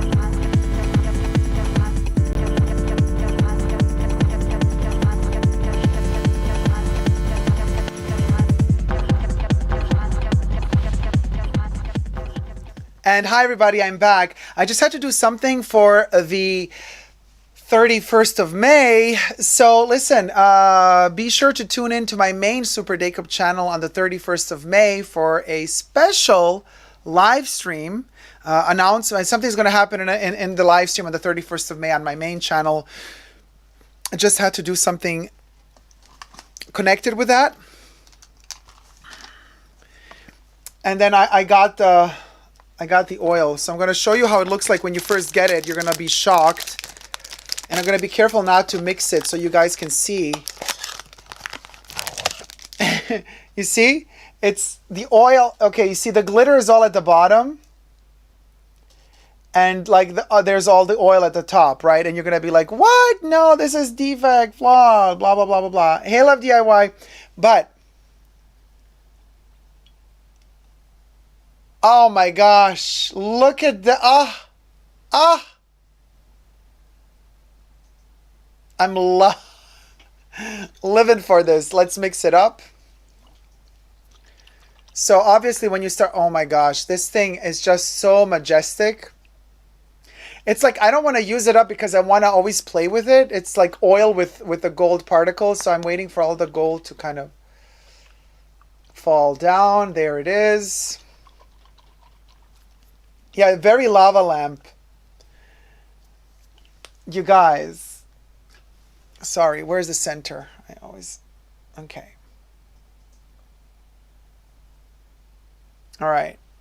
It's so majestic. It's gorgeous, gorgeous, gorgeous, gorgeous. All right. Yeah, it's an illusion. So, okay. So now it looks like liquid blood, like gold blood when you, it's a splash. It's not a spray, right? I'm going to put some on. Obviously, the lights are so intense here. You're not going to even see this bronzing effect as much. But let's put some on. There, you see? Oh, look. Cha, look at this. Okay, now we're going to rub it in, baby. Oh. Oh.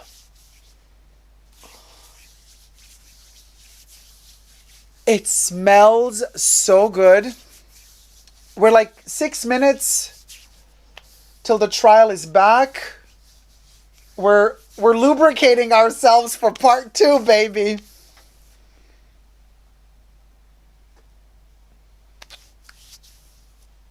It gives you just a delicate, delicate sparkle. You don't even see the gold particles. They're so tiny. But the idea is to kind of use this, you know, in summer after you've gone to the beach, you've been to the sun and you get that little tan. And then you add this, you know, just to kind of lubricate that tan a little and to get a little bit of a sun-kissed sparkle going on. So obviously with these spotlights, I'm so bleached out, you don't really see the difference. But I see it in real life. It's a beautiful, delicate, delicate little moment. Has my skin had any irritation from the metal oxides? No. No. I'm going to put it on the other hand as well, on the other arm. So, you know, I'll have it on my arm for the rest of the trial, today. So we're going to see if it develops any rashes or anything. And I have really delicate skin. So we're going to see, right? If any irritations, rashes happen on my skin, we will see. We will see soon enough. I am your guinea pig. I'm your Chanel guinea pig, you guys. Testing out the Chanel products for y'all. Now, obviously, every skin is different. Just because I didn't get any irritation doesn't mean you won't, obviously, right? But, oh, the smell of it. Okay, let me clean it all up. Whatever droplets are left. Oh. Okay. This stuff is amazing. I'm a sucker for these things, and it was really hard for me to find because the actual beauty boutique had it. All the other Chanel counters I went to, nobody had it. I didn't want to order it online. I wanted to buy it, bring it back home. test it out in the store, you know. Okay, let me prepare the earplug.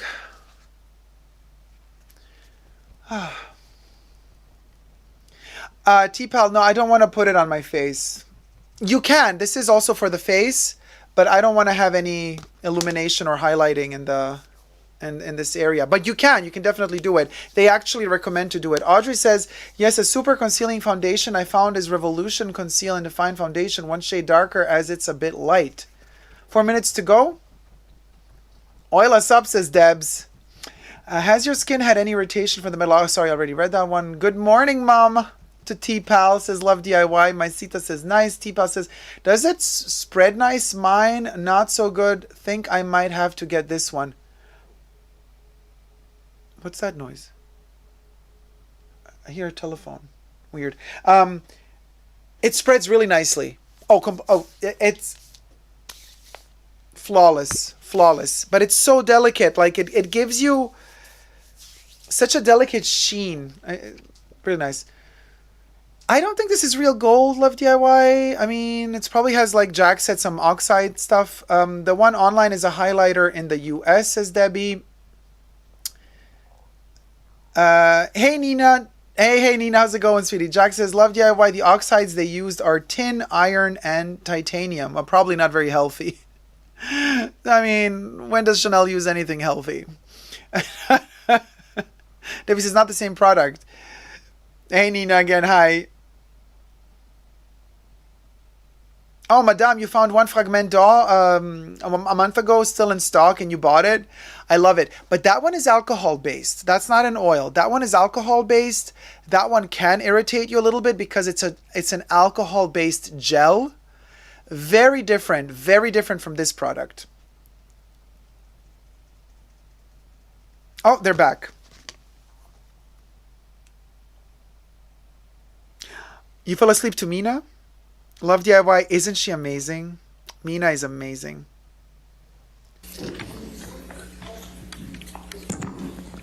Okay, we're back, you guys. We're back in the courtroom.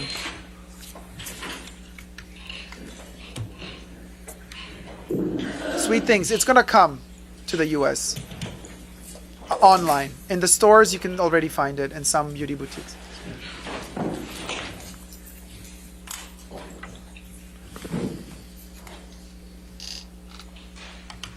Okay, the jury is entering.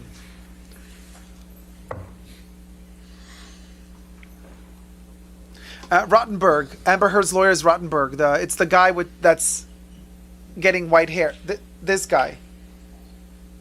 He's gonna cross-examine Johnny now.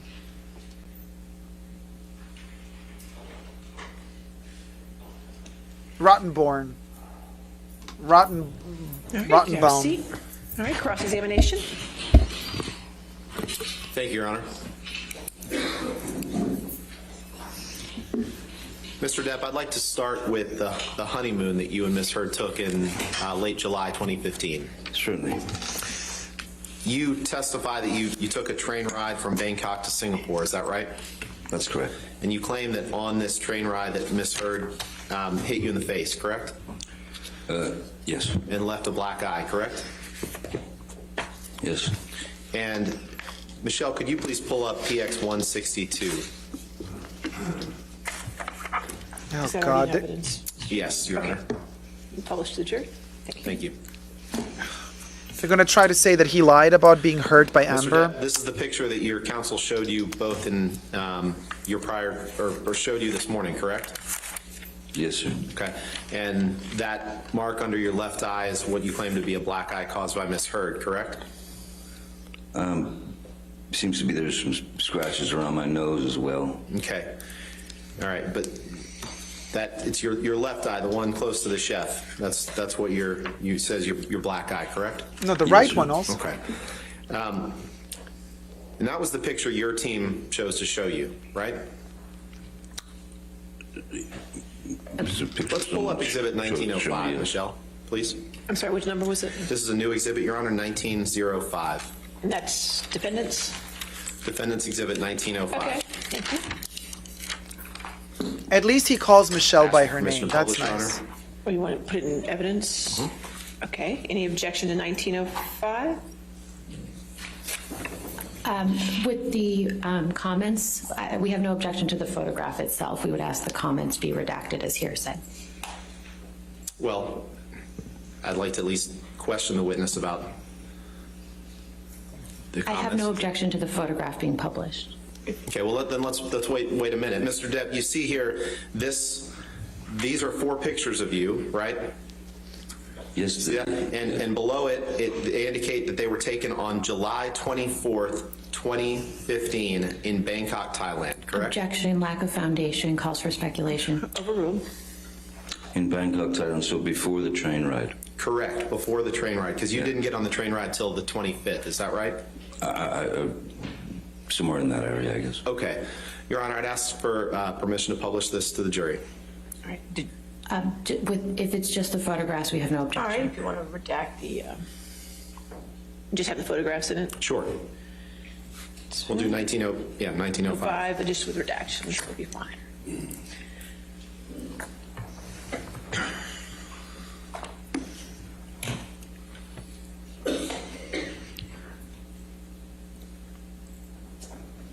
I think Amber Heard convinced herself that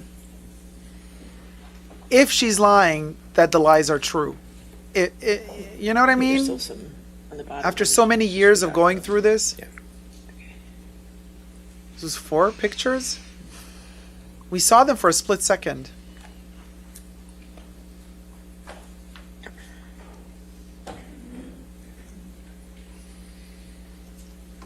Ta.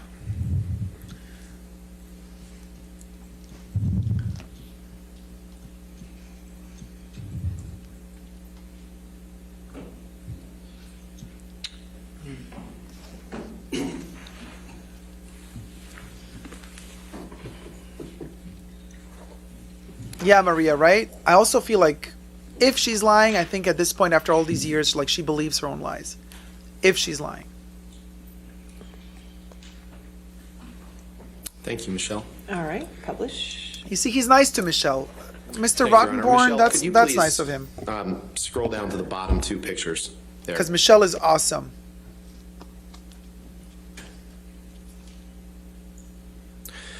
Mr. Depp, in these pictures that were taken before you got on the train ride for your honeymoon, where you claim that Miss Heard hit you and gave you a black eye, you have the exact same shadow or sunburn or mark under your left eye. The exact same mark, don't you? That's the, when you get a side light, you see the occipital bone. So that is the exact area. Yep. And it's actually... A side light will cause that. Yeah, well, the picture's not being taken from the side, is it? It's being taken head on, isn't it? No. The light is lens hitting. in front. Yeah. The light on the side will cause that occipital bone, I believe it's called, to appear sunken. Just like lights on the side of a train car, correct? Objection, calls for You speculation. can take that down, Michelle. That was in fact in the dark. And I had a chef, I had people on either side of me, so I don't see where the light fill is from the side there. Mr. Depp, if you could wait for the next question. Next question. Next question. She's Even so the picture happy. Your team chose to show you on that train isn't accurate, is it? Let's pull up. Objection, exhibit- calls for I'm speculation. eating chips pull up today, exhibit Audrey. 1859, please. Maybe a sandwich. 1859, is that in evidence? No, Your Honor.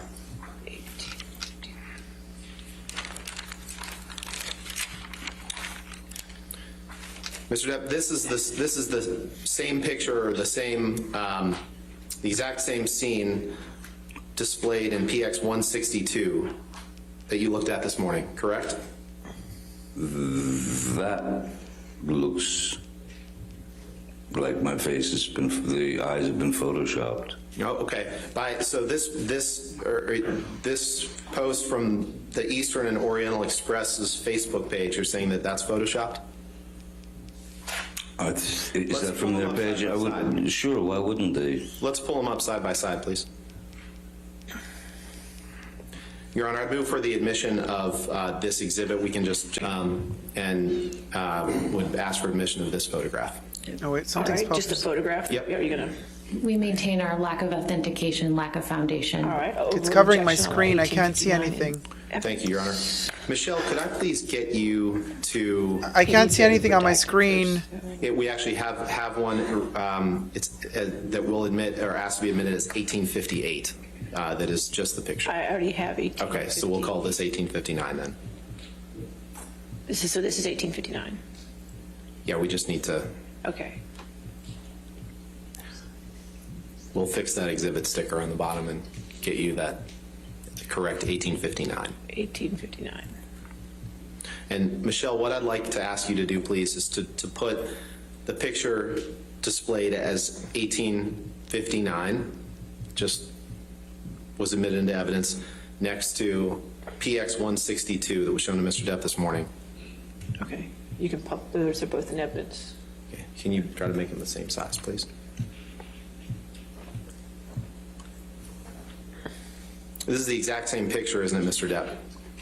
With radically different quality.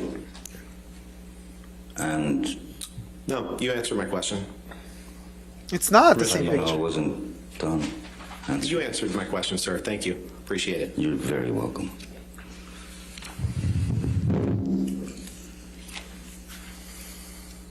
It's not the same You picture. had that, whatever mark it is, whether it's a sunburn, whether it's a shadow, whether it's the light reflecting, you had that same mark on your eye before you got on that train. Well, it's pretty difficult to get a sunburn on a train.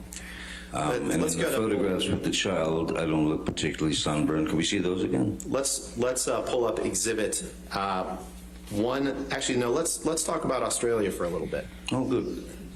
You testified that you've never done ecstasy more than a handful of times in your life, correct? 6, 7 times. Now, you heard Miss Heard's testimony. You've been sitting here. I know you didn't look at her, but you heard her testimony, and you heard her. You didn't hear her say you ingested 8 to 10 all at once. She said she came down after being apart from you for some time, and there were 8 to 10 gone from the bag. Correct? Objection form compound. Oh, overruled.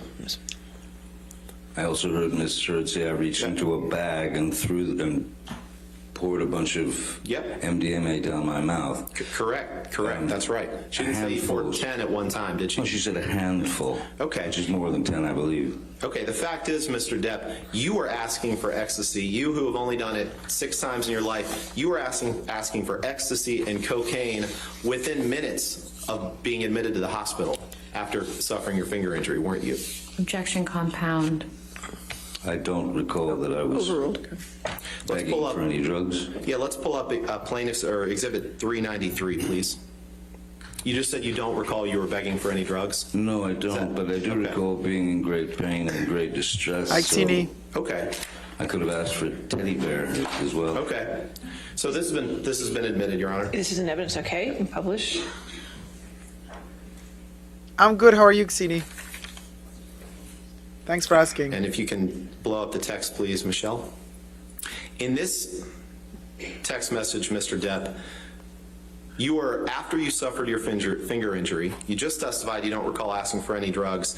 You're texting Nathan Holmes, your personal assistant, need more whitey stuff ASAP, brother man, and the e-business. Now, we went over this in your cross-examination, didn't we? If you say so, sir. And whitey stuff is cocaine, I would say. and the e-business is ecstasy. You already Yeah, testified. quite likely, yes. Okay. So I Take that. didn't recall that. Thank you. But, Can you pull up exhibit 1817, please? He might have been getting it for Amber. Maybe she wanted it, and he was getting it for her. Like, This is a picture that you were shown this morning, Mr. Depp, yes, sir. and you kind of made some illustrations on the picture and gave your account of yeah, what he you wants a see teddy. here. Could have been asking for Baby Mr. Yoda. Depp, you testified previously that the vodka bottle that you allege cut off your finger was a handle of vodka, correct? Yes. You've already testified to that, Second right? bottle, there was a handle on that bottle, Right. yes. This bottle, whatever it is, to the extent it's glass at all, that's in the corner of this room, that's not a handle of vodka. Objection calls for speculation. Mega I pint find of that I vodka. said 2 bottles. Well, actually, what you testified to this morning, Mr. Depp, was that the bottle in the corner was the handle, And there is no other bottle in the picture, is there? No, that's not what I testified. I testified that, may I touch the screen? Yes. This is glass. This is glass. Yep. And that's not a handle. Neither of those are handles of vodka. It's that big, it's broken. The handle's up the top on those vodka bottles, sir. Yeah. I mean, And none, if you combine all that glass on the floor, that doesn't make up the amount of glass in a handle of vodka, does it? Objection calls for speculation. I'm not a, When there's objection, hold on. I'll sustain the objection. Next question. There is no picture of a handle of vodka broken on that floor, is there, Mr. Depp?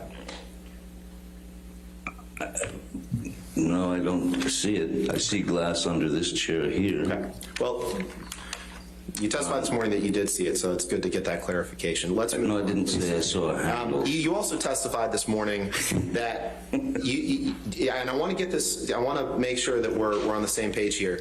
You I don't think we testified will. earlier this morning that there was no phone in the bar area downstairs. She Is that what you really testified is to? getting on my last nerves. I just don't censored recall a myself. phone in the bar area. I don't recall. I don't recall a Bakelite phone in the bar area where I.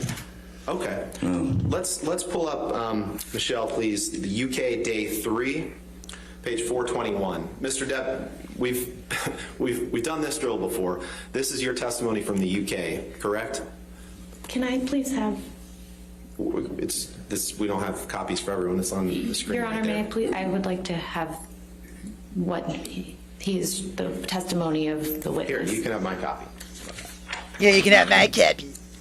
Jeez Louise. Mr. Depp, you remember giving testimony in the UK trial for several days, correct? The jury's not going to Okay, like so- him. Okay, here. Yeah. So I do remember a telephone in the bar area, and this telephone you picked up was made of Bakelite. This is my turn to do this, Mr. Depp. I'm sorry. On page 421, line 19, you were asked the question, and this telephone that you picked up was made of, I'm sorry, I'm going to go up line 15. Question, at one stage when you were in the kitchen screaming at Miss Heard, you picked up a wall-mounted telephone. Do you remember a telephone in the kitchen? Answer, no ma'am, I remember a telephone in the bar area.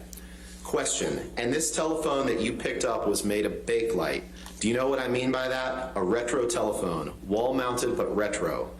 Answer, it was a wall-mounted telephone, but it was not Bakelite. It was a modern phone. It was plastic. Question, a phone that was a wall-mounted phone that was picked up, can you scroll down, please?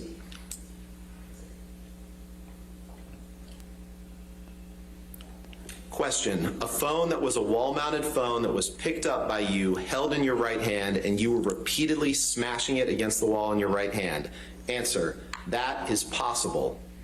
But I do not, if that is the case, I do not believe I spent very much time on the phone. I remember ripping the phone off the wall. That was your testimony, correct?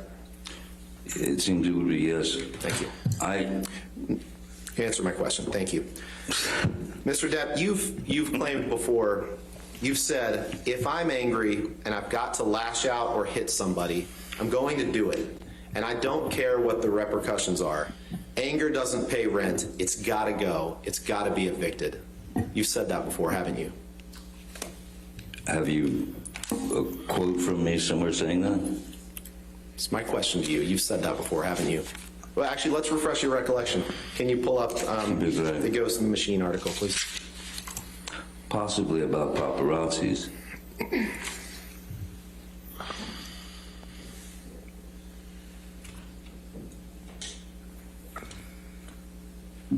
Mr. Depp, you see the picture of you on the lower left. Yes. Appears to be shirtless and wearing a crown, I believe. You see the long paragraph above that that starts with "in the Mark Hotel"? Yes, You see yes. that? Yes, I At do. the bottom of that, Well, can we see it? does this refresh your recollection that you said, I have a lot of love inside me and a lot of anger inside me as well. If I love somebody, then I'm going to love them. If I'm angry and I've got to lash out or hit somebody, I'm going to do it, and I don't care what the repercussions are. Anger doesn't pay rent. It's got to go. It's got to be evicted. Did I read that right?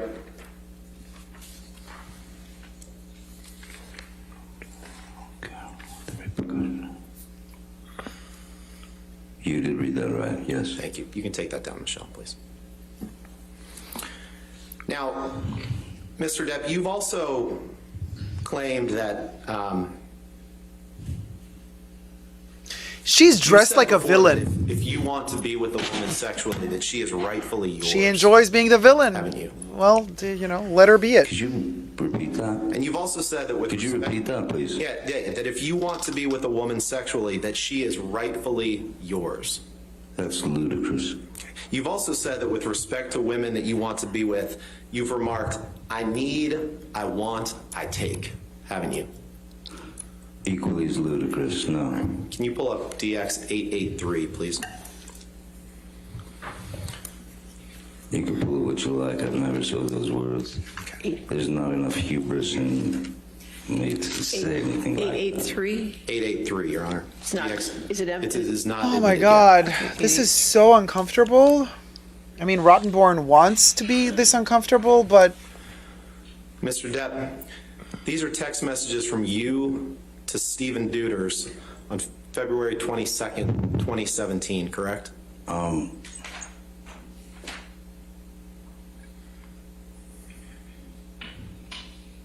fudge. This looks nothing like me. You might have mistaken. Mr. Depp, we can show the full unredacted. You looked at a number of text messages in this case, and the words him as the identifier, that's you, correct? In every text message we've seen in this case. Yeah, sure. It still doesn't mean it hasn't been screwed with.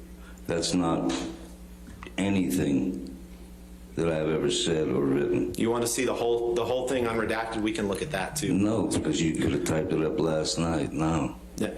I can assure you I didn't type it up last night, Mr. Depp. Your Honor, I'd move for the admission of Exhibit 883. All right, any objection?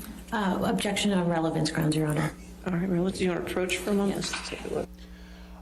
I am kind of speechless, you guys.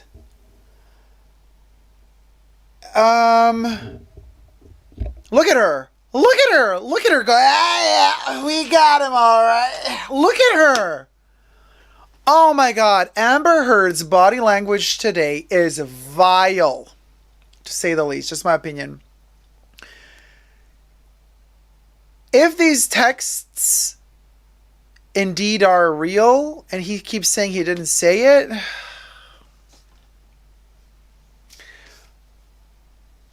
then he's in trouble.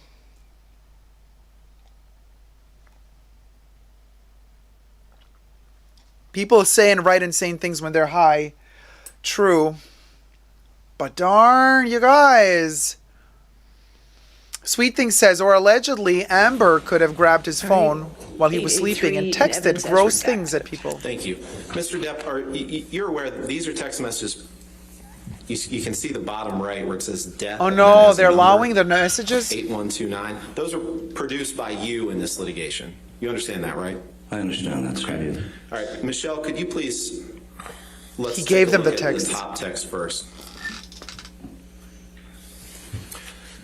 Mr. Depp, on February 22nd, 2017, you texted Mr. Deuters, right, exactly, Molly's pussy is rightfully mine. Should I not just bust in and remove its hinges tonight? Did I read that right? You read it right. And the one beneath that, you say, I want to change her understanding of what it is like to be thrashed about like a pleading mackerel. And then in all caps, you write, I need, I want, I take. Did I read that right? You read it right, but I did not write that. Okay. Perhaps someone else. You wrote every on my other phone. text that you produced that came from you in this litigation, didn't you? Not necessarily. Sometimes you give your phone to people and they Now, text when you strong. got off that plane from Boston, Sorry? when you got off the plane from Boston, you knew Miss Heard was angry with you, didn't you? It was pretty much a given. Objection calls for speculation. And you understood her to be angry, right? She was always angry, yes. And you asked Mr. Deuters, same person, you can take this down, Michelle, please, thank you. Same person that you texted in that last exhibit, you asked Mr. Deuters to communicate with her on your behalf, correct? I don't know what you're talking about. You'll have to explain. Oh, You boy. asked Mr. Duders to communicate with Ms. Heard by text to speak to her about the incident, correct? About what incident? To speak to her about the plane flight, The plane? the Boston plane. The Boston plane? Yeah. So you're saying that I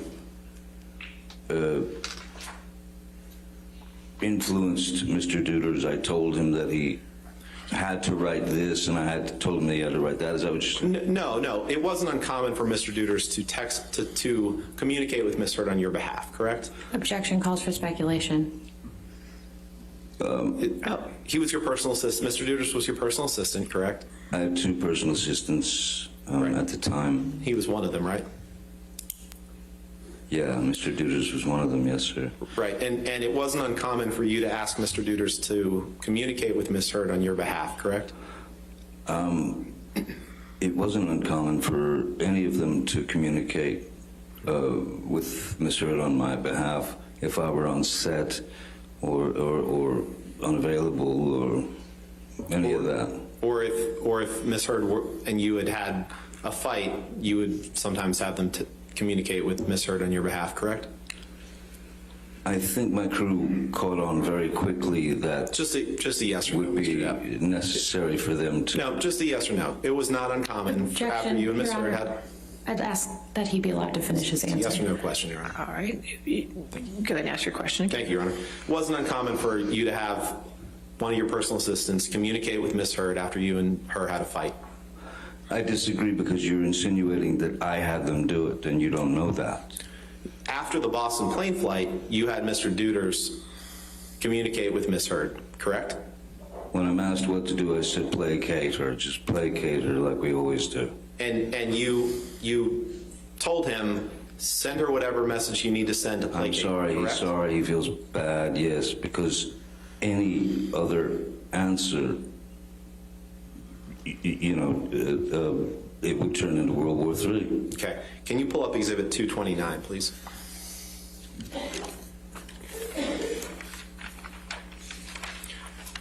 Your Honor, I think you know where I'm going here, and based on Mr. Depp's testimony, I'd ask for the admission of Exhibit 229. Your Honor, can we please approach? Sure.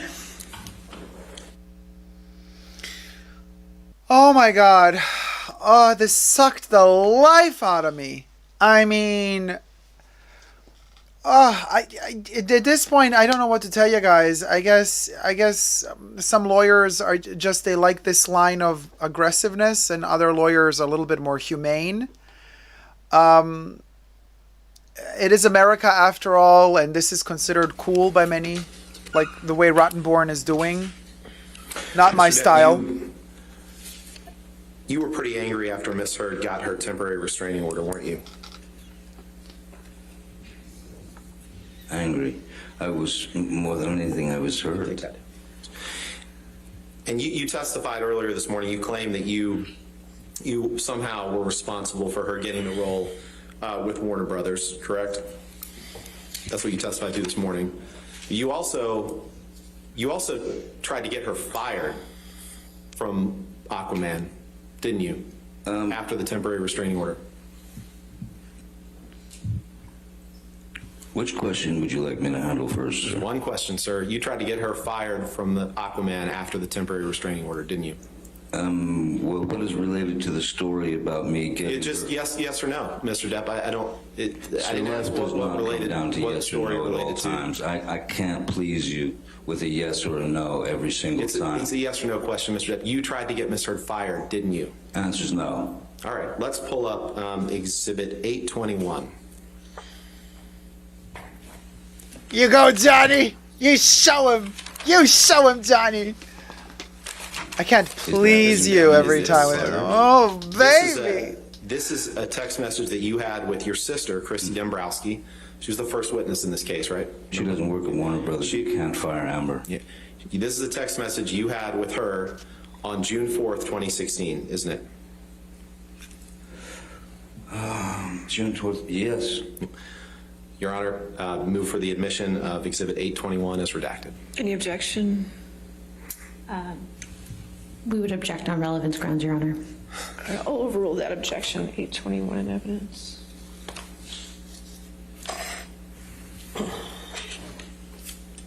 Heather says I'm screaming. And on He June should never 4th, ever got back on that stand. 2016, Mr. Depp, you texted your sister, I want her replaced on that WB film.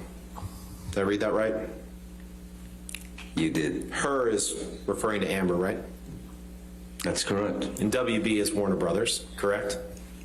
Again, correct, yes. And then after you sent this text to your sister, following the temporary restraining order, you reached out to Guy Silverstein to have him fire Amber, correct? Who? It's Greg Silverstein, I'm sorry. I don't recall reaching out to Greg Silverstein. You reached out to Sue Kroll to get her to Particularly. fire Miss Heard, right? I had vetted Miss Heard.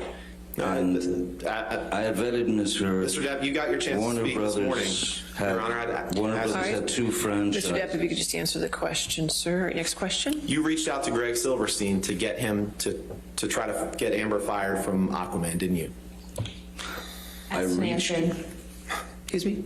Asked and answered. It's a yes or no question that he hasn't answered, yes or no. All right. Yes or no, sir? You reached out to Greg Silverstein to try to get Amber fired from Aquaman. Second half of your question is wrong, sir. You reached out to Sue them Kroll. because I vetted her. No, Mr. Depp.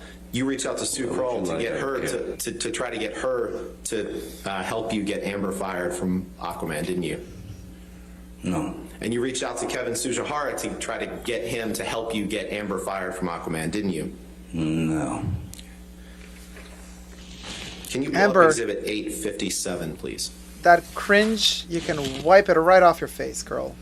You ain't winning this.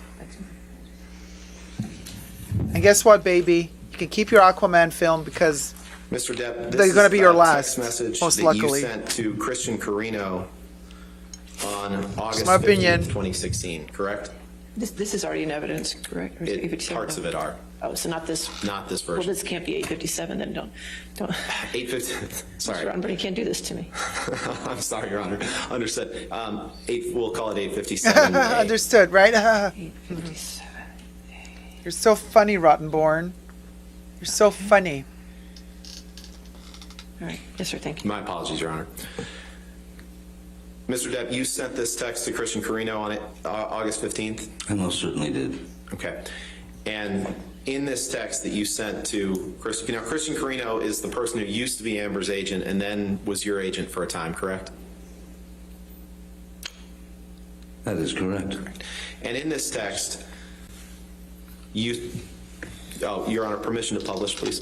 Do you want to put it in evidence Yeah, first? move for admission of Any 857A. objection? No objection. All right. 857A, as redacted, will be in evidence. Thank you, Your Honor.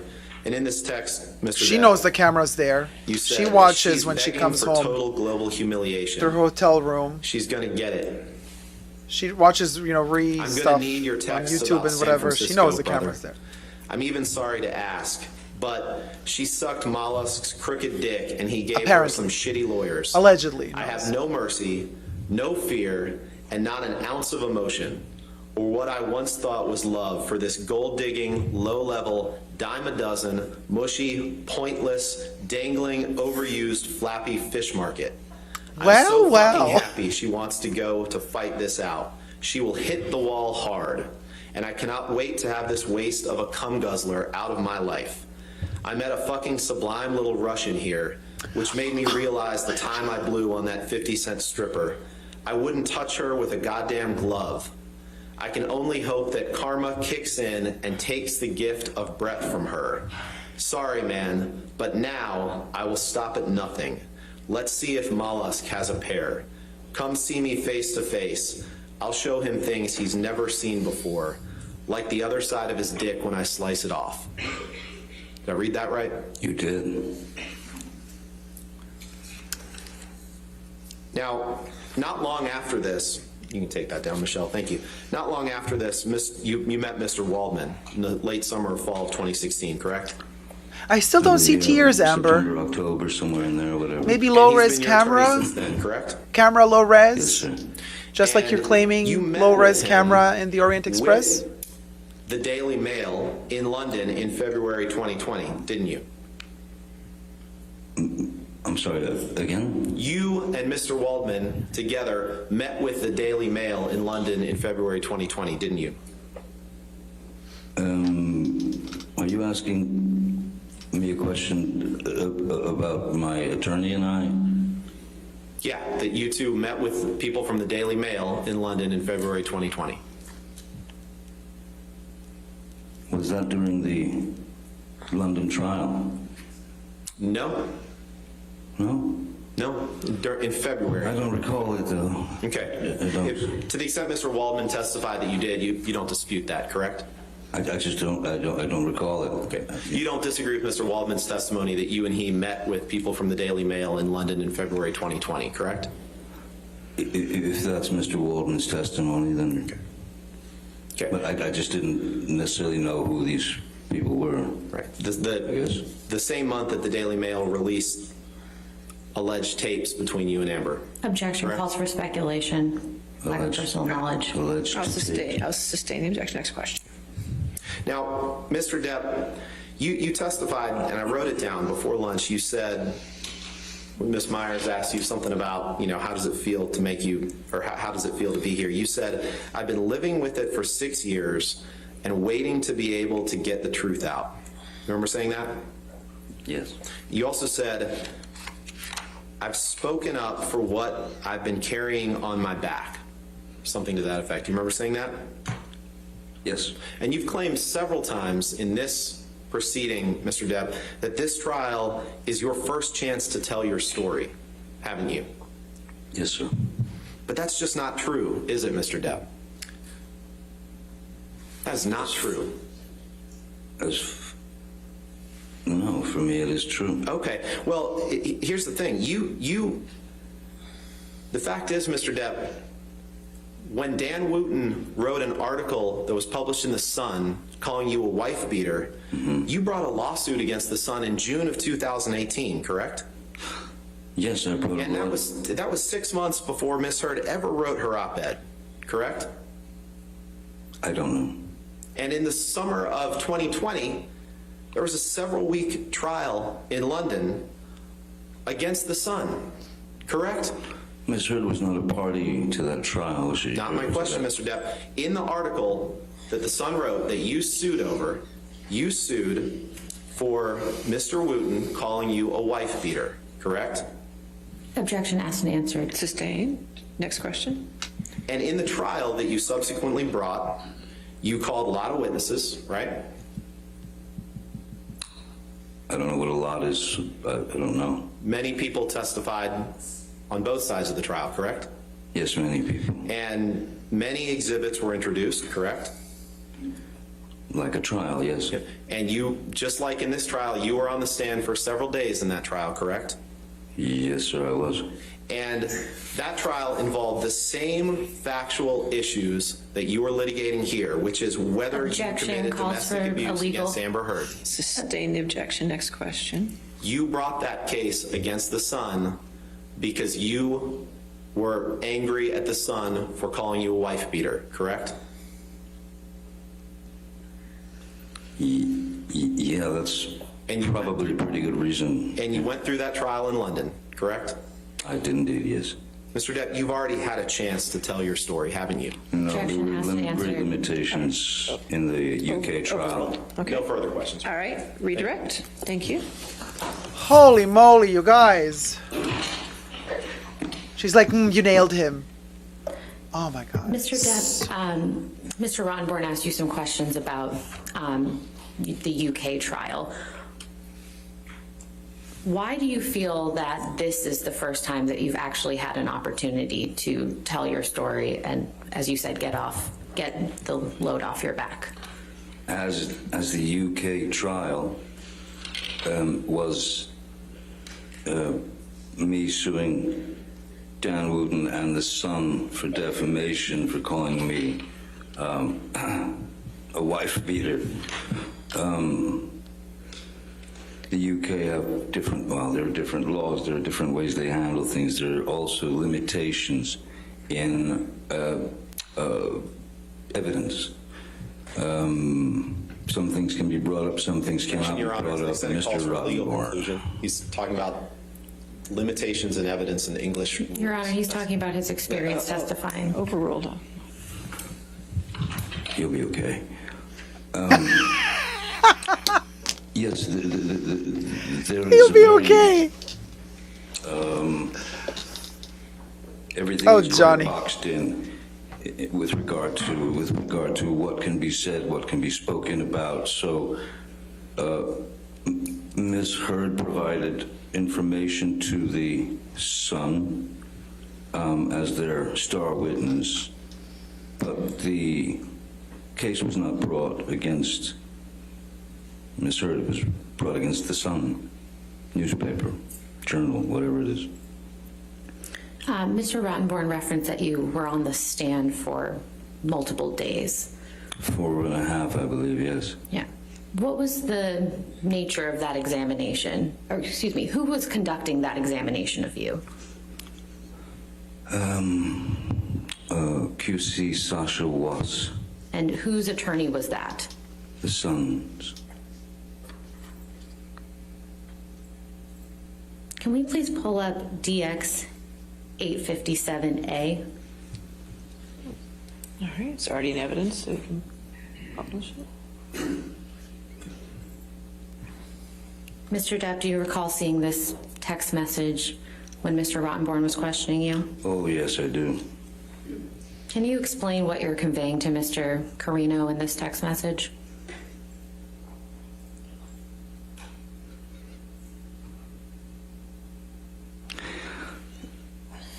I'm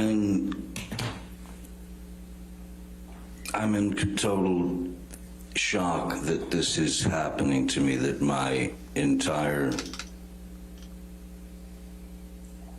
life on the planet has been brought to the head of a pin with all this completely, utterly false information. So I am, yeah, when you're accused of horrific acts and things that you have not done, when it's actually some very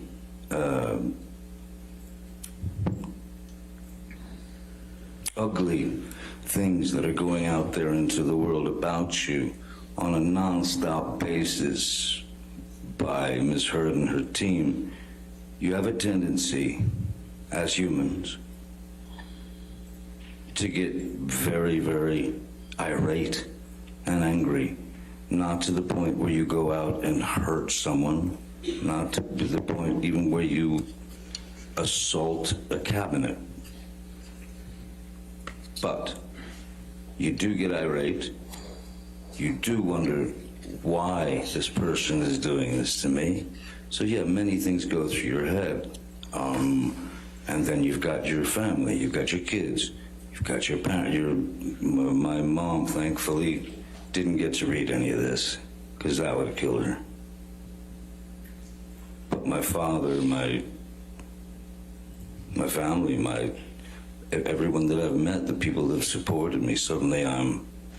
She does not care, Why? allegedly. Look at her. She's like, Never had Mom, that. Dad, your parents, I don't give an F. One little lie. So yes, very angry. Could we please pull up Defendant's Exhibit 821? He's rightfully angry. Anyone would be angry. He's saying that to his agent or lawyer, right? That's not abuse, exactly. It's private. Mr. Depp, do you recall seeing this text message when Mr. Rottenborn was asking you questions? Yes, he loves this one, yes. Yes. Would you care to explain He loves what this you're one. trying to convey in this text message? Well, Warner Brothers was about to find themselves in quite a dilemma, as the person that they had just cast. Objection, Your Honor. Lack of foundation as to what Warner Brothers knew or thought. Didn't I meet with them? All right. If you could just wait for the question. I'll sustain the objection. Next question. Mr. Depp, without explaining what Warner Brothers felt, why did you send this text message to your sister? I love how he's discrediting Rottenborn by saying, you said I met them. When you sent this text message. And now you're saying, I'm not allowed to tell you what we spoke about? Honestly, I felt responsibility for having gone to those people and painted such a beautiful picture. Objection. Hearsay, Your Honor. Now he's talking about what he said to Warner Brothers. Overruled. Please continue. Could change seats. So, sorry, you can continue. Change seats. Yeah, now he's discrediting Rottenborn. He's like, now I'm the one discrediting you.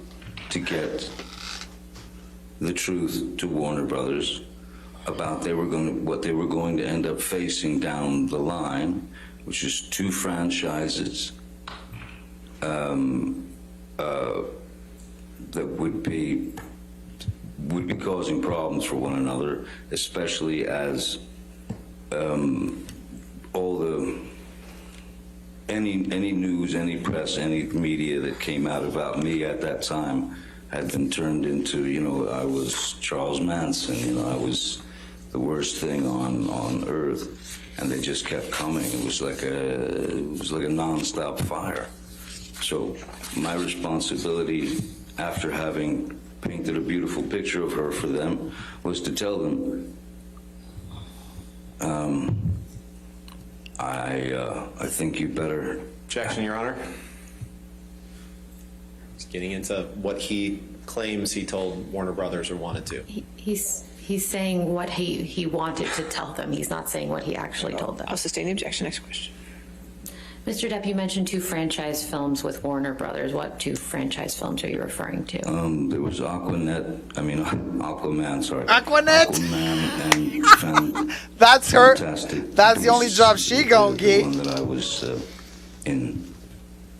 And why did you feel a responsibility with respect to those 2 franchise films?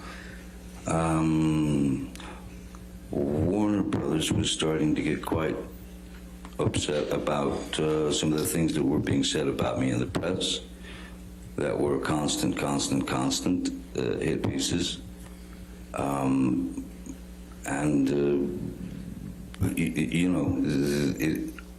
one level, yes, it's just acting, it's just movies, but it's business and it's your word. And I had given my word to them, and I felt responsible that I had to tell them exactly what was going on, and that it was going to end up ugly. And which of those 2 film franchises were you a part of? I'm sorry? Which of those 2 film franchises were you a part of? I was in Fantastic Beasts and Where to Find Them, and I was in the Fantastic Beasts: The Crimes of Grindelwald.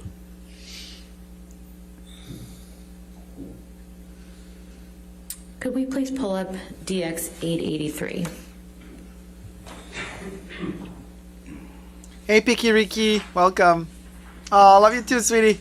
Can't wait to rewatch what I missed. Ooh, today was been a day. Now, Mr. Depp, do you recall seeing these text messages during Mr. Rottenborn's examination? T-Pal says business etiquette, but why would he try to get her the job? Yes, I remember. When he tried to And get her you the didn't job, seem to wasn't he recall already annoyed by These her? text messages, is that fair? It truly is fair. It's not. I'm not. Do you have He any? knows. I don't know who Molly is. I don't know nothing about this. Do you have any understanding of what you're referring to in this text message? Or these 2 text messages? No. I honestly, if somebody else had borrowed my phone or something and made this text to Stephen, possibly. But I don't understand I don't have that kind of, I don't have that kind of hubris or expectation. That's quite grotesque text. Can we take that down, please? Can we please pull up Defendant's Exhibit 1821?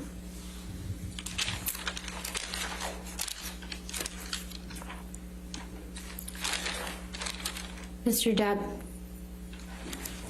do you recognize this document? That is behind the bar, yes. Okay. And do you see Mr. Ronborn asked you some questions about whether there was a telephone Yes, in now Australia. I see a telephone there now. Yes.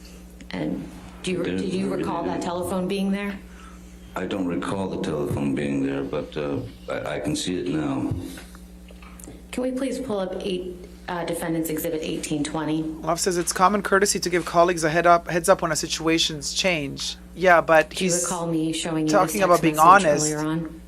But was he honest Or excuse me, do you recall In me the showing beginning you this telling them, yeah, picture you should hire her. during your examination? She's great. Yeah. Okay. Was he being And honest? Because by I then think she was I already not asked great you to him. So whether I you don't know. recall a phone being mounted on the wall in the left of this picture. Do you remember that? Yes. And what was your answer to that? No.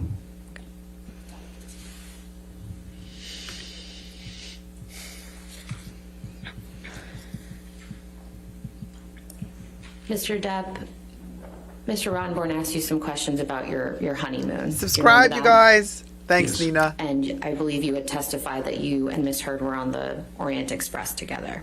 That's correct, yes. Where had you been prior to being on the Orient Express? We had been in Australia. And then made it over to Thailand to catch the Orient Express. If we could bring up the Plaintiff's Exhibit 162 again.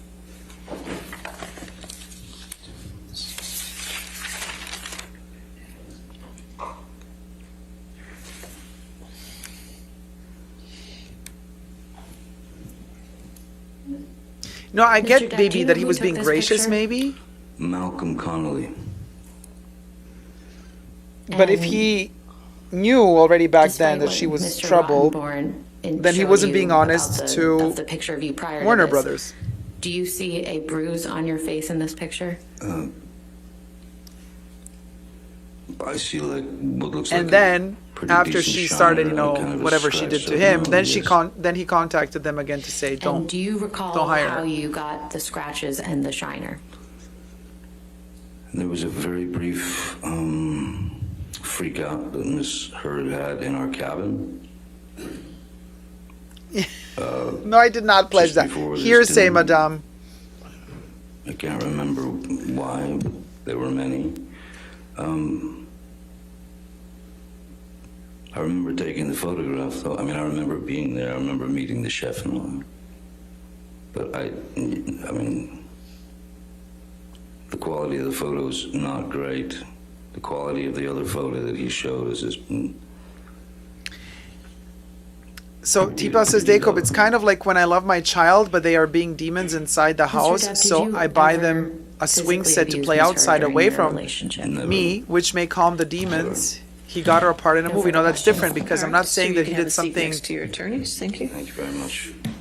He's claiming that when he said to them to not, to take her off the movie, he's claiming that, he had to be honest to them. But then that means that he wasn't honest to them the first time. It's not about getting her away from him and giving her a play set. It's about not being honest to Warner Brothers while giving her the job if she's that bad. Oh, she's touching him again. Okay, Camille. Anyway.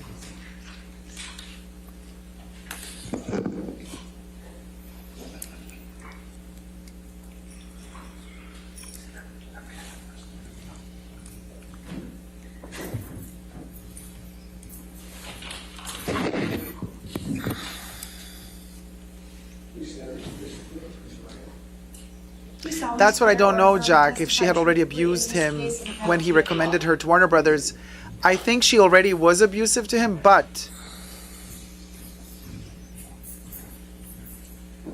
all the other issues happened afterward. I don't know. I don't know the time frame, so I'm just gonna. Good afternoon, I'm just gonna Mr. zip it. Tremaine. Hello? Would you please state your full name for the record? Morgan Cliff Tremaine. And what do you do for a living? I produce esports events and design video games. And in 2016, what did you do for a living? I worked as the field assignment manager at TMZ. Oh, What is TMZ is happening. Okay. TMZ is an entertainment news website and television show. And what were your responsibilities as a field assignment manager for TMZ? I was the go-between the news desk in the office and the reporters in the field, which you might know as paparazzi. Approximately how many paparazzis were you in charge of?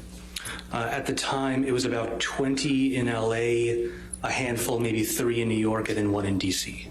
Just my And personal what were your opinion. responsibilities specifically as to I the don't trust this paparazzi? person. It would be to dispatch paparazzi to various locations based on Major tips or, negative vibes off of him. just direction. Just saying. dictated My by personal having a list of humble sort of opinion. hotspots where celebrities would be. And how were those tips received? They were received either through tips that we received through our tip line or directly through news producers in the office. And were tips frequently received directly from sources? Very often the case, yeah. And who were the type of sources that TMZ received tips from? They would receive tips from, oftentimes it would be publicists. No, it's not the mustache. It's managers, the eyes. agents, or It's the energy from B-list the eyes. celebrities. The haircut, the hair color, but it's the Lawyers? eyes. And lawyers, definitely. How are tips verified?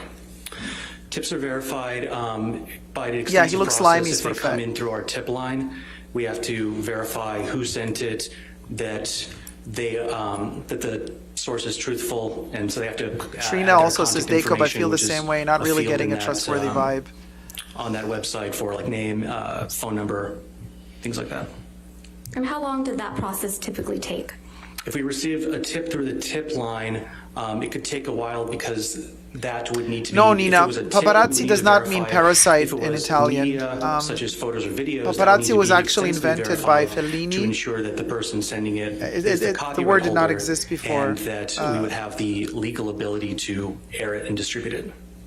And while Parasites working for in plural TMZ, in were Italian you is involved in any parassiti, assignments related to Ms. Heard? not paparazzi. I was. What was the first time you recall working on an assignment related to Ms. Heard? I believe it was May 27th, 2016. And what was your role in that assignment? For that, Ms. Heard was filing a restraining order at a courthouse in downtown Los Angeles. So I dispatched camera people to that location. Under what circumstances would you normally send paparazzi to Sure thing, a Nina. courthouse? Only if we had been informed prior. It's not by any means a celebrity hotspot. We would only ever send people there if we had been tipped off that something was occurring and there was somebody present there.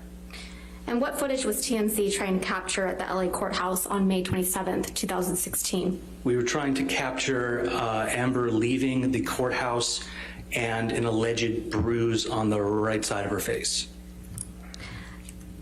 What was your team of paparazzi supposed to do while they were at the LA courthouse on May 27th, 2016? Objection, Your Honor. Hearsay and foundation. What were they supposed to do? Right. She's asking for, I don't think there's a foundation. I'll overrule the objection at this point. We'll see.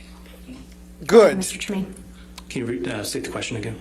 what was your team of paparazzi supposed to do while they were at the Los Angeles courthouse on May 27th, 2016? Their objective was to capture her leaving the courthouse, and then she was going to sort of stop and turn towards the camera to display the bruise on the right side of her face. The alleged He's bruise. implying she knew. Did your team of videographers get the shot of Amber Heard? We did. What is the difference? Just like she between posed the other day in receiving a court. tip from a news producer and any other source? You caught that? If it's any other source, it would have to be verified by copyright. If it was anything that was received directly through a news producer, then they go through that process Copyright. to verify the source. Did you do anything to verify the tip on May 27th, 2016 related to Amber Heard? I did not, Why not? because it had come directly from a news producer. Does that mean it had been verified? It means that they had verified that tip and deemed that it was credible, and therefore a camera person needed to be dispatched. After May 27th, 2016, were you involved in any other assignments related to Amber Heard? Yes. Can you tell me about those assignments?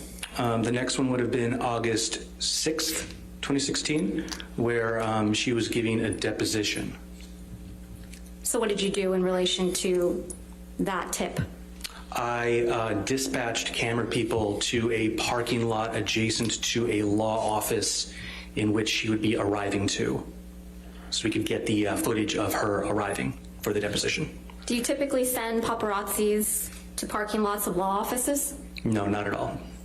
Did you get the shot of Miss Heard on August 6, 2016? We did. After August 6, 2016, were you involved in any other stories involving Miss Heard? Yes, I was. And what story was that? On the 12th, we received a video It's Camille. depicting Yes, Nina. Johnny Depp slamming some cabinets that was captured by Miss Heard.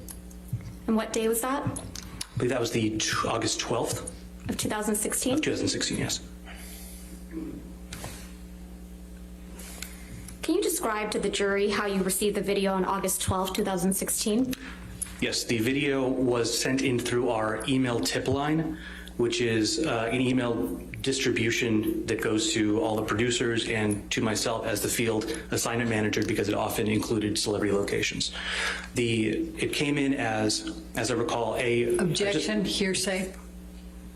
He's just describing how it came in. I think he's about to reveal hearsay, Your Honor. I'll overrule for now. We'll see where it goes. Okay. Please continue. So I received that email, and it included a link from some unknown Dropbox type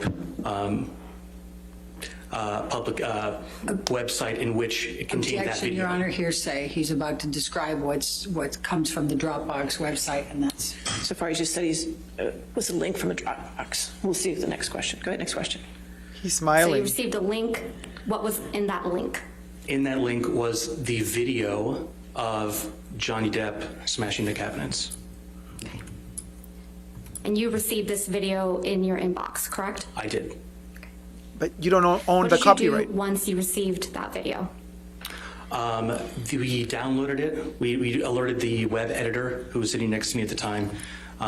We downloaded it, and then were instructed by the news producer to do what we call slap bumpers and a bug on it, which is putting the dun dun dun at the beginning end, and then putting a translucent watermark over it, which indicates Nail copyright polish. ownership.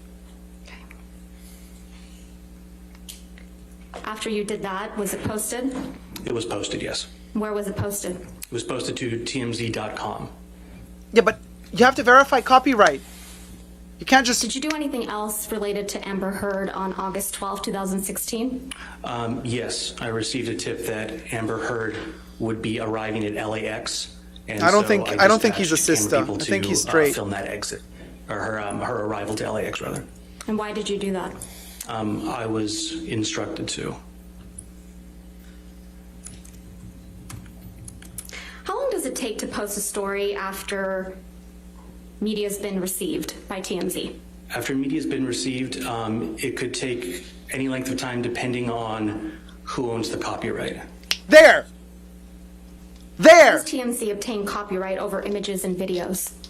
The only way to obtain copyright over media would be if we shot it ourselves. There! If it was sent to the tip line, source verified that it was from the original copyright owner, and then either purchased from that person or given to us. And then the third option would be if it was directly given to us by the copyright holder, like a direct source. You're welcome. And how long does it take to copyright something TMZ has received through the tip line? It can take a while because you have to extensively verify that that person owns the copyright. And then possibly, it depends also if you can even get in contact with the person, because they might not be super responsive immediately via phone or email that they provided. And then potentially you'd have to enter a negotiation with our clips and clearances department to figure out the cost of that media. How long does it take for TMZ to obtain a copyright or something received directly from a source?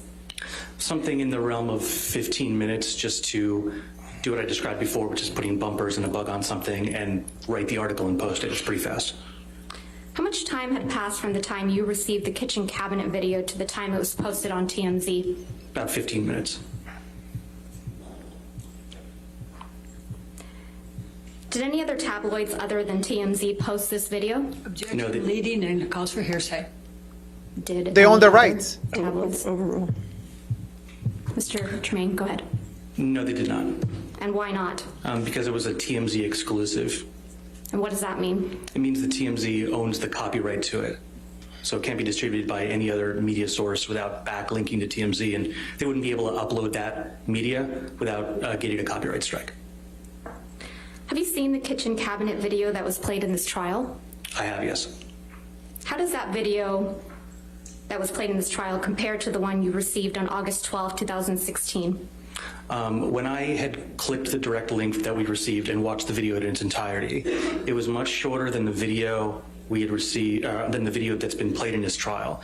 There was a bit at the beginning that was played here in which Ms. Heard is seemingly sort of setting up the camera and getting into position. And then there's a bit at the end where she's seemingly snickering and looks at the camera. That part was not present in what we received.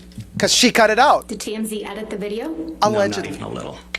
TMZ did not edit the video. When we receive something and it's edited, there's a clear indicator because there's sort of a journalistic practice that uses when there's an edit, you do what's called like a white flash transition, which covers the entire screen with white to very clearly indicate to everybody there was an edit here for time or whatever, just to make it a little more compelling. But in this case, it was not edited as I was staring at the machine that edited it and present for the entirety of receipt to publishing. When was She the cut next time you herself worked on an out. assignment related to Amber Heard? Allegedly. It was, well, there was the time where we went to the airport, and then the day after that, because she had flown in for the deposition, because I think the first time didn't work out. So she was arriving again for the deposition in that same parking lot adjacent to a law office. And what's that, August 13th, 2016? That was August 13th, yeah. And what was your assignment on August 13th, 2016? To dispatch camera people to that parking lot at a specific time in order to film Amber Heard arriving for the deposition. How did you know that tip was legitimate? It came from a news producer. While you worked at TMZ, did you ever receive any communications from Mr. Depp or his camp? I did not. Nothing further, Your Honor. Cross-examination? Yes. So What? how do you know what video was shown at this trial? I was alerted by a friend that that TMZ was being kind of talked about in this trial, and so I had seen a clip of that. So you watched some of this trial? Correct. Okay. When did you first reach out to counsel for Mr. Depp? I believe that was 6 days ago, whatever that date would be. I'd have to do that. All right. And then you received a subpoena, I think yesterday, in care of your attorney, Cindy Hickox, right? Correct. Okay. And Cindy Hickox represents Christy Dombrowski, Kate James, Robin Baum. and Objection, Debbie Your Honor. Lloyd. Were you aware of Calls for that? speculation. Overruled. Were you aware of that? No. Okay. Now, if you don't have information that's helpful to this case, then you wouldn't be a witness, correct? Objection. Calls for can't. speculation. Sustained. Sustained. Next question. I'm not aware. Okay, you know this case is being televised, right? I am aware that there are cameras. And so this gets you your 15 minutes of fame, doesn't it? Objection, Your Honor. Argumentative. I can ask that question. Overruled. So I stand to gain nothing from this. I'm actually putting myself kind of in a target of TMZ, a very litigious organization, and I'm not seeking any 15 minutes here. though you're welcome to speculate. I could say the same thing by taking Amber Heard as a client for you. A little argumentative, don't you think? Oh, hardly. I find that to be purely logical. Thank you. Now, are you aware Yes! that Mr. Depp's attorneys were well aware of the TRO that was going to be presented on May 27th? Objection, calls for speculation. Were you aware of Oh that? my God, today.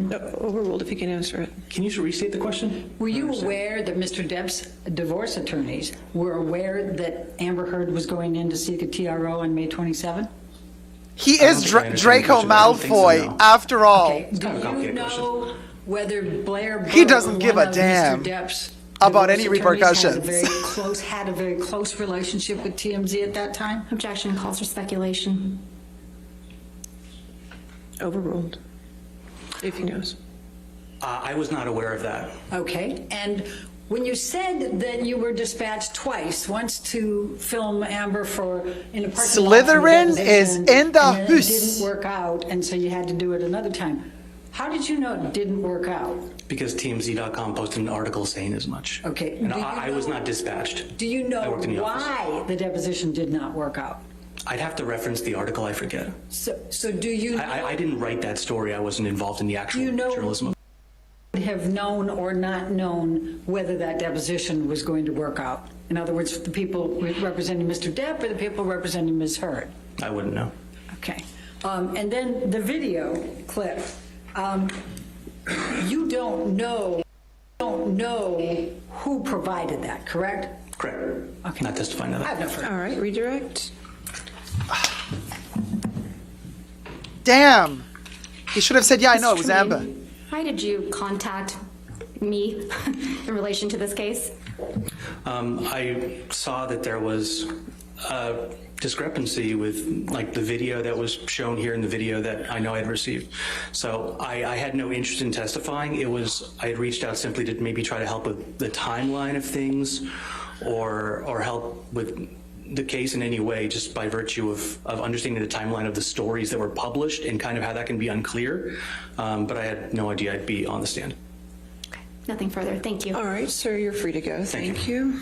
All right. You have another witness? Okay. Mr. Depp calls Brian Neumeister, Your Honor. All right, Brian Neumeister.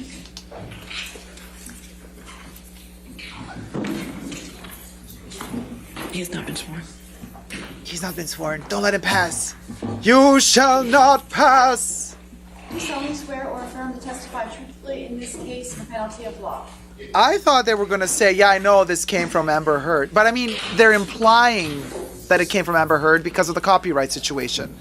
That was what they were implying. He has to own the copyright in order to publish the video. Yes, She ma'am. filmed the video. Good afternoon, She owns Mr. the Minister. copyright. Good afternoon. So she had Could to you give them the please state your full copyright to name for the post it. record? It's Norbert, N-O-R-B-E-R-T. Why wouldn't she sue them for releasing her video if she didn't give them the copyright? Neumeister. Could you start by describing your educational background, please? My educational background, well, I graduated from Cal State University in Northridge 42 years ago with a degree in political science. From then on, I've been working professionally in photography, totally unrelated, for the past 42 years. And that would also include videography, audio, and a few other different I'm going to have a little chip. binary-related tasks. Where do you currently work? It's my I own, snack moment. USA Forensic. I have a chip on my shoulder What is with USA a lane. Forensic? USA Forensic is No, I don't. digital forensics company. We are boutique. We're very small. We work. We have offices in Grosse Pointe Farms, Michigan, and in Phoenix, Arizona. We work with varying types Nicole of says we're clients definitely because to missing us, key data pieces is of data, info and it takes no on the side. copyright issue. So TMZ we totally really relies are on fair working use, for exceptions for verified footage sometimes. defense, Nicole, how can they rely law on fair enforcement, use when they're bringing the down Innocence videos of people We have a posting contract with the posting it Department on of Defense. YouTube? We do TMZ is classified claiming and copyright unclassified on work. all the YouTubers who We've done have classified work streamed for the trial, and when various those videos were agencies. streamed within We the work with trial, DOJ, TMZ I has worked in copyright 23 stricken those countries as videos a on YouTube. photographer. So, according your to this title at logic, USA TMZ should Forensic? not be copyright CEO. striking for fair use purposes, USA Forensic? this video used within the bigger scheme of things in the trial by other YouTubers that are commenting and reviewing the trial, and that are commenting and reviewing said video. About 10 years ago, we changed it to USA Forensic while still doing a lot of the same And tasks. he claimed that TMZ owns the copyright Some of the entities that you work with. to that what video. What kind of work do you do for those entities that you mentioned?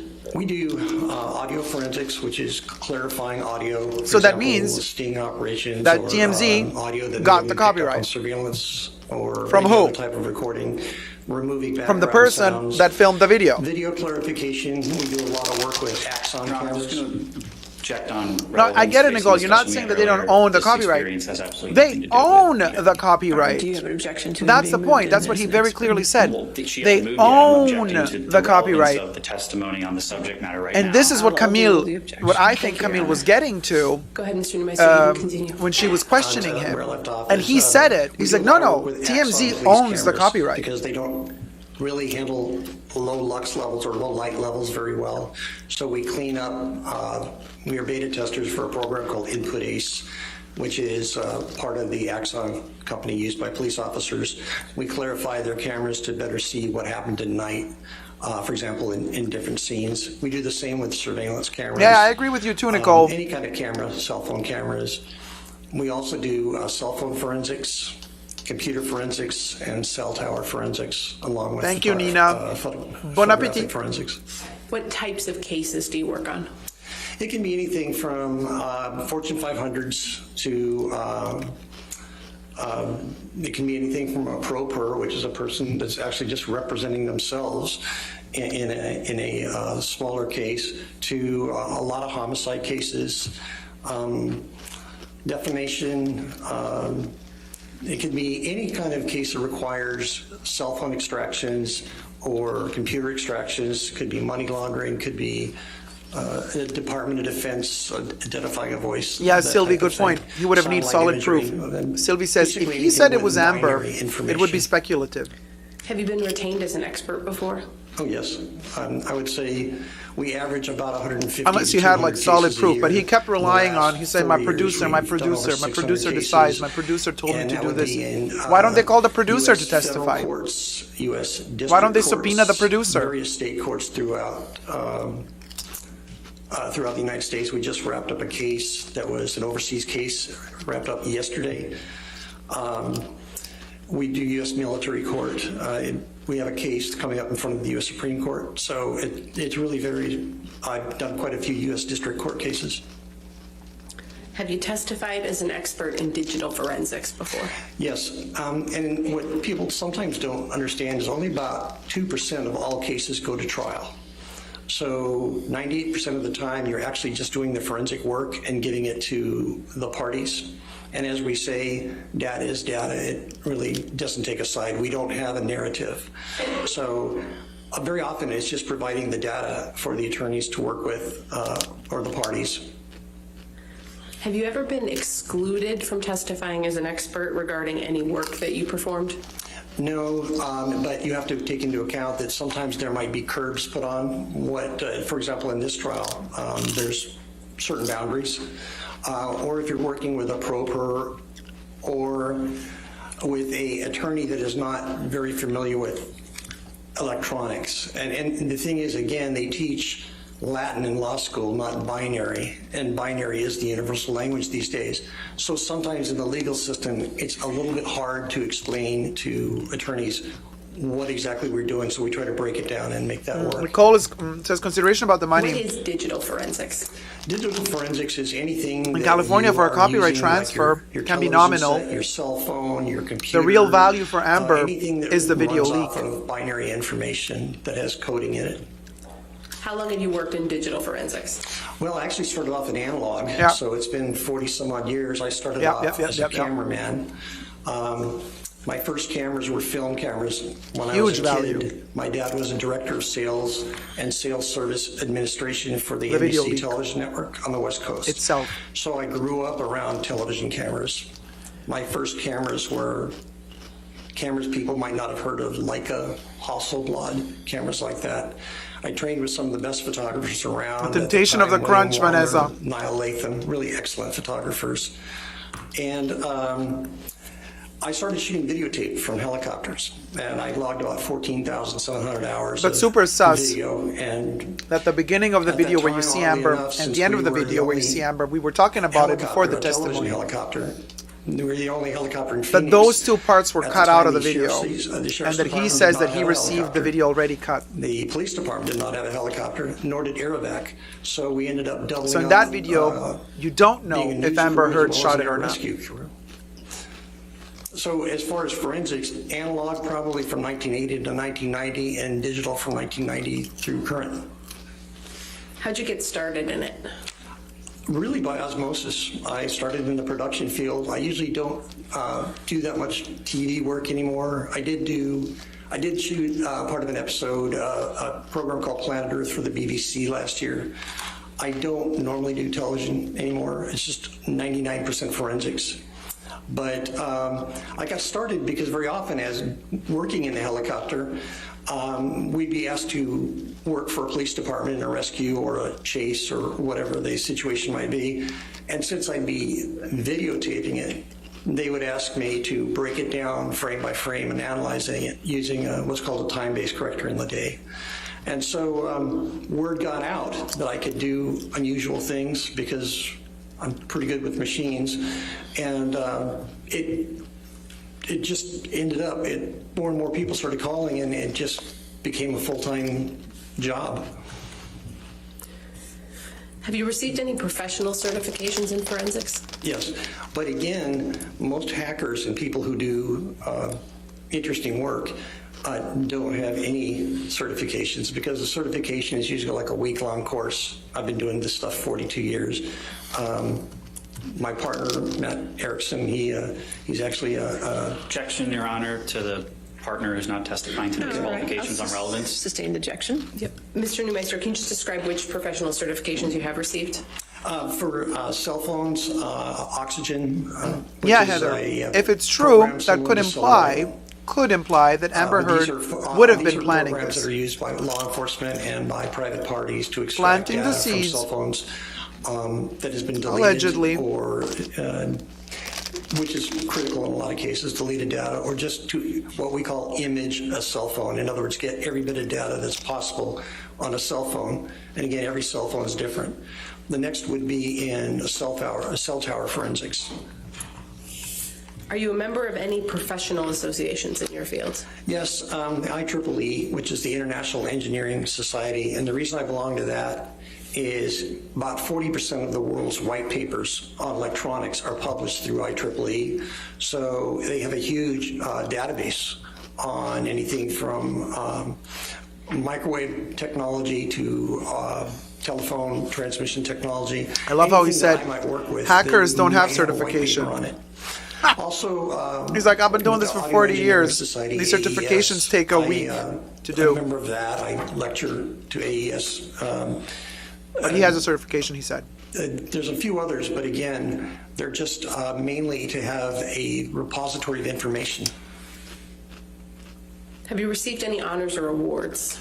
Yes, I've received about 80 honors and awards. I have, for videography, I've got a total of 12 Emmy Award statues, but I've been the principal in 39 Emmy Awards, which means I've written the music for the program, and the program has won the Emmy Award for music, but it was given to the production company, which happens a lot. I won for Best Editing. I won for Best Ace Editing, which is computer editing. Best Sound. I've won, done the music to a piece that won the Golden Lion at the Cannes Film Festival. I've done music to a piece that won the gold at the Calgary Film Festival. I've got a lot of awards from Associated Press and different companies from doing documentaries and news. Have you published any works in the field of digital forensics? Yes, and they're mostly articles, about a half dozen of them or so. We don't have much time, and I don't usually do it, but it was basically on most of my work deals around clarifying or authenticating. So it was basically the things I published were on clarification of digital files. Have you appeared on TV as an expert in digital forensics? Yes. Where? CBS, NBC, ABC, BBC, Discovery Channel, a number of different things. Any particular examples of things that you've spoken on TV about? Boston bombings, how the frame averaging was done on that, sort of things like that. Again, we get calls a lot, but I don't speak specifically about cases. I just speak about technology. Have you given any public lectures in the field of digital forensics? Yes, we get asked quite often, but due to our schedule, it's a little rough. We do what's called Inns of Court. We speak in front of private investigator groups. We do attorneys continuing legal education. Audio Engineering Society.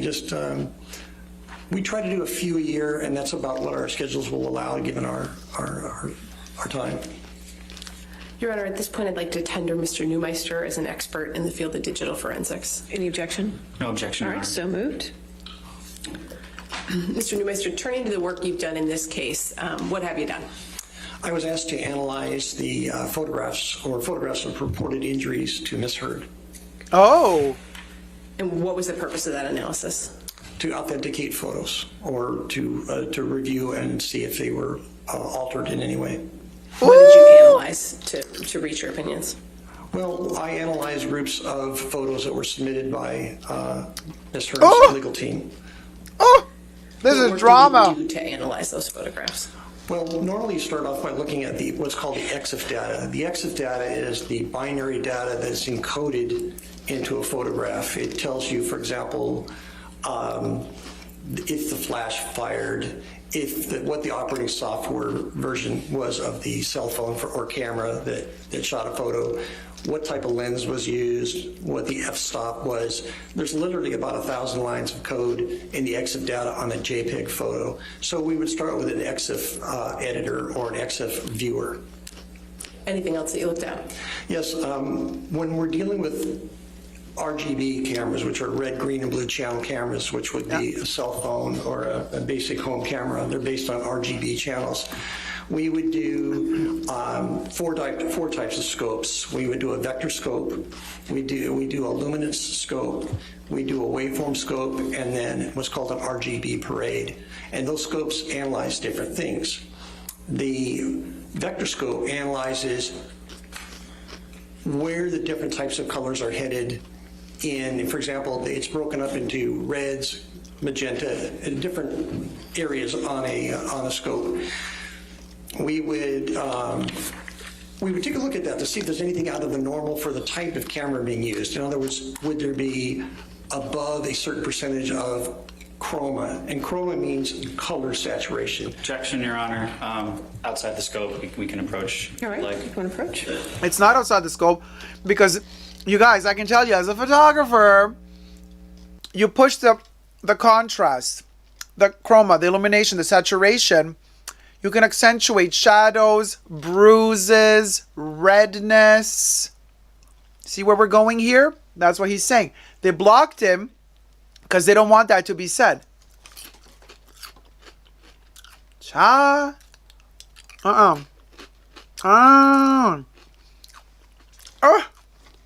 Yeah, Jack, he's going to tell us if Amber Heard retouched her photos to make them look like she got scars.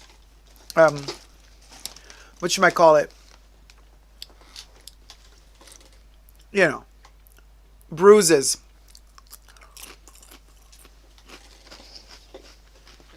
Yeah, it's not outside the scope, says Vanessa, right?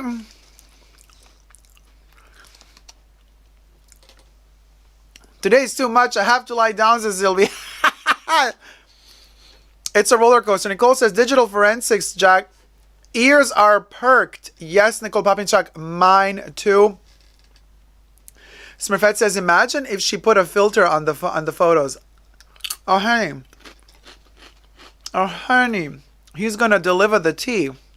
If Elaine or whoever doesn't stop them.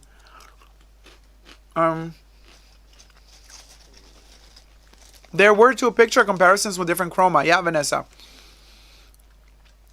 The chroma key. Trina said, yep, I have 2 sisters who are professional photographers and they are yelling at the computer. Uh-huh. Excellent witnesses, Debbie. Oh, today is a day. Jack has a headache from this today. Newmaster, based on the analysis you performed in this case, have you formed any opinions? Pardon?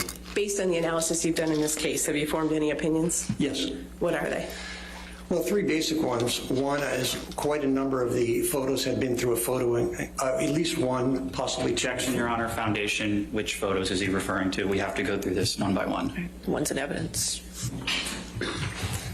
Mr. Newmeister, in terms of the Fair photos that you looked at and that you formed opinions about, do you understand if they've been submitted as evidence in this case? Yes. Okay. And what conclusions have you formed about those? Same objection, Your Honor. That doesn't cure the issue of the objection. We have to go through this. Which photos is she talking about? Which one's in evidence? What exhibit numbers? That's the basis of the We're objection. talking generally about opinions right now, Your Honor, and we're going to get into some specifics. I think we have to go straight to specifics. Okay.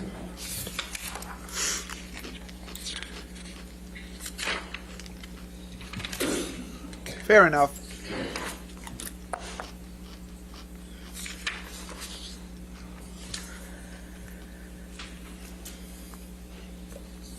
Just show her the photos of her bruises and let the dude say, retouched. Mr. Newmeister, have you prepared a demonstrative that aids in your testimony with respect to any of the photos that you looked at in this case? Yes. I'd like to pull up plaintiff's 1303, Your Honor, if I might approach. All right.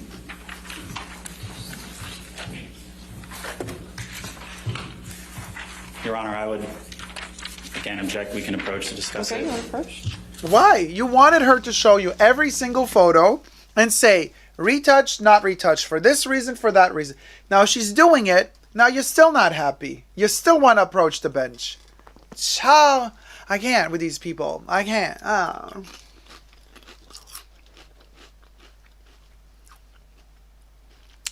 Trina Garrity said, my sisters, photographers, right, says Trina, are both saying Amber's teams should be nervous. Kipa says, Kate started the day with her halo glow. So this Enlightenment Day, Pritch, the arrogance of a narcissist, Sylvia. Oh, she thought it was easy to do this and not getting caught.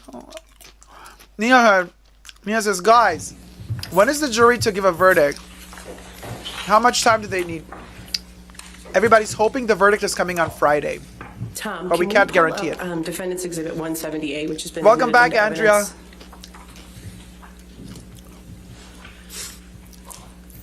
Mr. Newmeister, does this photo appear to be one that you have analyzed as part of your analysis in this case? There were many versions of this photo. I would say there were dozens of different versions with different chromatic values, different file sizes, different physical sizes.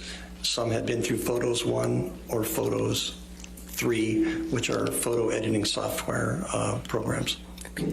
Your Honor, at this time, I'd like to show Mr. Newmeister's demonstrative, Plaintiff's Exhibit 1303. All right. Any other objection? I would object again, Your Honor, because the photograph in 170A is not in evidence. All right. The photograph is in evidence. None of the photographs use wishes to show the jury are in evidence. 1303 is in evidence over objection. Oh, not in evidence, I'm sorry, as a demonstrative. Just as a demonstrative. I'm sorry. Could we go to 1303, please? And Mr. Newmeister, what does this demonstrative show about the photos that you analyzed? Well, they appear to be similar. However, if you look below at the file sizes, one on the left is 712 kilobytes. The one in the middle is 489 kilobytes. And the one on the right is 524 kilobytes. Now, what's unusual about that is these photos will not digitally fingerprint with each other. They won't hash. In other words, forensically, they don't match. But the thing is, you could say, well, it was sent through email. Maybe it's a different size. The file sizes, for example, would be possibly, you could select the file size, you send a photo, but there's no way to authenticate any photo that was presented in the way the evidence was collected. And so what conclusions do you draw from that?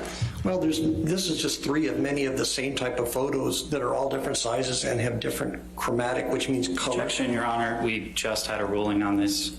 All right, sustained objection. Mr. Newmeister, stick to your opinions that relate specifically to what you analyzed about the EXIF data, please. All 3 of these photos had to go through some type of transformation to change sizes. We can take that one down. You mentioned photos 1.5 and photos 3.0 earlier, I believe. Photos. What is that? Photos 3 and Photos 1.5 are editing programs that Macintosh or Apple put out with their product. It's for editing photos. In other words, you would put a photo in and you would change the colors, or you would crop it, or you would clarify it by enhancing, for example, the sharpening, or you could darken it. But when you save a photo through an editing program, you leave a mark on the EXIF data. And what is the EXIF data? The EXIF data is the data that is embedded in a photograph that tells you a lot about the photograph. And again, in the early days when we were using film cameras, you would write down the f-stop, which is the light setting. You would write the type of lens you use, the time of day, the type of film stock, the type of filters you're using. Now with digital cameras, that's done electronically, and there's about 1,000 lines of code, of which 50 are probably important, that tell you what the camera was doing. So what's the significance of EXIF data in your photo analysis? Well, in this situation, I can see that normally where the operating system of the camera would be, which means the version that of operating system the phone is running on, it would normally say something like, I'll just throw out an arbitrary number, 9.1.3 operating system for iOS, which is Apple's iPhone operating system. Instead of saying that, it says software Photos 3.0 or Photos 1.0. That means that the photo had to be rendered, which means composited together in an editing program.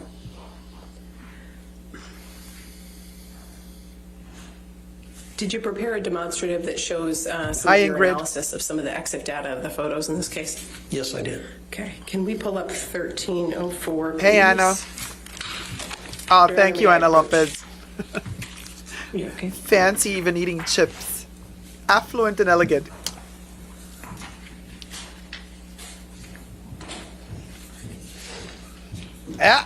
In other words, dude is implying or saying she retouched the photos. Permission to publish as a demonstrative, Your Honor. Any objection? Any objection, Mr. I'm sorry, Murphy? Your Honor. My She wishes to publish it as a demonstrative. No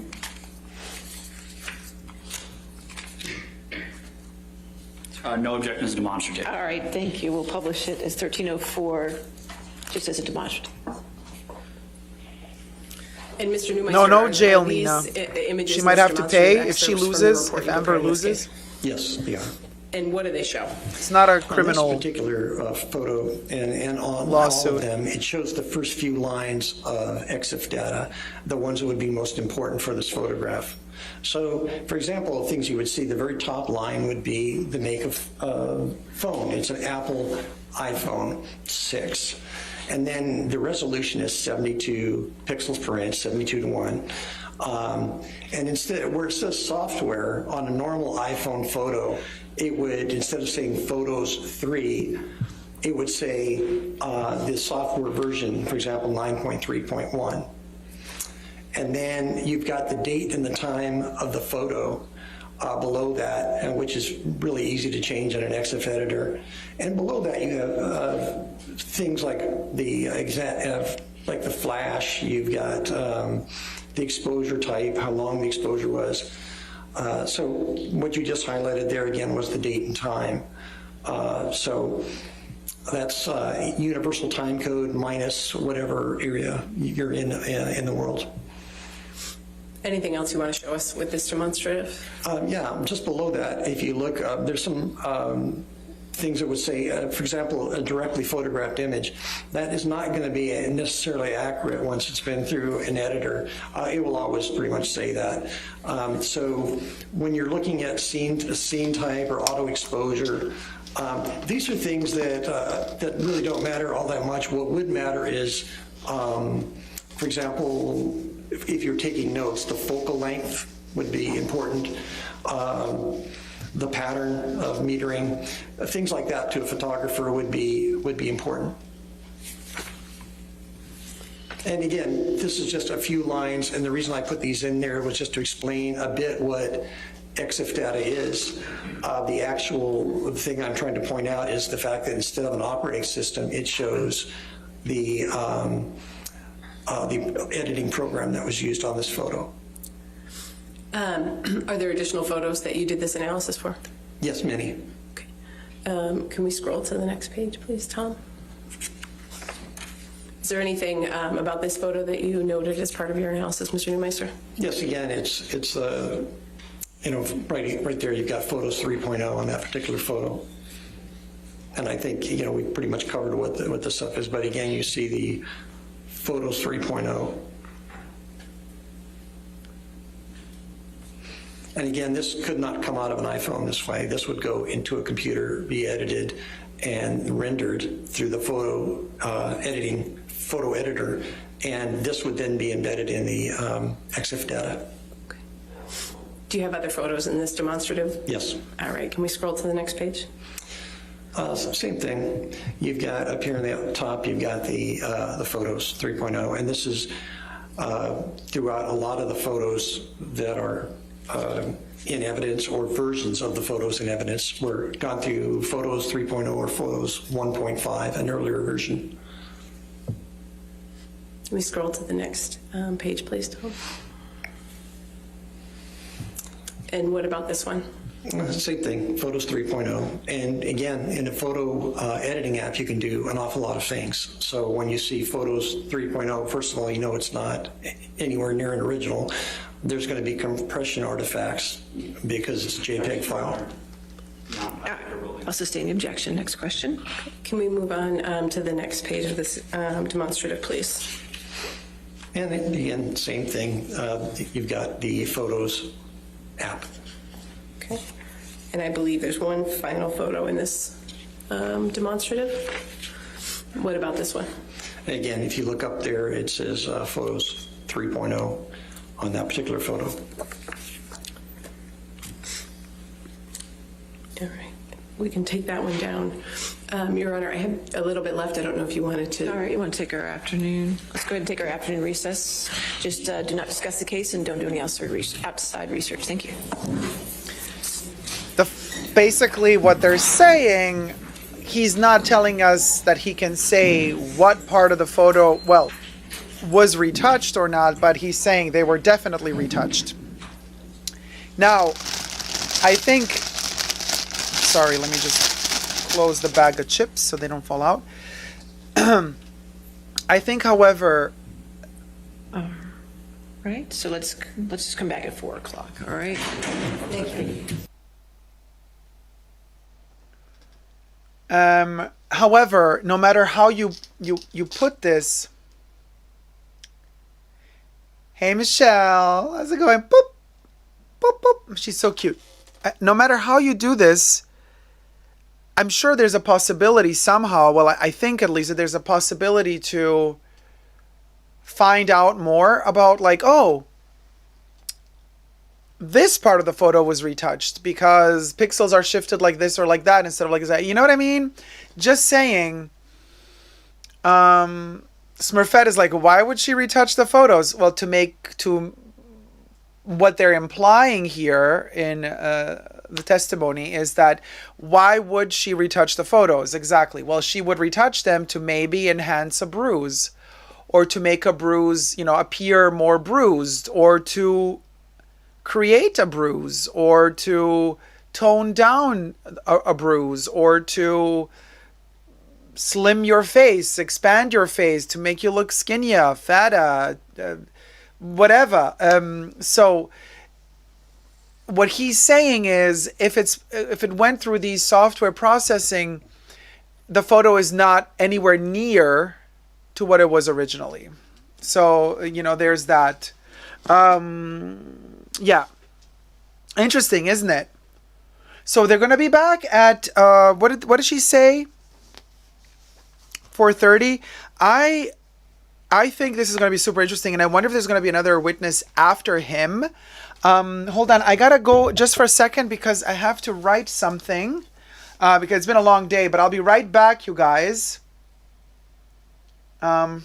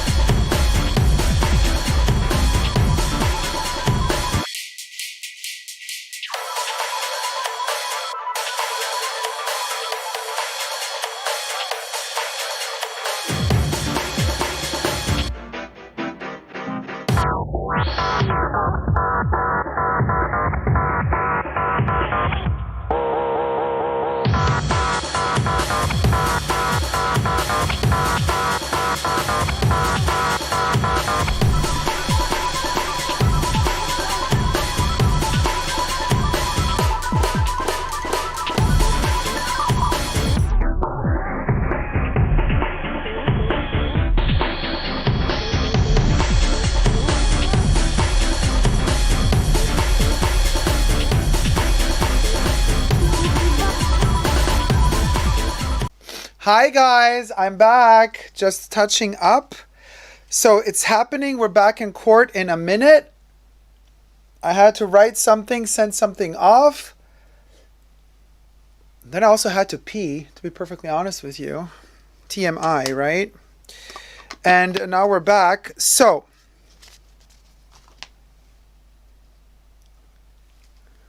oh, we actually lost subscribers, you guys. Can you believe? We're at 917. Wow, we lost subscribers. I wonder, so what did I say that was so terrible this time to lose subscribers? You guys. You're filing out paperwork as we stream. Multitasking queen. Yes, queen. Trina says, computers as well as photos also have their own signature. They may be able to find where it came from, but it might be difficult to prove Amber did it. But who else would? I mean, her team, publicists, publisher, PR, management, lawyers, sister, friends, enemies, frenemies, acquaintances, colleagues from, so like, it's like how to prove, you know, unless she didn't give the photos to her legal team, and then it's like, oh well, she's the one who handed over the photos for the as evidence. If she handed them over, well then, you know, if she handed over the evidence, then there's your answer. If the evidence came from other devices, then we can't really know for sure if she retouched them or not. Andrea says her friend who took the pictures, but her friend could have taken the pictures with her phone. I don't remember what she testified to, if the friend was taking pictures with a friend's phone, or if the friend took her phone to take the pictures and then gave her back the phone. I don't remember that, but either way, you know, if she handed over the photos to her lawyers as evidence, then there's not a lot, you know, there's not many people could have retouched them.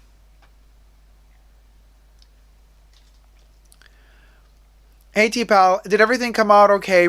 It's a little bit complicated. It's still about the stuff for the 31st of May. For the live stream on the 31st of... Sorry, I'm just pushing around all of these glasses because I I have a lot of glasses, but not a lot of space. All right. I don't know how we lost subscribers, you guys. I dumped some stuff. She looked at those pictures and said, "This is me unedited, right? Shouldn't that be enough?" I don't really remember anymore what she said. All the questions they were asking. Like, either way, apparently, what he's saying is the photos have been edited. Who edited? He's not saying who. In fact, he said at the beginning of his testimony, this dude said, "I'm just here to tell you, I'm not on anybody's side. My forensic job is just to state facts. I see as a fact, photo retouched." He's not saying, thus far, he has not said that he can tell you which part of the photo has been retouched, how it's been retouched, why it's been retouched. That we're not there. All he's saying is that he can say with certainty that the photos have been retouched. That's it. Nina says, Dacob, their loss if they leave. Thank you so much, Nina. Marila says, I guess they caught all the additional accounts we made to rise the number of subscribers. No, they didn't. Tiva says, my abuse pics were taken in a photo booth at Chuck E. Cheese, so my lawyers damn well knew my pics weren't retouched. Good point, T-Pal. If you take the analog photos and they printed them out, and you go with the printed out photos from a booth, photo booth, and unless the photo booth doesn't have options to add filters and stuff, nowadays photo booths have that as well. But I guess best would be if you use the Polaroid camera, shoot a Polaroid. But Polaroids are not that detailed. They're grainy. There are Polaroid cameras from the 60s, 70s into the 80s. The foldable ones, you could kind of I have those. They're amazing, by the way. And you could kind of really make more precision, accurate photos. You could zoom in properly and focus manually, which, classic standard photo cameras don't have that. I also have a couple Polaroid cameras that I used to collect them. I have a couple of Polaroid cameras from back in the day when dentists used special macro zoom Polaroid cameras. They look like these chunky, molded out of one plastic type of gray boxes that have two things to hold on the side, and then you have these three big lenses you kind of flip, and then you zoom out onto the tooth, and then you photograph it, and it kind of zooms it out of proportion. No, it stays in proportion, but it's a macro zoom. So I have that as, oh my god, it's no matter what we talk about, Dacob can always talk about something. You best believe I always have something to say about something. But with Polaroid cameras, for example, once they're printed, usually the Polaroid picture is what it is, It's obvious if it's retouched. If you heat up a Polaroid while it's developing, you could do stuff to it. We're back. But then it's so obviously retouched. You use that to make really deformed facial features, and that's not obviously retouched. But a Polaroid photo, usually you're good to go. Not a digital one, analog Polaroid is good for documenting these instances of potential scarring and bruising.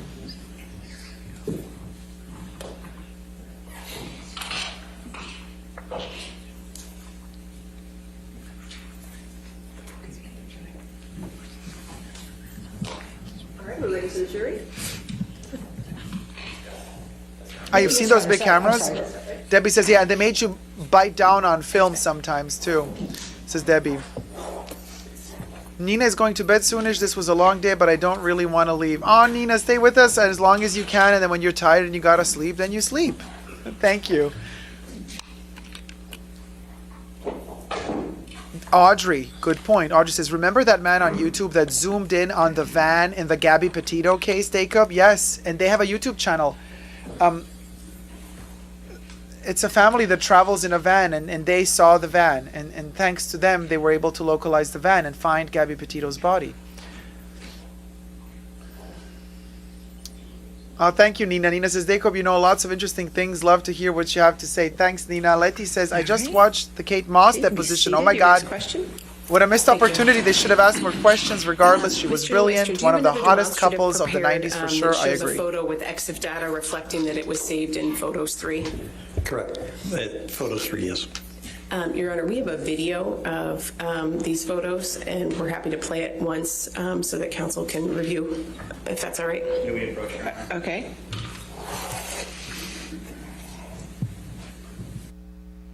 Okay, they're approaching the bench again. Gloria remembers the biting for the camera Polaroid at the dentist's back in the day. T-Pal says, is that Pepsi and Mountain Dew? No, this time it's just Pepsi Max, not mixed with Mountain Dew. Nina says, Dacob, I'm going to have some coffee, LOL. Good for you, sweetie. I went through 2 cups of coffee already. And Jack is back, and Nina says, right on tap. But they're approaching the bench again. Michelle is getting a little tired by now. Okay, my camera reaches only up to here. So I can't... I disappear. Look, I disappear inside of Michelle's desk. And I'm gone. So I'm not going to go any deeper because we want to keep this family friendly. But I can also disappear up here into the computer. And I'm going to grab something. Oh, what is this? Oh, lovely. There was a little Chanel thing in his computer.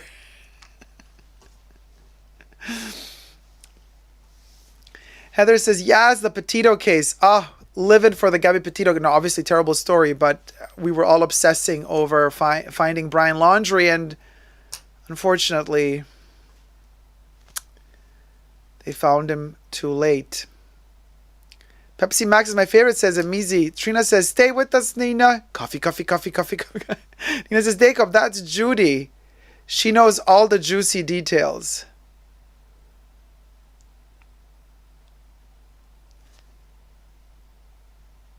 Judy? This is Michelle. Is this Judy? I thought it was Michelle all these days. Did we ever get to see what was inside Brian's notebook? No. But Gabby's family allegedly is now suing Brian Laundrie's family. Kuroyoru, we lost 3 subscribers during the break. So sad. Kuroyoru. Subscribe, you guys. We're losing more than we're gaining at this point. I don't know what I'm doing wrong. I guess my likability is like Amber Heard's. I'm like totally unlikable. Oh well.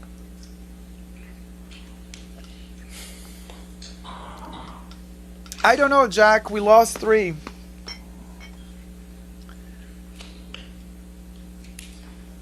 Okay, so they're back. All right, we took care of that, Your Honor. Thank you. May we publish, or would you like to see it? I'd just like to see it first. Yeah. Okay. And what's demonstrative is this going to be then? This is plaintiff's 1305, Your Honor. All right, thank you.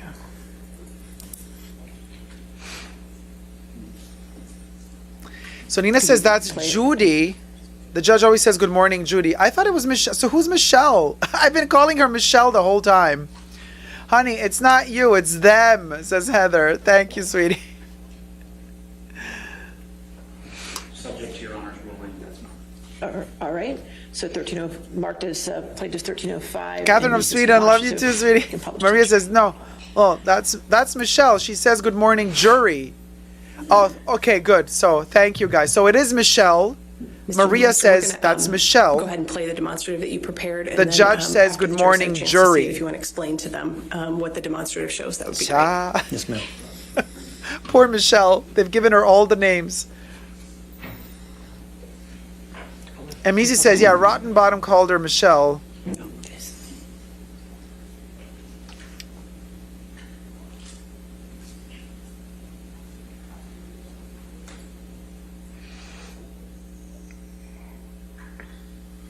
So, Mr. Newmeister, what was depicted in that video? The same photo treated 2 different ways. One was marked with the original with the operating system from an iPhone, which is iOS 9.3.1 on that particular photo. The one that says 9.3.1, there's a graphic below indicating it. The second photo is marked Photos 3, and it looks quite a bit different. Yeah, the photo. Yeah, I've seen the photo. And just, Tom, could we pull up defendant 708?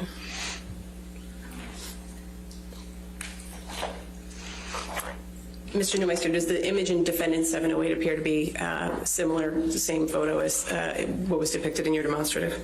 It's the Photos 3.0 edit version. Thank you. We can take that one down, Tom. Mr. Neumeister, have you also formed an opinion about defendants exhibits 712 and 713? Correct. Did you prepare a demonstrative that shows? Your Honor, exhibits 712 and 715 are outside the scope of disclosure. I can show you if you'd like, Your Honor. Okay, well, my apologies. If it's Judy, my apologies to Judy. If it's Michelle, my apologies to Michelle, I guess, even though... So, is it Michelle or... You guys told me it's Michelle. Is it Michelle or Judy? This lady here. This cute lady here typing. Is that Michelle or Judy?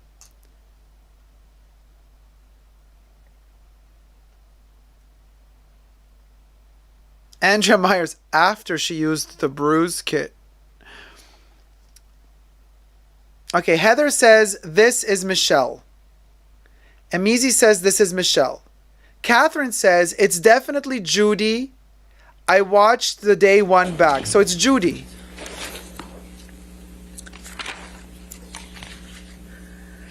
Okay, Right. so Could we pull up, so Michelle is this lady up here plaintiff's sitting next to the rotten 1306, bottom. And Your Honor, this is another video that, can you pause that, please? This is another video that we prepared. It's not published yet, so I'm happy to play it once through. So that Play it once through. Audrey says, just watched your Kate video again, Dacob. Obsessed. I'm obsessed. Oh my God, Kate Moss. When she appeared on screen, we died. We gasped. We gagged. We lived. Okay, so now they're playing it for them to see. Exhibits are they? I'm sorry, Your Honor. What exhibits are these that are in this video? It doesn't say. I don't know. Yeah, I tried to get my question out a moment ago. Defendants 712 and 713, Your Honor. 12 and 713. Okay, 1306 then will be... She should blow her nose. She keeps inhaling the snot, and it's not pretty. And if we could go ahead and play that, please. Tom? Jesus said yesterday, boy, somebody brought the corona into the courtroom. All those people waiting in line from 1 a.m. every day to be in the courtroom. You best believe it's a Lazarus in there. Mr. Neumeister, what's your, what do we see here in this demonstrative? There's Exhibit 712, I believe you have. I'm not sure the date's number, 712 and 713. They're two separate exhibits, except it's the exact same photograph that's been, one's been edited, one hasn't, or I can't say that one hasn't, but the colors have been modified in an editor. Objection, Your Honor. Beyond the scope of your ruling, talking about colors. It keeps happening. Thank you, Your Honor. Yeah, but it is about the color of the bruise. Did you form an opinion in this case about the authenticity of the photos that you reviewed of Ms. Heard? Well, first of all, nobody can identify the authenticity of the photos, of any of the photos. Marked Photos 3, Photos 1, or just marked with the operating system number. And the reason is the manner of collection. So these came from an iTunes backup. Now, what is an iTunes backup? Objection, Your Honor. I'm sorry. You're beyond the scope of your ruling. Exif metadata. This keeps happening. Your Honor, may I approach on this one?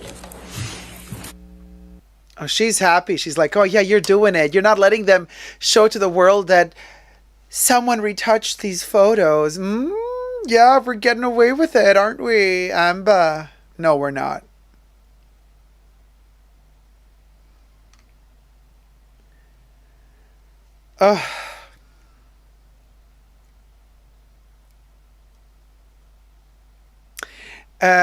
Fiona Catherine, hi. Yes, the TMZ person has come and gone.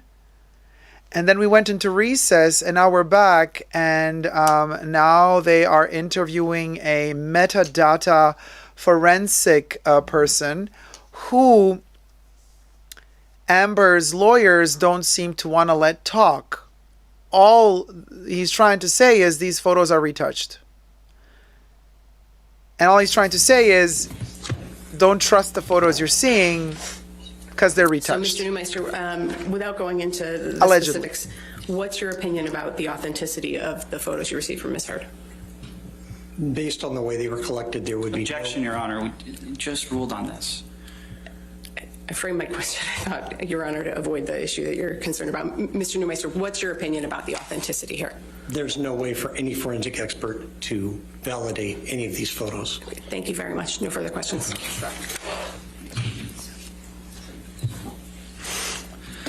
Good afternoon, Mr. Neumeister. Good afternoon. Your only degree is in political science, correct? 42 years ago, correct. And you have no degree whatsoever from any academic institution in computer science, correct? That's correct. And you have no certifications in computer forensics, correct? That's correct.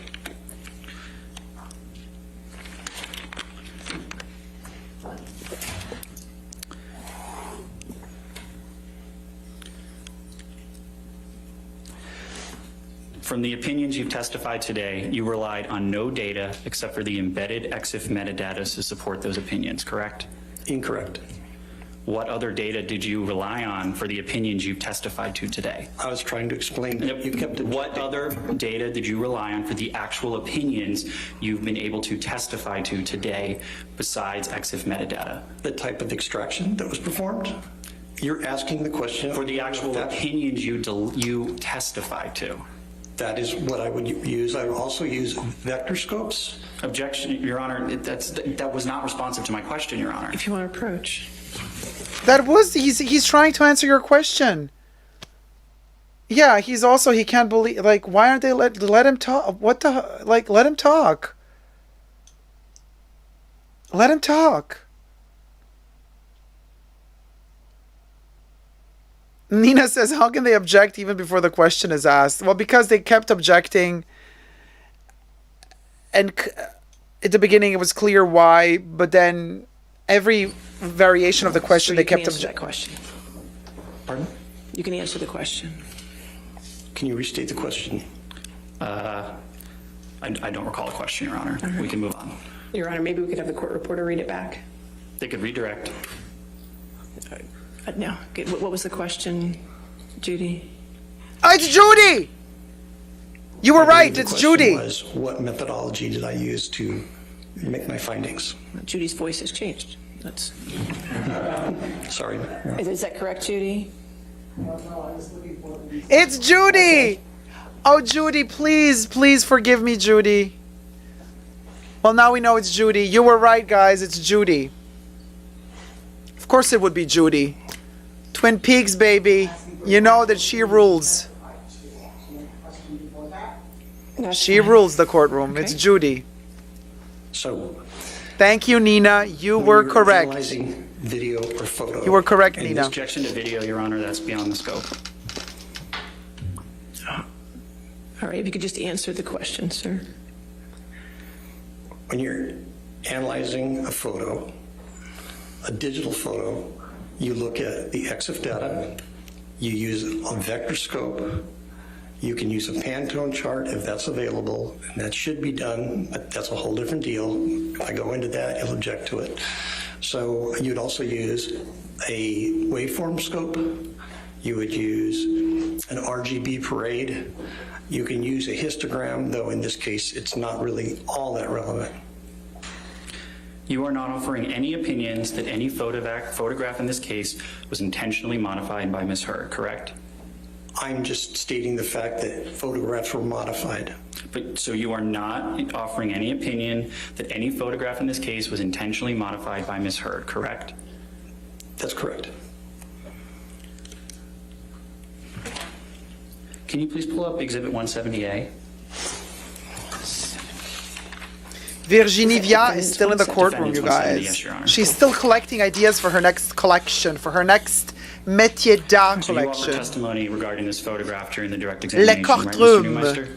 There's... That's a yes or no, sir. The photograph like that, I don't exactly remember the photograph. There's so many different versions of this photograph, but yes, I talked about that particular photograph. But do you recall being deposed in this matter? Yes. And you were under oath? Yes. And that was on April 6, 2022? I believe. Can I approach Your Honor? Yes, sir. Thank you. So this is Judy, you guys. This lovely lady is Judy. Judy, my apologies to you.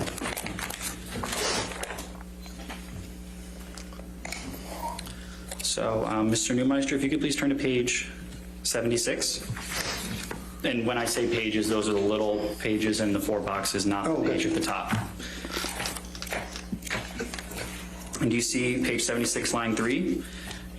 You were asked on April 6, anywhere in your April 1st, 2022 expert disclosure, do you offer any opinions regarding the authenticity or lack of authenticity of the specific photograph produced as ALH 7101? Response, can I refer to my report to see if that specific number is in the report? Yes. Response, not that specific photo. I just grabbed 3 out of the batch. Do you see that? Yes. Can you please pull up Exhibit 517, or Defendants 517? Thank you.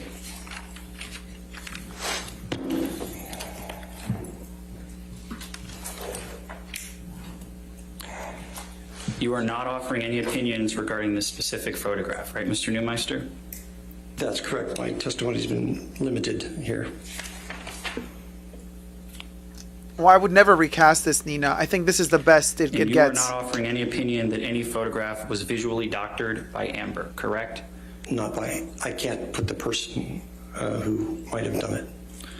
Well, you're not offering an opinion that a photo was visually doctored by anybody, are you? I'd have to see each photo. There's no way to authenticate any of these photos based on what I received.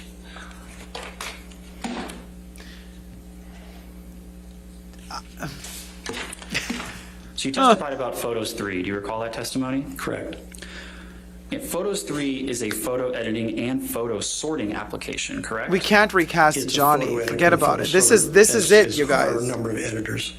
So when you reference Yeah, a Photos movie about this 3.0, case. I would never do a you movie need about this case. independent I was just saying this earlier. This is the best it gets. The real So deal. when This is the best. When the software of a movie would photograph ruin this. in the EXIF metadata says Photos 3.0. Just my opinion. That could be just saying that the photo was saved in Photos 3.0, correct? Unless you looked at a scope of the photos, that would tell you that the parameters of the photo do not meet that of the cell phone that it was taken on. But the notation Photos 3.0 in the software EXIF metadata, that does not in and of itself mean that the photo was edited in Photos 3.0, correct? It means that you've recompressed the photo and it will not hash or digitally fingerprint with the original photo. But it does not mean in and of itself that it was visually edited in any way in Photos 3.0, correct? Again, it's not the same photo because you're using lossy compression once you save it. So you have changed the photo.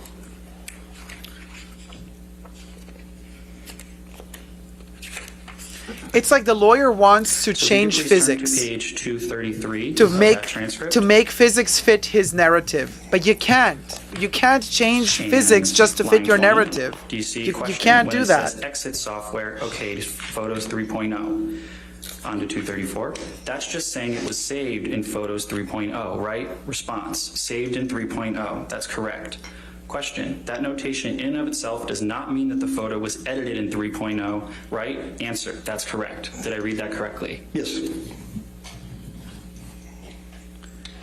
A file has not changed visually just because it has been processed through Photos 3.0, correct? That's incorrect.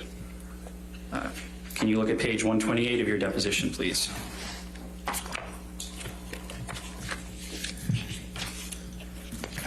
It's so obvious. I mean, hopefully some of the jurors have some knowledge about this as well, but we can't expect them But the file to. changed visually just because it has been processed through Photos 3.0. Answer, obviously I understand what you're asking. From a technical point, yes, because of the compression. You get down to scopes and artifacts, yes, it has changed. Was it intentionally changed? We don't know. In other words, did somebody save it in there and just save the photo? We don't know. Did I read that correctly? That's correct. But again, it says here. That was my question, Mr. Neumeister. Okay. Come on, So if the Camille. EXIF Camille is metadata software laughing at field him. lists the software as iOS. You have no reason to dispute that, correct? Incorrect. Well, isn't data data? That's what you testified to, right? It's very simple to modify EXIF data. It's, I mean, Did you do find it on any your cell evidence phone. in this case of actual modification of EXIF metadata? You can't authenticate any of these photos because of the way they were. That wasn't my question, Mr. Neumeister. Did you find any evidence of any modification of EXIF metadata of any photograph in this case? You didn't listen to my answer. My answer is there is no way to know because of the way the files were presented. So you found no actual evidence of it, correct? No one could. I'm not asking if anyone else could, Mr. Neumeister. I'm asking, did you yourself you found no evidence of any modification Camilla's looking at her colleague of any photograph in this case, correct? Now, I understand trying to control the narrative, but there's no way to answer that scientifically because given the evidence we were given, there is no way to positively or negatively answer that. It's not a question that can be answered.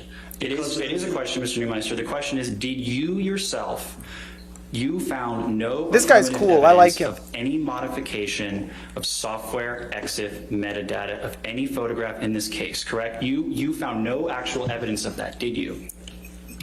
No one could tell either way because... I'm not asking about anyone else, Mr. Neumeister. I'm asking about you. Did you found no evidence of that, did you? Objection, Your Honor, asked and answered. He's not answered what he found, Your Honor. Overruled. There's not a way to answer that the way you're asking the question. You have to restate it. You're trying to control Your Honor, he's not responding to the question. Could you just answer yes or no, sir, to the question? No. How can you answer It's that? not a yes or no question. Did you, yes or no, you found no evidence of EXIF metadata modification of any photograph in this case, correct? That's incorrect. Okay.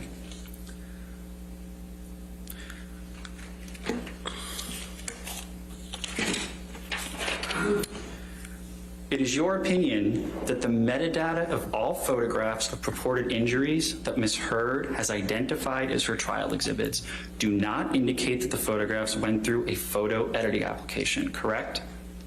Well, first of all, that's not a yes or no question because a lot of the exhibits that you have put up, they're not photographs. They're screen grabs, and they've been changed from Apple format, which is JPEG, JPEG, to a JPG Microsoft format. So you have actually changed the exemplars. You've changed the data yourselves. We actually ran EXIF data on some of your own examples that you've entered in the evidence. They are not photos from an iPhone. Those were edited on a PC. So he's saying the evidence is a page from your disclosure. Corroded. He's not even implying at this point. He's saying, hey, your evidence is flawed. Boo boo. Boo boo. And I'm surprised that the court accepted photos without even questioning or hiring. I mean, they're paying millions for this lawsuit. Why couldn't they get some forensic metadata peep to figure out if the photos were retouched or not before accepting them into evidence? Like, that's a whole other can of worms that should be assessed here. Yes, sir. Ow. Thank you. Like, what are they going to accept in good faith that the photos were not retouched? That's not how evidence works, as far as I know. So do you see on page 8 of your disclosure, Mr. Neumeister, it states, quote, the metadata of all of the photographs of purported injuries that Ms. Heard has identified as her trial exhibits do not indicate that the photographs went through a photo editing application. Did I read that correct? That's correct. No But further, we're talking no further questions, Your Honor. All right, redirect.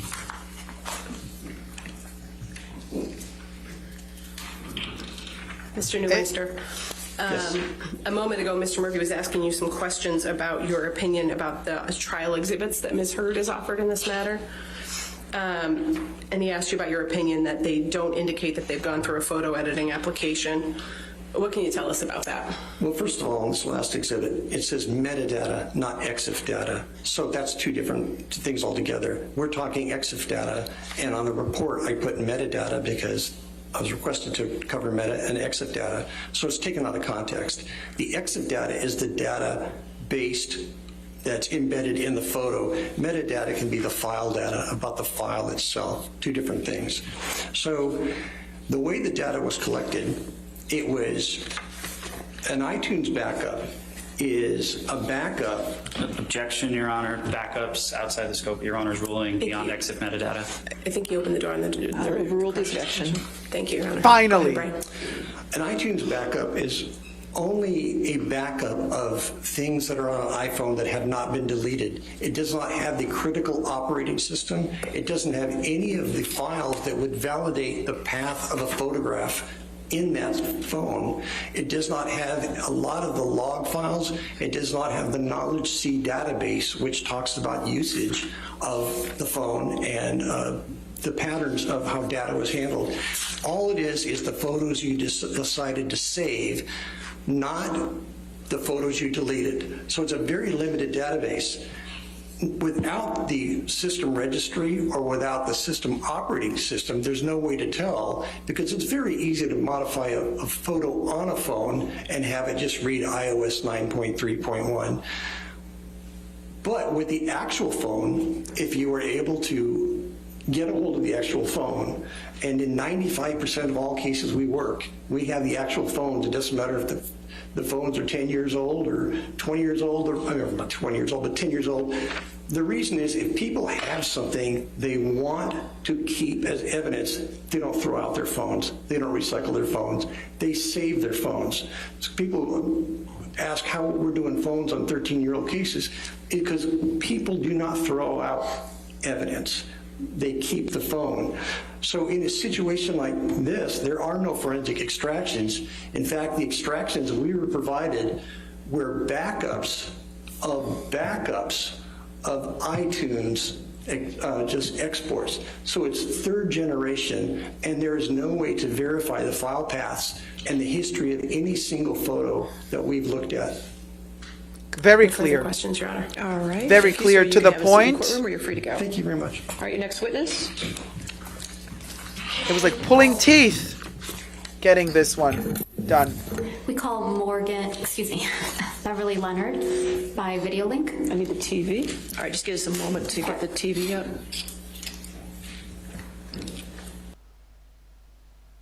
Wait, what? Why did it stop? Why did it stop? Why did the projection stop? Oh my God, it stopped. It stopped. Hold on. Lawsuit, law case, stopped. Ah, we're out of the... Please monitor website, live events. I don't know what this is.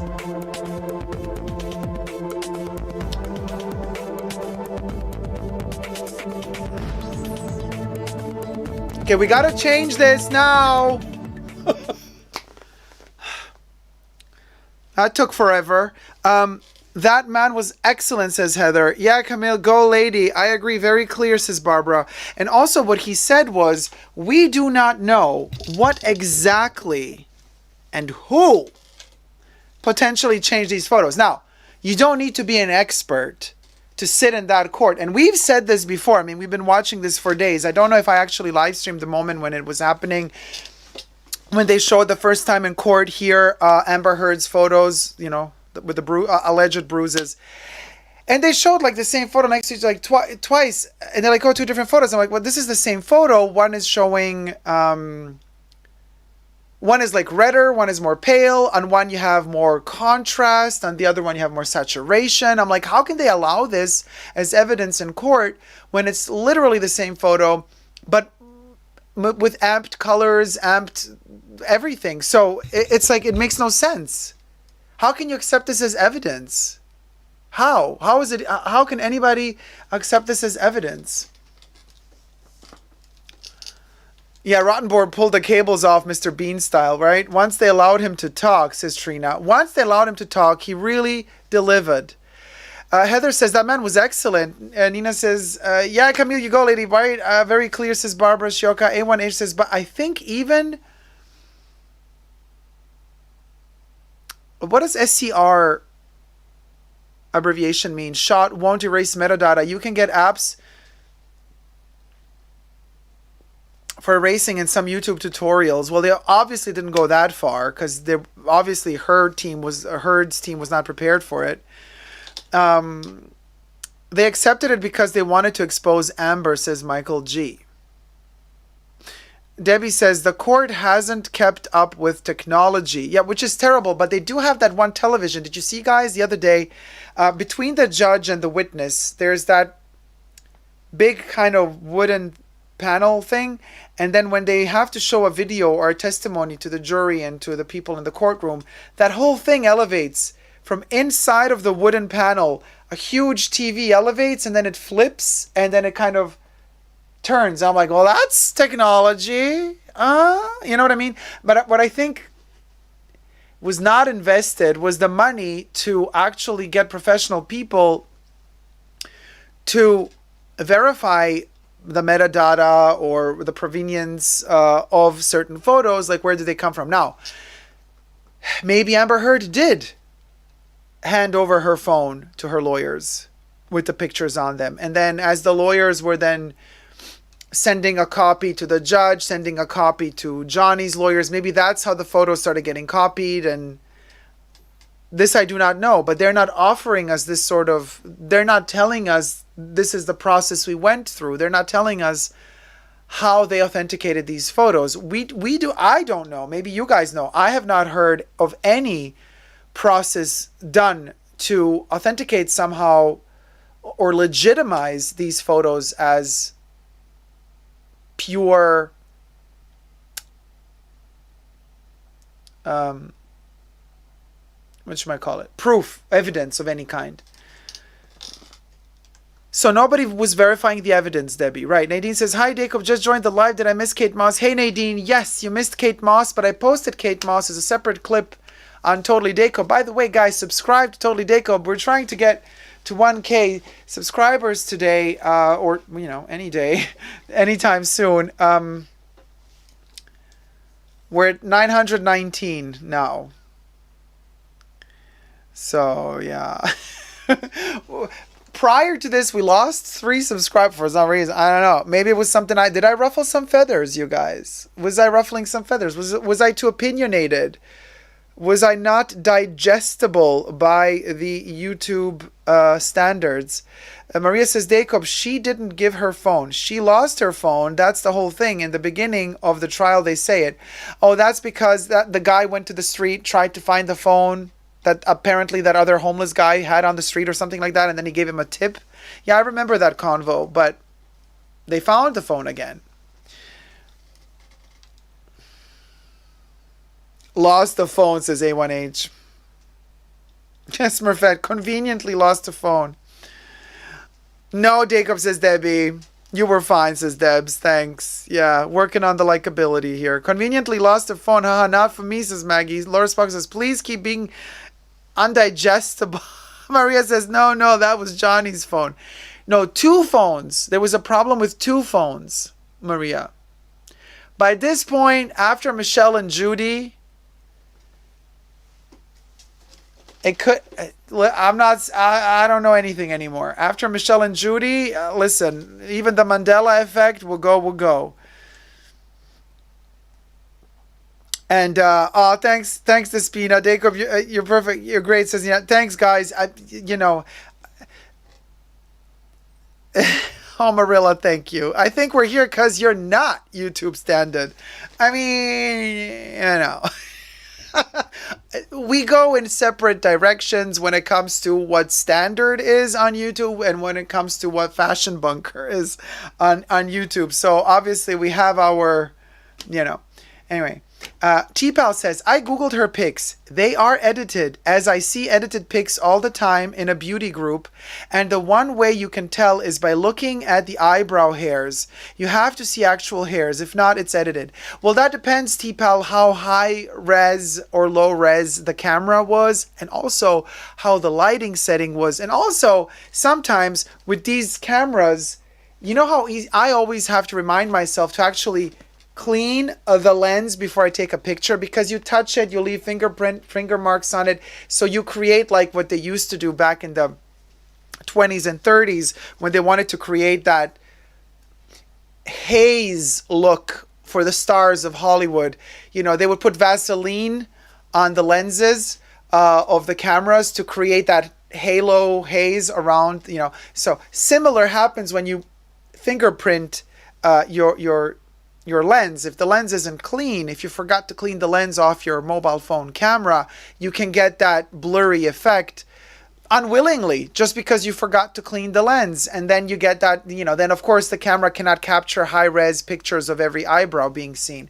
Then there's also to take in consideration how many years ago this was. Phones were not that high-res as they are today, back in whenever she took those pictures, 2016, 17, whatever you want. Vaseline's Debs, yeah. And so there's a lot of these things we got to take in consideration when we're looking at photos that were not taken professionally. Mind you, this is a setting where allegedly Amber either took the pictures herself in the bathroom after she was allegedly attacked, or allegedly friends of hers took pictures with their phone in the bathroom or wherever after she was allegedly attacked. So these are not professionally taken photos, meaning not professional photographers, allegedly. So people might not have thought to clean the lens, to figure stuff out. And yeah, that's that. So we don't know, and this is the point. But what we do know is that they're showing us the same picture twice with two completely different color grading systems. One is more red based, one is more cool tone based. On one, the bruises appear more intense than on the other. So it is a manipulated picture. That appears obvious to me. They accepted two of these pictures into evidence because they showed them to us. And, so anyway, why is there no live stream? We're missing something. We're missing out. I don't know what's going on.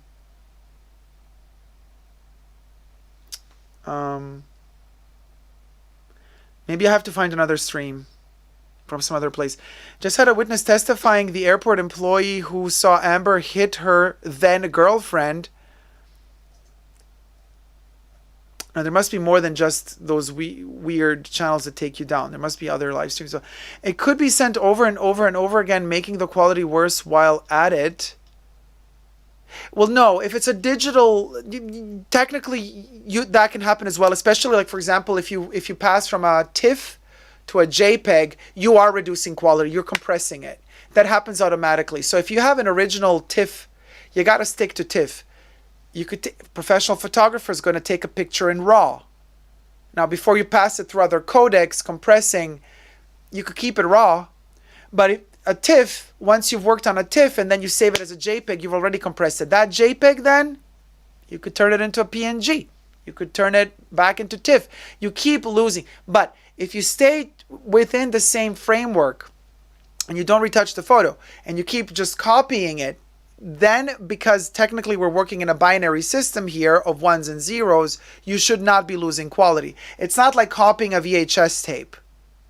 With every copy of the VHS tape, you're going to lose quality. This is different. We're completely digital here. But within the scope of compression and codecs, you do lose quality.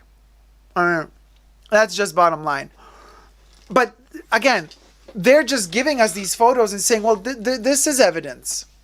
But they're not giving us the proof how they came to the conclusion that these photos indeed are authentic without being retouched. And this is why Johnny Depp's attorneys asked this dude, by the way, he is cool, but since he doesn't have all that, you know how it is in law academia or wherever, they're like, well, you don't have a paper to prove it, like you're this, you're that, blah, blah, blah. So they want to discredit him. Johnny Depp's lawyers could have found somebody who actually has all those degrees signed and want to do the same job. This is not difficult. I mean, I'm not a professional in this. Well, I studied this, so you could classify me as a specialist, I guess, in this case. But what I want to say is this, they could have hired somebody else to come to the same conclusion without allowing the counterpart to discredit him. So this is where they kind of missed out a little. But then again, for the court to have accepted these photos to begin with into evidence without having any sort of just proof checking or proofreading whether or not these photos are authentic and not retouched, that baffles me. Now, maybe I missed something here. Maybe they did go through this authentication process. But it baffles me. It seems like all other networks also have issues. So looking for another stream. As soon as I find it, we're gonna, I guess, rewind and begin where we ended. Dacob, are they done for the day, Your Honor? No, Nina. It's just that the live streams crashed. So, but thankfully our live stream didn't crash.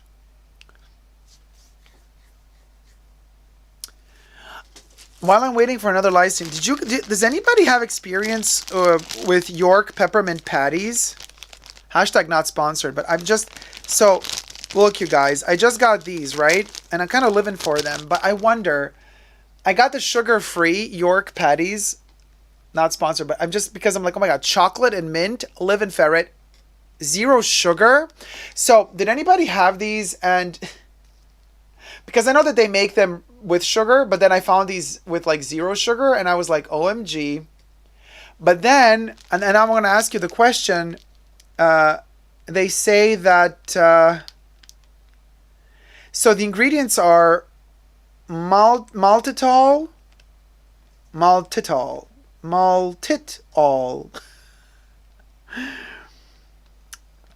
chocolate, isomalt, again, maltitol syrup, cocoa butter, milk fat, contains 2% or less of cocoa processed with alkali,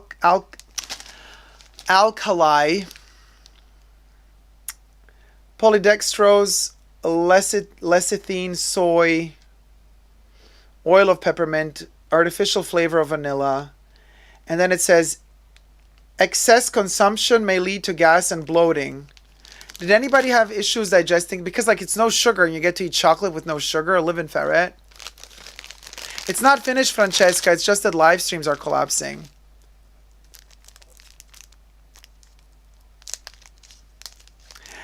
Aaron says peppermint patties are the best. Oh, yeah. Debbie says hope no diarrhea. I don't know. That's what I'm worried about. If this thing is going to cause... remember that story I told you about the Pringles that I had many years ago? And they were like fat-free Pringles. But then they had this special... some substitute for fat. Oh my God, it had a name. I forgot, this was many years ago. This is over like 10, 15 years ago.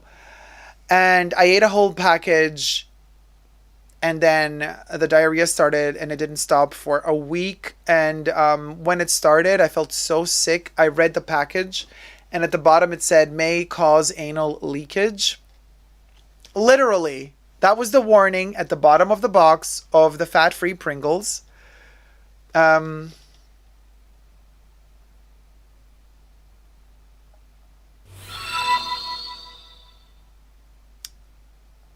Andrea, is the court dismissed for today? Seriously?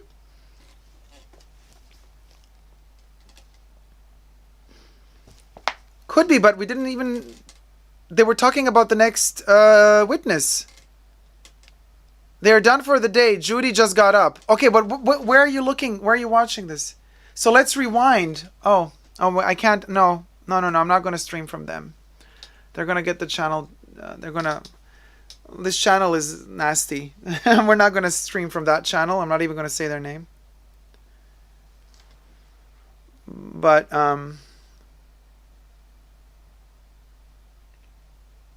okay, so let me see how much did we miss. Was there another witness? Hold on.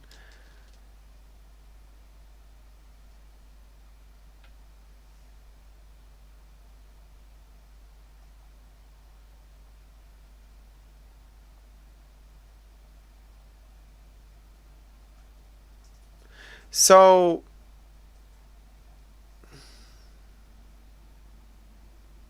why was there no goodbyes?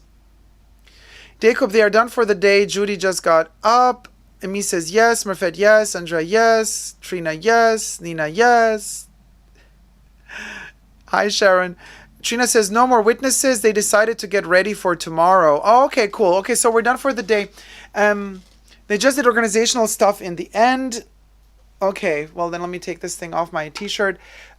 York peppermint patties are so rich that I doubt you will ever eat to cause gas. I usually just have 2 and I'm satisfied. Right, but you guys, if this thing has no sugar, and I have found finally a treat that does not make me fat, well, hallelujah. Hallelujah. Letty says, the Law and Crime channel has good streaming. Maybe try that one tomorrow. No, Letty. Letty. No. Allegedly, they've struck people's channels down. We do not connect. We do not stream from their channel.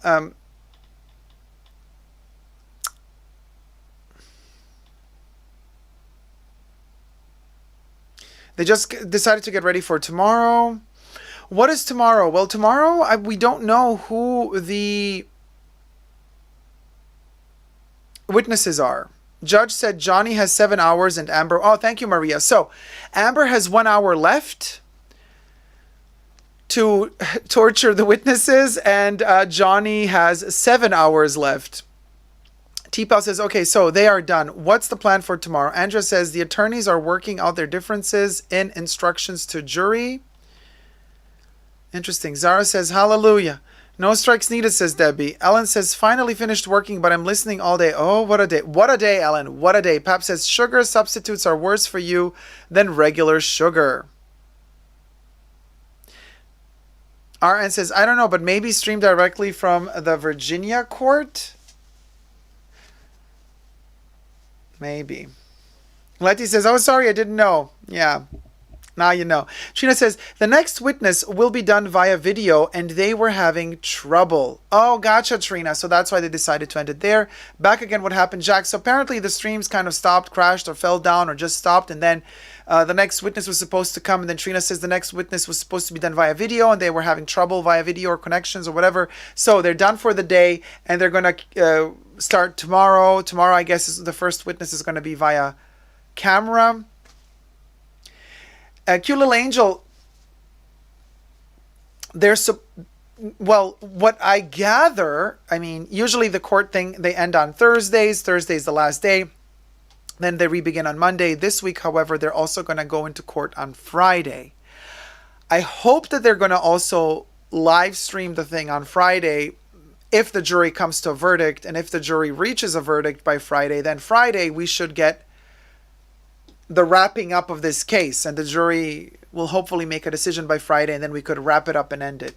So, is it meant to end on Friday? Possibly. If the jury reaches a verdict by Friday and they stream it on Friday, then we're going to be here Wednesday, Thursday, and Friday. Wait, what's today? Oh, it's Wednesday. Okay. So we're going to be here Thursday and Friday. So 2 more days to go. Definitely tomorrow, 1 more day to go. And then there's going to be Thursday. Can we see Kate Moss talk about Kate Moss? Sharon, I would love to see Kate Moss talk about Kate Moss. I wish they kept her here the whole day. I wish that we had her all day. Thank God I couldn't keep up doing 2 things, says Jack. Wait, which character would have said? Samantha Jones would have said that. Nina says, Dacob, thank you for this live. Enjoyed very much. I have to go too now. Bye, guys. Take care, Dacob. Thank you, Nina. See you tomorrow. Blended Chinese says, back again. What happened? Well, nothing. They apparently ended it. Trina says, probably end tomorrow and give it to the jury. Friday, maybe verdict, if not Tuesday. Well, if Johnny has still 7 hours,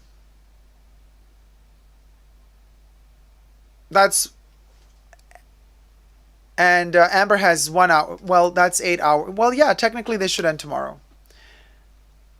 Cute Little Angel, I posted the Kate Moss bit on Totally Dacob as an extra video. It's a 5-minute video. You can check it out. I posted it here to this channel. Michael G says, Kate Moss is perfection. Yes. Marilla says, will you stream the last 2 sittings? Yes, I will, Marilla. It's a holiday weekend, says Debbie. Monday is a holiday. So obviously court is not going to come back on Monday. So I meant I have to go to bed, LOL. I'm so sleepy. All right, Nina. All right. Hey, Barbara, Sharon, cute little angel. Well, first of all, thank you to the mods for keeping us safe, to Debbie and Jack, Audrey. I still don't know if everybody's the same mods on both channels. I don't know if just Yaping and Silala are also here mods, but then definitely Jack and Debbie. Thank you guys for keeping us safe. And subscribe to my channel, you guys, if you haven't already. And then tomorrow, we're going to jump into it for the next day. I'm going to be, bright and early. Rise and shine, honey. Rise and shine. And smell the coffee. And hopefully, I'm going to start, live streaming when the court case begins. If I'm a little late, I'm a little late. I mean, we caught Kate Moss today. That was kind of the thing we were dreaming of. And that's that, I'm going to try, Jack. I'm going to try to wake up on time and start as it begins. Otherwise, if not, I'll start a little bit later. And then you can just, watch somebody else the first couple of minutes or hours and then pop on over. I'll post it on my Instagram account. The link, as soon as I'm ready with the live stream, I'll post the link so you're gonna know, okay, it's happening. Thank you guys so much for tuning in. Boy, what a day. It was such a fantastic, dramatic moment, one after the other. I was hoping to get a little bit more from the TMZ guy. It felt a little bit random. Like, the TMZ guy, if you were the jury, you had to read between the lines to understand what they were doing with him, where they were going towards, or what they were going for with him. Because if you can't read between the lines, you're not going to figure out what they were hinting at with his testimony. So that was a bit of a letdown. Johnny's testimony was great. The jury is again going to have to read between the lines and understand the frustration of being in such a relationship and then writing certain messages to your friends and colleagues without meaning it literally. Will the jury be able to understand that?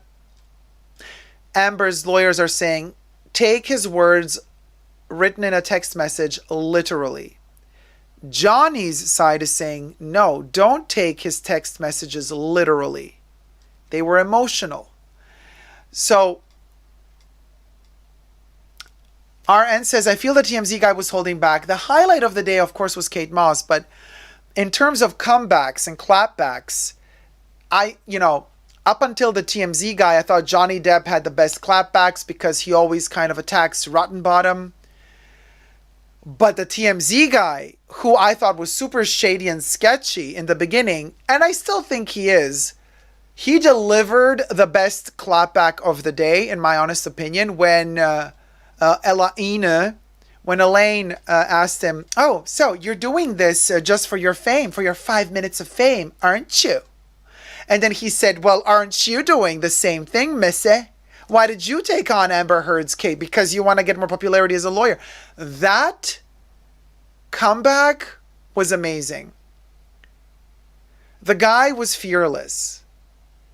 Was he high and he didn't realize that Elaine might sue him for that?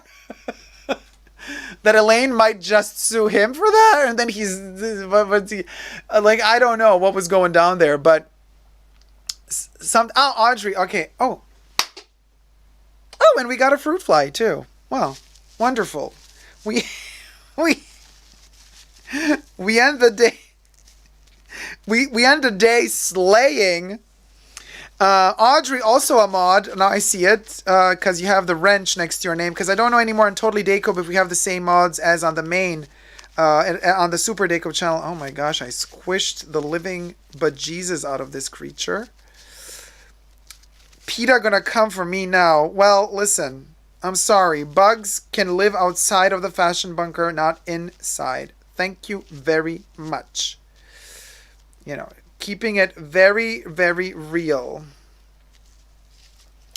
And pack a lunch for tomorrow, says Trina, right? We got to gear up for tomorrow. And I'm telling you, that's the best clapback. For me. Calling out Elaine. And you know what? Everybody in that moment was like, finally, somebody had the guts to say it. Allegedly.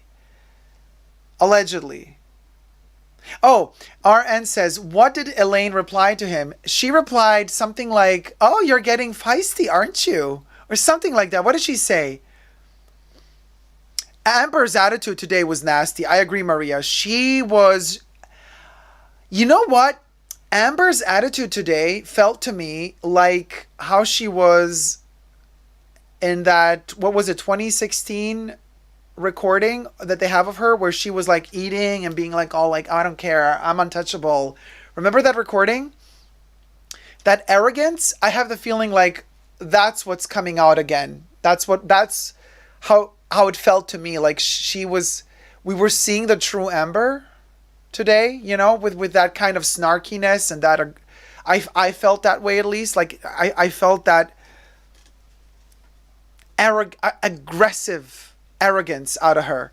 I felt that a lot, but just to reiterate, everything I say in this video is for entertainment purposes only, just my opinion, not rooted in reality of any sort.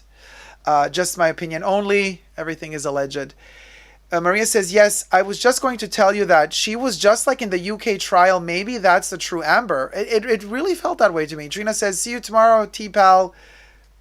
T-Pal says, Elaine deserved it. She was using that line too much on everyone. Yeah, Elaine, everybody coming to the stand, she's like, so, you're testifying because you want 5 minutes of fame and glory. I'm like, oh, Elaine. Sweet, sweet, sweet Elaine. But that's the thing, right? Anyway, Maria says, yes, 100% with you. Catherine Osuna says, thank you so much, Dacob, and the mods. And thank you guys so much. And that's that, you guys. Kate Moss delivered. And until tomorrow, never forget to never give up on love. Bye.